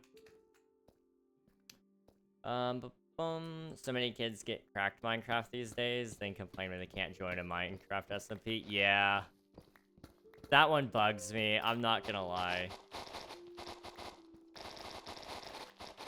Like, Minecraft isn't expensive. That's my whole thing. It really isn't. Like, you could, surely you know somebody that you can go mow the lawn for. Or that you can help move furniture, or pull weeds, or spread some mulch.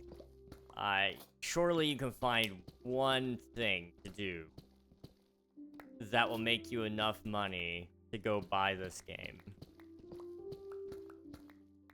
mean, I know people who have saved up for PS5s off of doing odd jobs for neighbors and family friends. Like you said, Lammaster, it's $5 on mobile.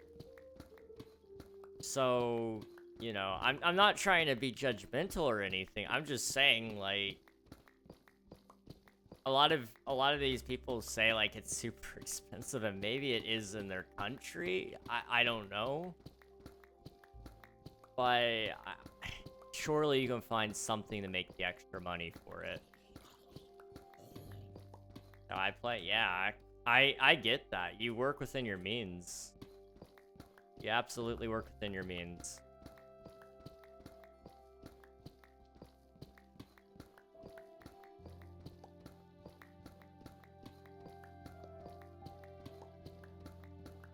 My left side is acting up. Could ask for it as a cheap birthday present. Yeah, I mean, for my birthday one year, I asked, I put Minecraft on my list, and my sister, she bought it for me. She gave me $28, I think is how much it cost at the time, to buy Minecraft Java Edition, and it came with Minecraft Windows 10 Edition as well. It was the first bundle before they made it a permanent thing.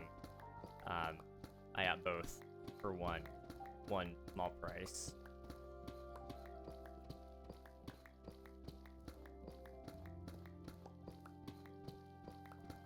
By the way, now that I have a console, I'll try to get my parents to buy me a Hollow Knight for mine on the 26th of September.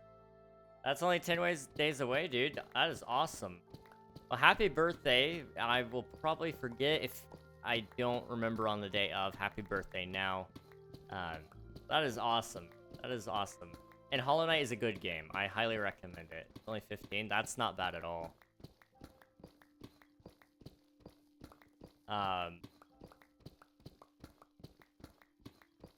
You know, I enjoyed Hollow Knight. I've got 100 and maybe even 200 hours in it. I've got a lot of hours in Hollow Knight. I know that much.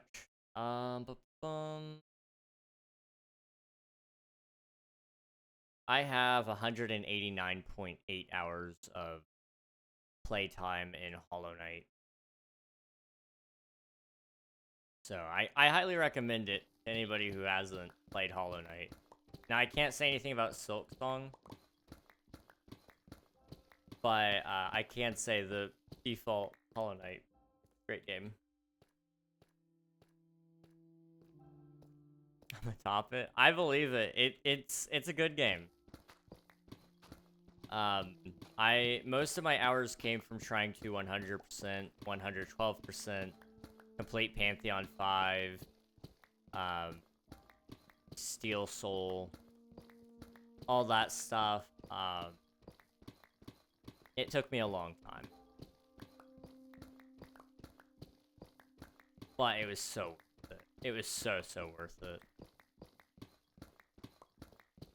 I'm gonna top it. That one is also cheap. Yeah, Silksong is $20. Not bad at all.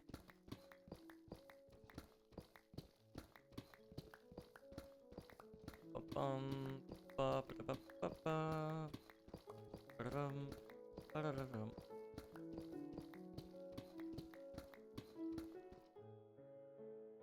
gonna put that a little closer. Does it sound like I'm closer to your guys' ear? What about now? Am I really close to your ear? I'm not gonna do ASMR. I'm not. That's not who I am. But it could be for the low, low price of $20 a month. Nope. I'm a little bit whacked. Whacked? Yeah, I'm whacked right now. I don't know what that means. I know what that means. I'm well aware of what that actually means, but I don't know what I was trying to say there. Please don't. You don't want me to be right next to your ear? I can't imagine why you wouldn't want me close to your ear.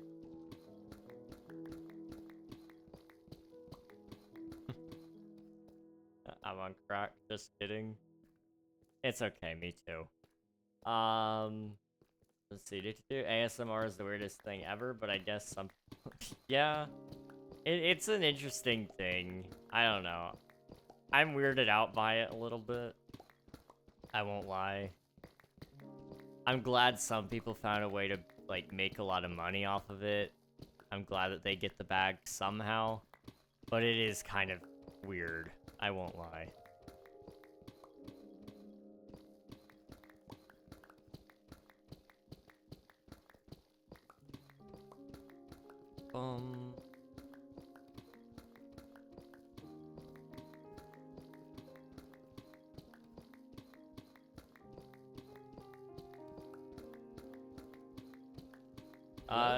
JJ, thank you for the follow. I appreciate it.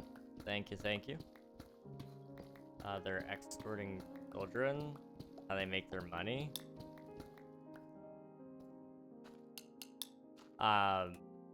ASMR channels?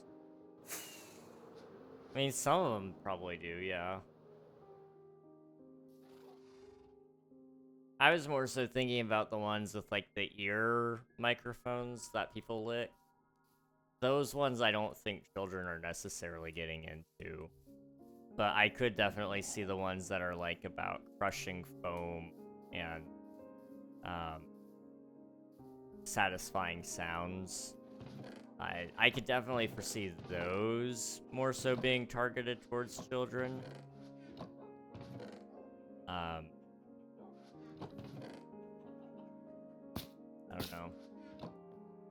Older people just ignore them. I mean, it just depends on which type of ASMR.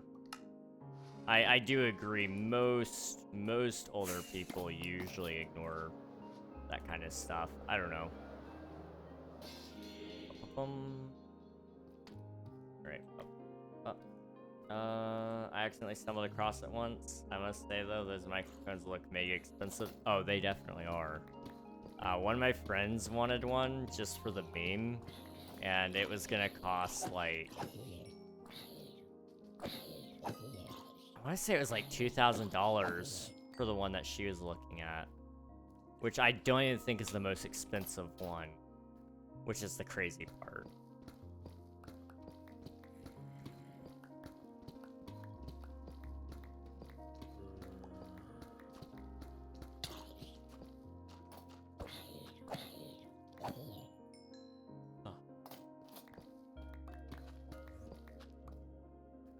And come over here to the corner. There's like my nose ever so slightly. There's cartilage on the end of your nose, right? Sometimes mine just doesn't bounce back after I rub my nose. I don't know. I've never thought about that before. I've just always thought that was normal, but now I'm realizing that's probably not normal, is it? So I have to push it back into place. It's not like I'm dislocating my nose or anything. I'm just like, there's like a little piece of cartilage on the end of my nose that doesn't always go back to where it's supposed to be. I feel like that's probably something I should talk to my doctor about, but you guys are getting it, so congrats. Let's see. I'm a sophomore in there. Weird. Fair enough. Fair enough. I'm gonna go see you, King. Thanks for hanging out. I appreciate it, Lab Master. I will catch you again later on. But thanks for hanging out. Have a good rest of your night. Yeah, there we go. I was like, I'm forgetting to tell you something. There we go.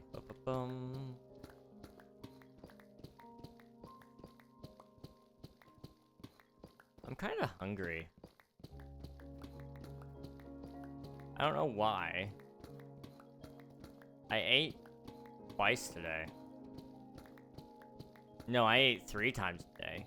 I ate breakfast for once in my life. I actually ate breakfast, guys. Can you believe that? I'm also like sweating through my clothes right now. So that might be part of it. Like, I think even my jeans are kind of is swat a word? I feel like we've said this before, but I'm sweating through my jeans. Which isn't great. I don't know why it's so hot. The air is on. The windows are all closed. By all means, it should be cool in the house.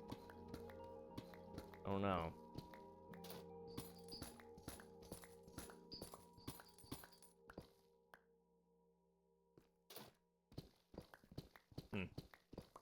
Anyway. Coral, you said something way earlier, and I'm just now remembering. You said something about your profile picture. I don't see a profile picture, if I'm honest. Open image, new tab. Oh. It's an actual coral. I should have expected that.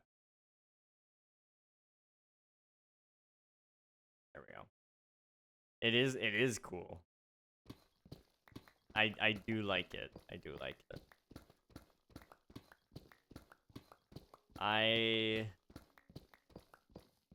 Did you draw it yourself? I'm curious. It looks cool. I've never had a talent for art. I want to get good at it, because obviously Omnia is gonna be interesting. I'm not an artist by any means, so there's gonna be a lot of trial and error for that. But in the case of like 1, 2, 3, 4, you know, I'm not sure how that stuff's gonna turn out. So I do need to start practicing it. Maybe I need to start making some emotes myself. I wanted to pay some people to do it, in all honesty, because I wanted to support the community. But all my artist friends are super busy. Although that's not entirely true. Some of them aren't.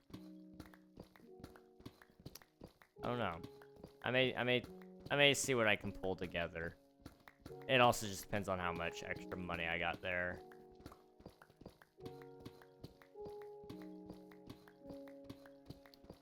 We shall see. Yes, but I traced. Fair enough. 2 fun facts about your name, Coral. There's a swimming pool not far from me called Coral Reef, and one of my ex-girlfriend's name was Coral. I've never heard of somebody being named Coral. Interesting. That is really interesting coincidence, though, that both of those things, and then you got Coral Reef here.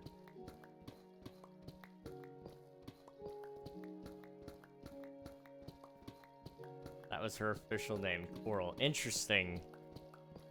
Her parents really must have been feeling experimental, I guess. My real name is... My real name is not Coral? I don't know. Maybe I'm dyslexiaing this. Dyslexiaing? Is that the term of acting and dyslexic?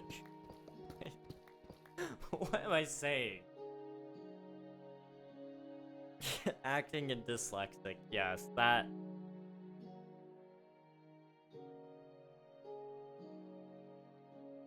That's very close to being named Cora. Cora is a good name. I do like that. Can narrow down my name now to not Cora. That does narrow it down by a lot. I'm trying to think of what your name could be, Coral. I know, like, nothing about you other than, like, you like Taylor Swift. And, you like volleyball. It's probably, like, Caitlyn. I don't know why, but that's just That's just where my brain goes, and that's like the most basic name ever. But you old woman name, Sandra or Caitlin. I'm gonna say if Caitlin's an old woman name, I am actually an old man because I have so many friends named Caitlin. But Sandra is an old woman name, I guess. Okay. 3, 4. Obviously, you don't have to confirm or deny any of those names. Yeah. Caitlin is a nice name. This is the question. How do you spell Caitlin? You got your variation there. There's, I've seen somebody spell it with a C. I've seen it spelled,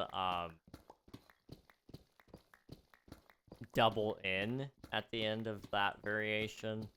There's K-A-T-E instead of A-I-E. There are a lot of variations of Caitlin. Depending on how it's spelled, it's not terribly far off. Okay, I see. Caitlin, Caitlin, Caitlin, Caitlin, Caitlin, Caitlin. Caitlin is the nicest way of spelling it. I can probably agree with that, honestly. It looks more aesthetically pleasing. I don't know. I don't like it with a C.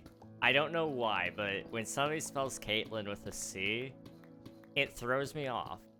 Just a little bit.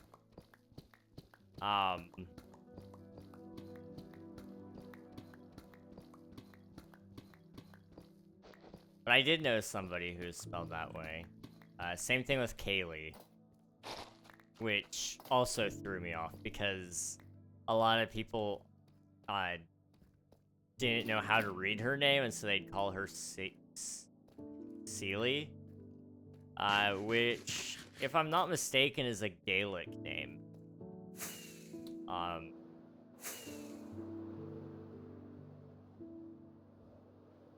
So it was interesting. She wasn't, like, Scottish or anything, so, like, I don't know Scottish or Irish. So there was, like, no amount of Gaelic blood in her, if I recall correctly. But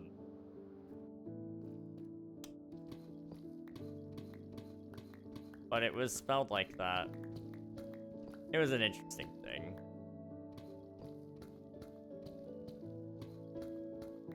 I don't know. I don't know what I would name any of my kids, to be honest with you. This is like jumping conversations a little bit. Swifty, earlier you said you wanted 7 kids. Do you want to talk about that, dude? I don't know if you're still here. I just now remembered that you said that. You want to talk about that? I had a friend named Kaylee. But you could also spell it Kaylee, Kaylee, Kaylee. Yep. Kaylee is an interesting one. That one throws me off when it's GH. I don't know. Emily is another one I see a lot of variations on. Coral, is your name Barbara? Oh yeah, I think Coral is a Barbara and all her friends call her Barb.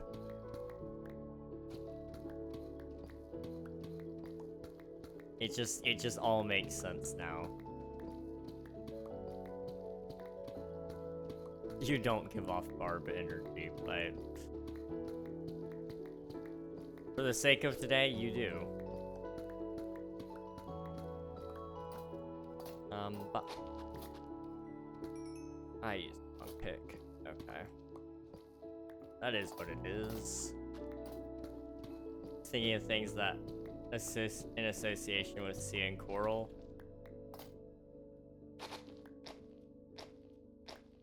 Barbara Manatee? I'm thinking of the correlation there. Correlation, Sandra Barber. Okay. Gotcha. Yeah, you know what? That makes a lot more sense. Good one. I'm on it today, man. I'm on it.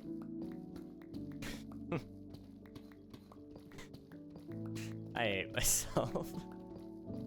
That was a dumb joke. It was funny though. Very funny.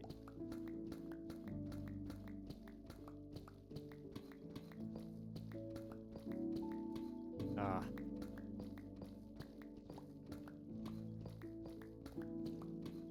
I feel as though I'm like cooking inside of my own skin. My skin is cold, but my insides are hot. I feel like my body is just making itself into a soup. But we are going to finish this section of the hole. By golly gee willikers, it will be done. Why gee willikers? I don't know. It just fit, I guess. It felt like a gee willikers moment. You should sleep. I'm not tired. I'm just hot. I'm a hot guy. That this is my natural state, guys. I can't help it. I'm always hot. Or something like that. That is the worst part about whatever I've got. And it may not be tied to whatever I have that's causing the pain and sleepiness. But I also, like, sweat a ton in my sleep. So I have to wash my bed covers a lot.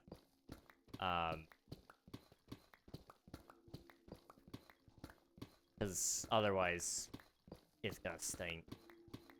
Which, I mean, like, you know, most people should be probably washing their bed covers more than what they do. I need to honestly just buy more bed covers so that I can just replace the set. And then wash one. I replace, like, what, every week? Probably realistic? I don't know. We'll see. Whoa there. 4:38 here. I should sleep. You should. Sleep not until stream is finished. Valid me too. Okay, okay. I'm working on it. I will be wrapping up stream shortly. Like, there's just this little hole here. Hole? It's not a hole. It's a mask.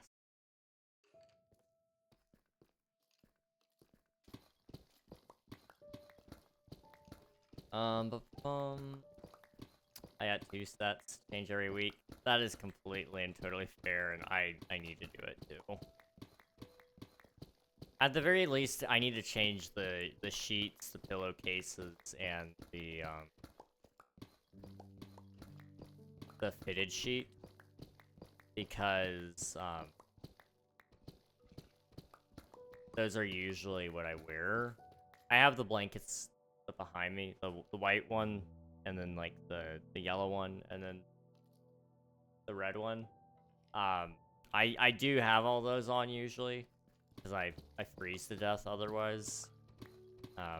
But I hear a skeleton, but I don't know where. But then I wake up and I'm like, right? I wake up usually in the morning and I'm like, oh. I feel like I'm dying of heat stroke. Why am I not sweaty? Because I've already sweat out everything else that I can. So I'm pretty much just drier than a rock. I haven't changed mine in a while, to be honest. Fair enough. How long's a while? That is a good question. That is a good question. I'll admit, I haven't changed mine in probably a little bit. I don't know when the last time it would have been. I could probably do it now. Not tonight. But I usually try to do it at minimum. I should be probably doing it once a month. But I really want to do it like twice a month. Ideally once a week. But, I don't know if I can find some of the bedding so that I can just have a duplicate set. I don't know.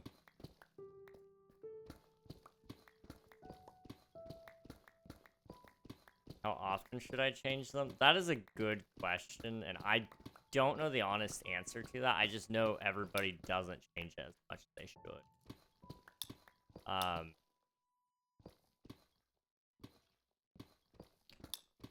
I know this is also true about brushing teeth.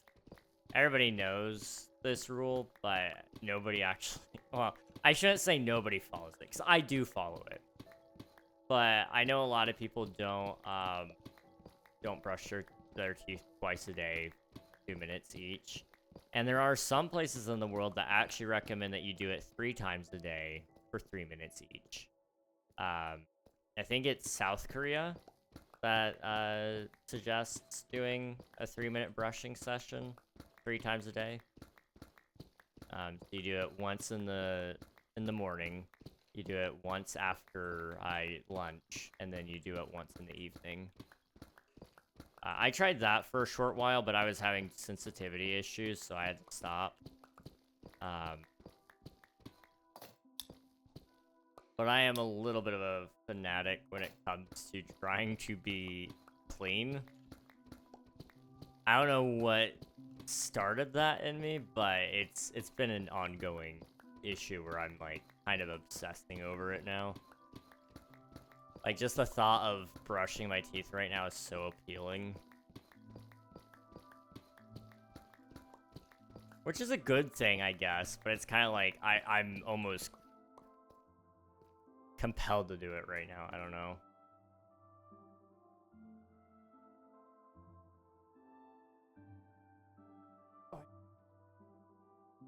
Besides my answer on how long a while is, that's completely fair, Coral.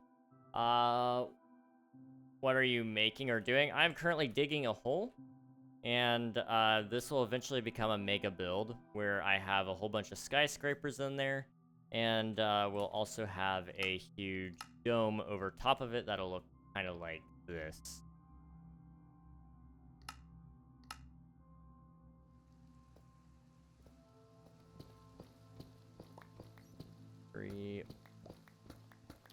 Once a week is what I'd say, but rich people with maids and stuff would probably do it once a day or every other day, so I'm not sure what normal is. I think hotels change them daily, but you can ask for daily clean. Yeah, I mean, hotels will replace it every day, especially if you're only there for 1 day, because they change it for every guest. But yeah, they'll do it as often as you request.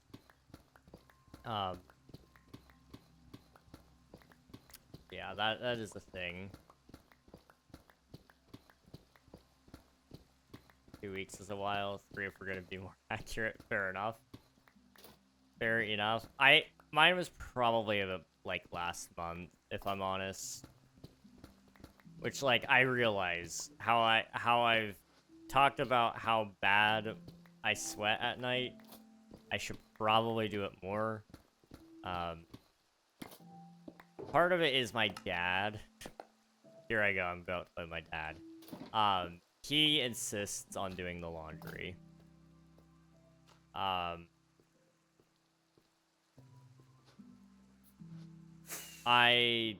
do not expect him to do my laundry, but he insists on doing it. And I don't necessarily want to create more work for him to redo my sheets every week. But right now I could definitely do it because he's not home. I try to be really careful. I don't want my parents picking up extra work just because I want to do something different. He wouldn't mind doing it. That's the thing. I know he wouldn't. But I don't know.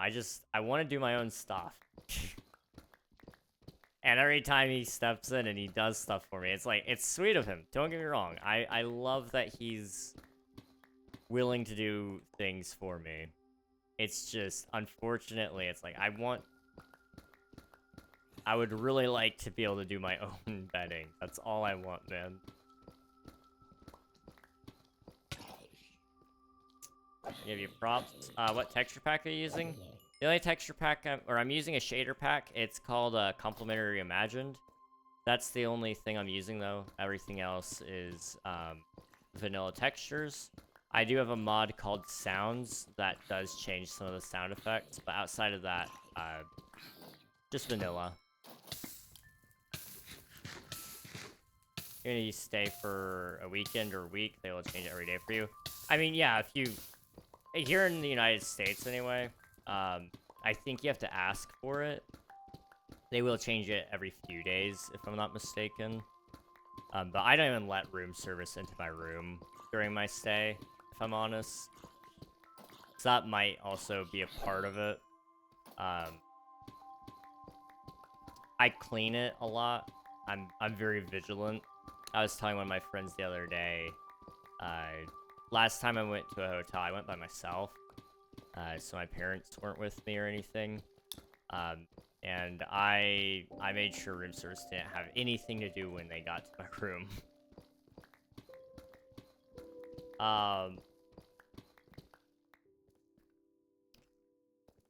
So I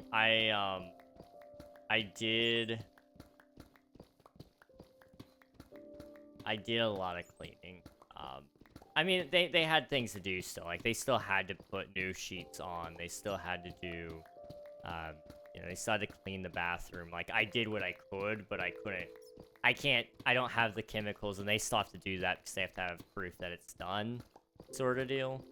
But I did not leave any mess for them whatsoever. Like, even the chair, the little office chair in the room, I pushed that in, and then I laid down on the floor, and I moved each wheel to face the desk in the proper orientation so that it was easy to pull out for the next person. I was meticulous with that thing. I stripped the bed down for them, and then I walked out the door.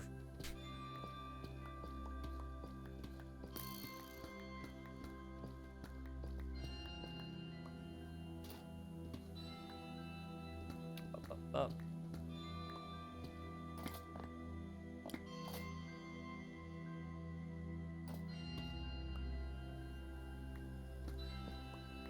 Okay.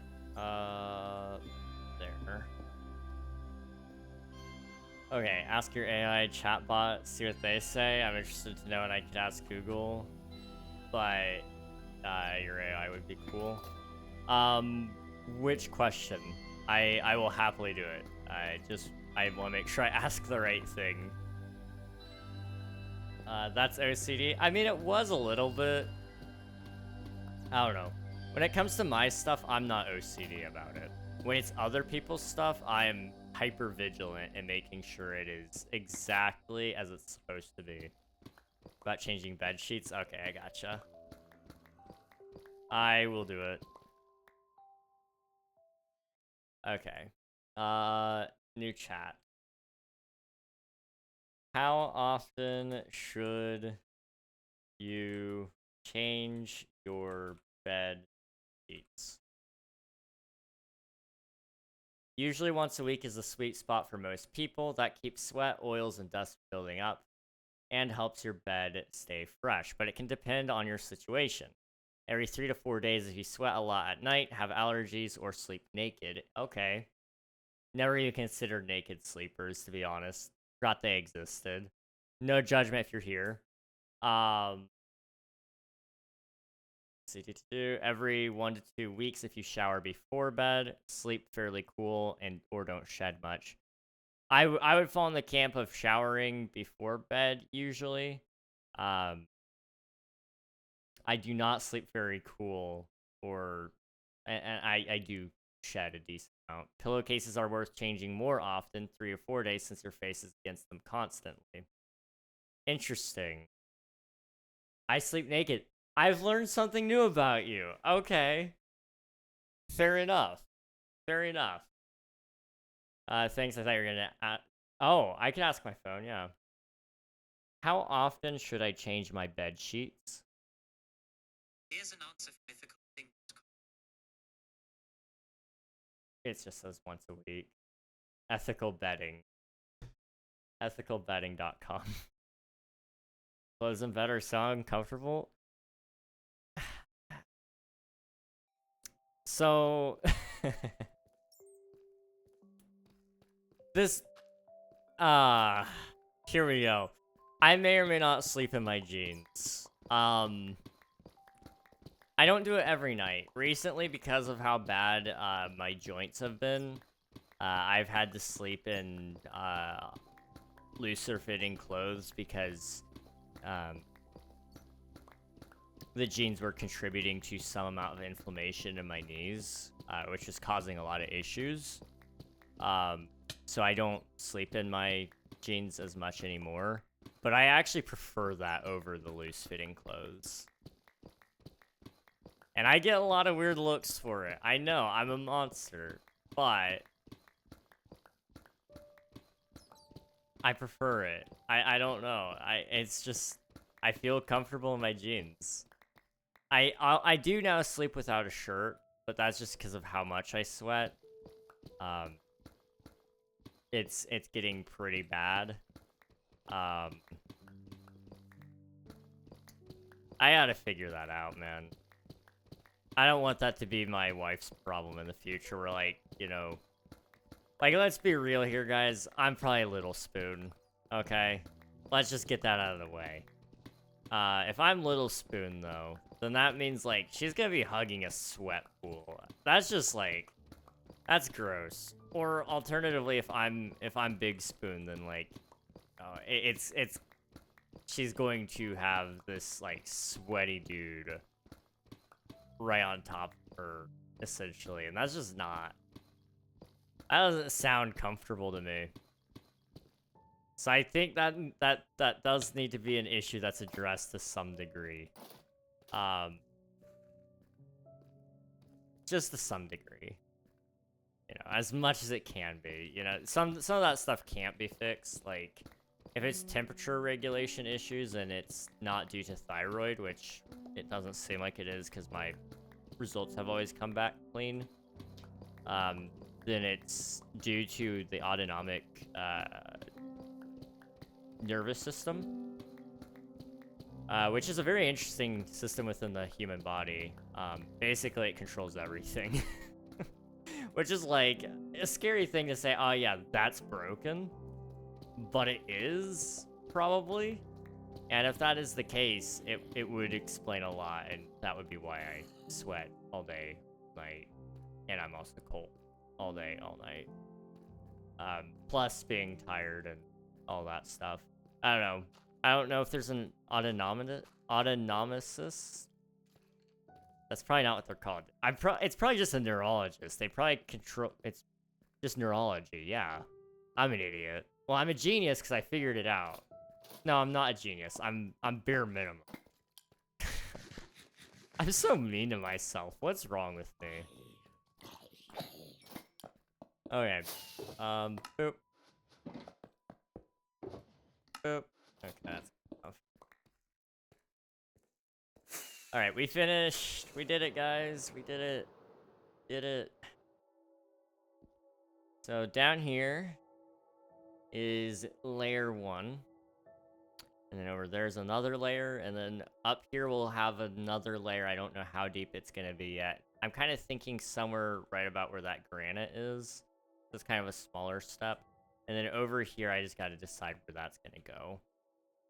It may even be taller than that one. It just kind of depends on where I'm looking in the future. One other thing, just come over here. We definitely still have sand. Yep. Okay. So I need to get that all condensed down to 4 furnaces. Okay. We can do that.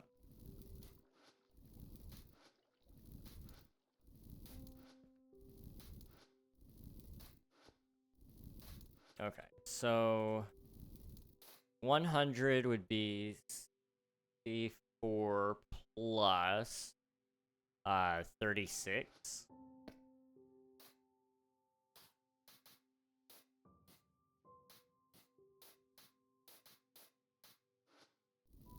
Okay.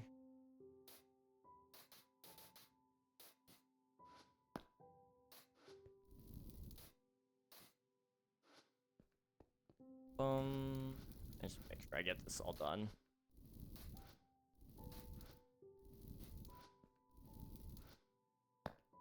$64 plus 36, and then 64. Okay.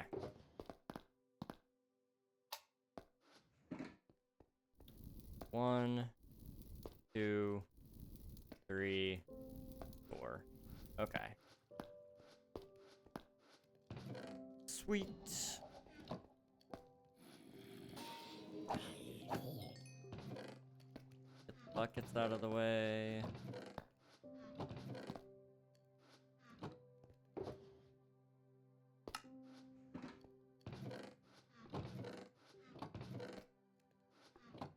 Bop.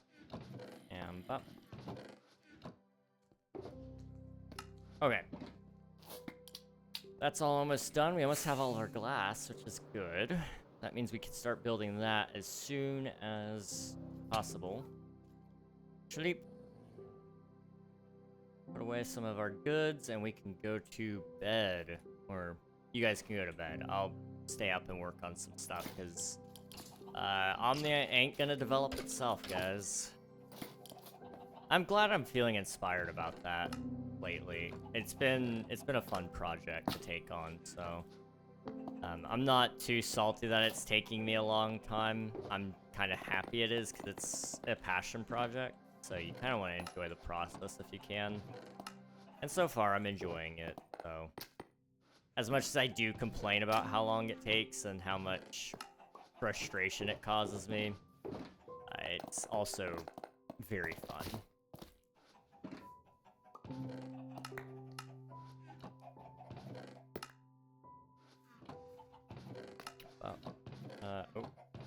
Up. Okay.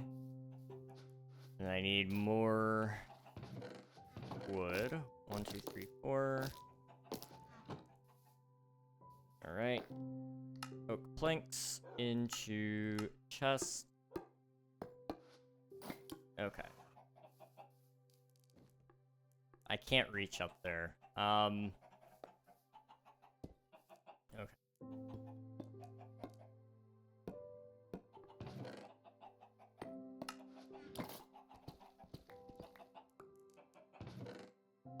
There we go.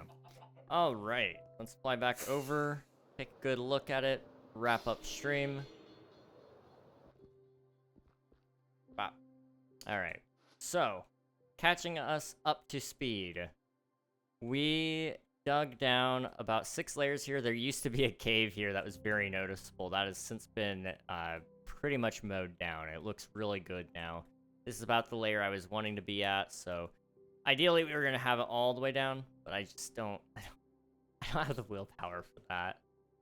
Now maybe we find out later on that, like, I have time and we could keep digging down, and we'll get there when we get there.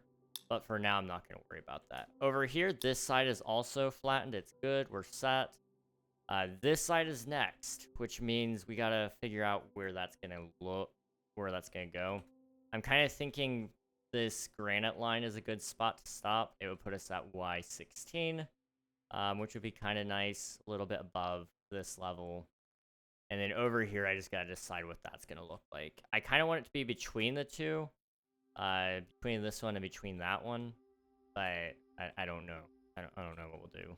We'll see. When does the season end? It does not currently have an end date. Last season lasted until, I think, November or December. So I've got a couple more months to go.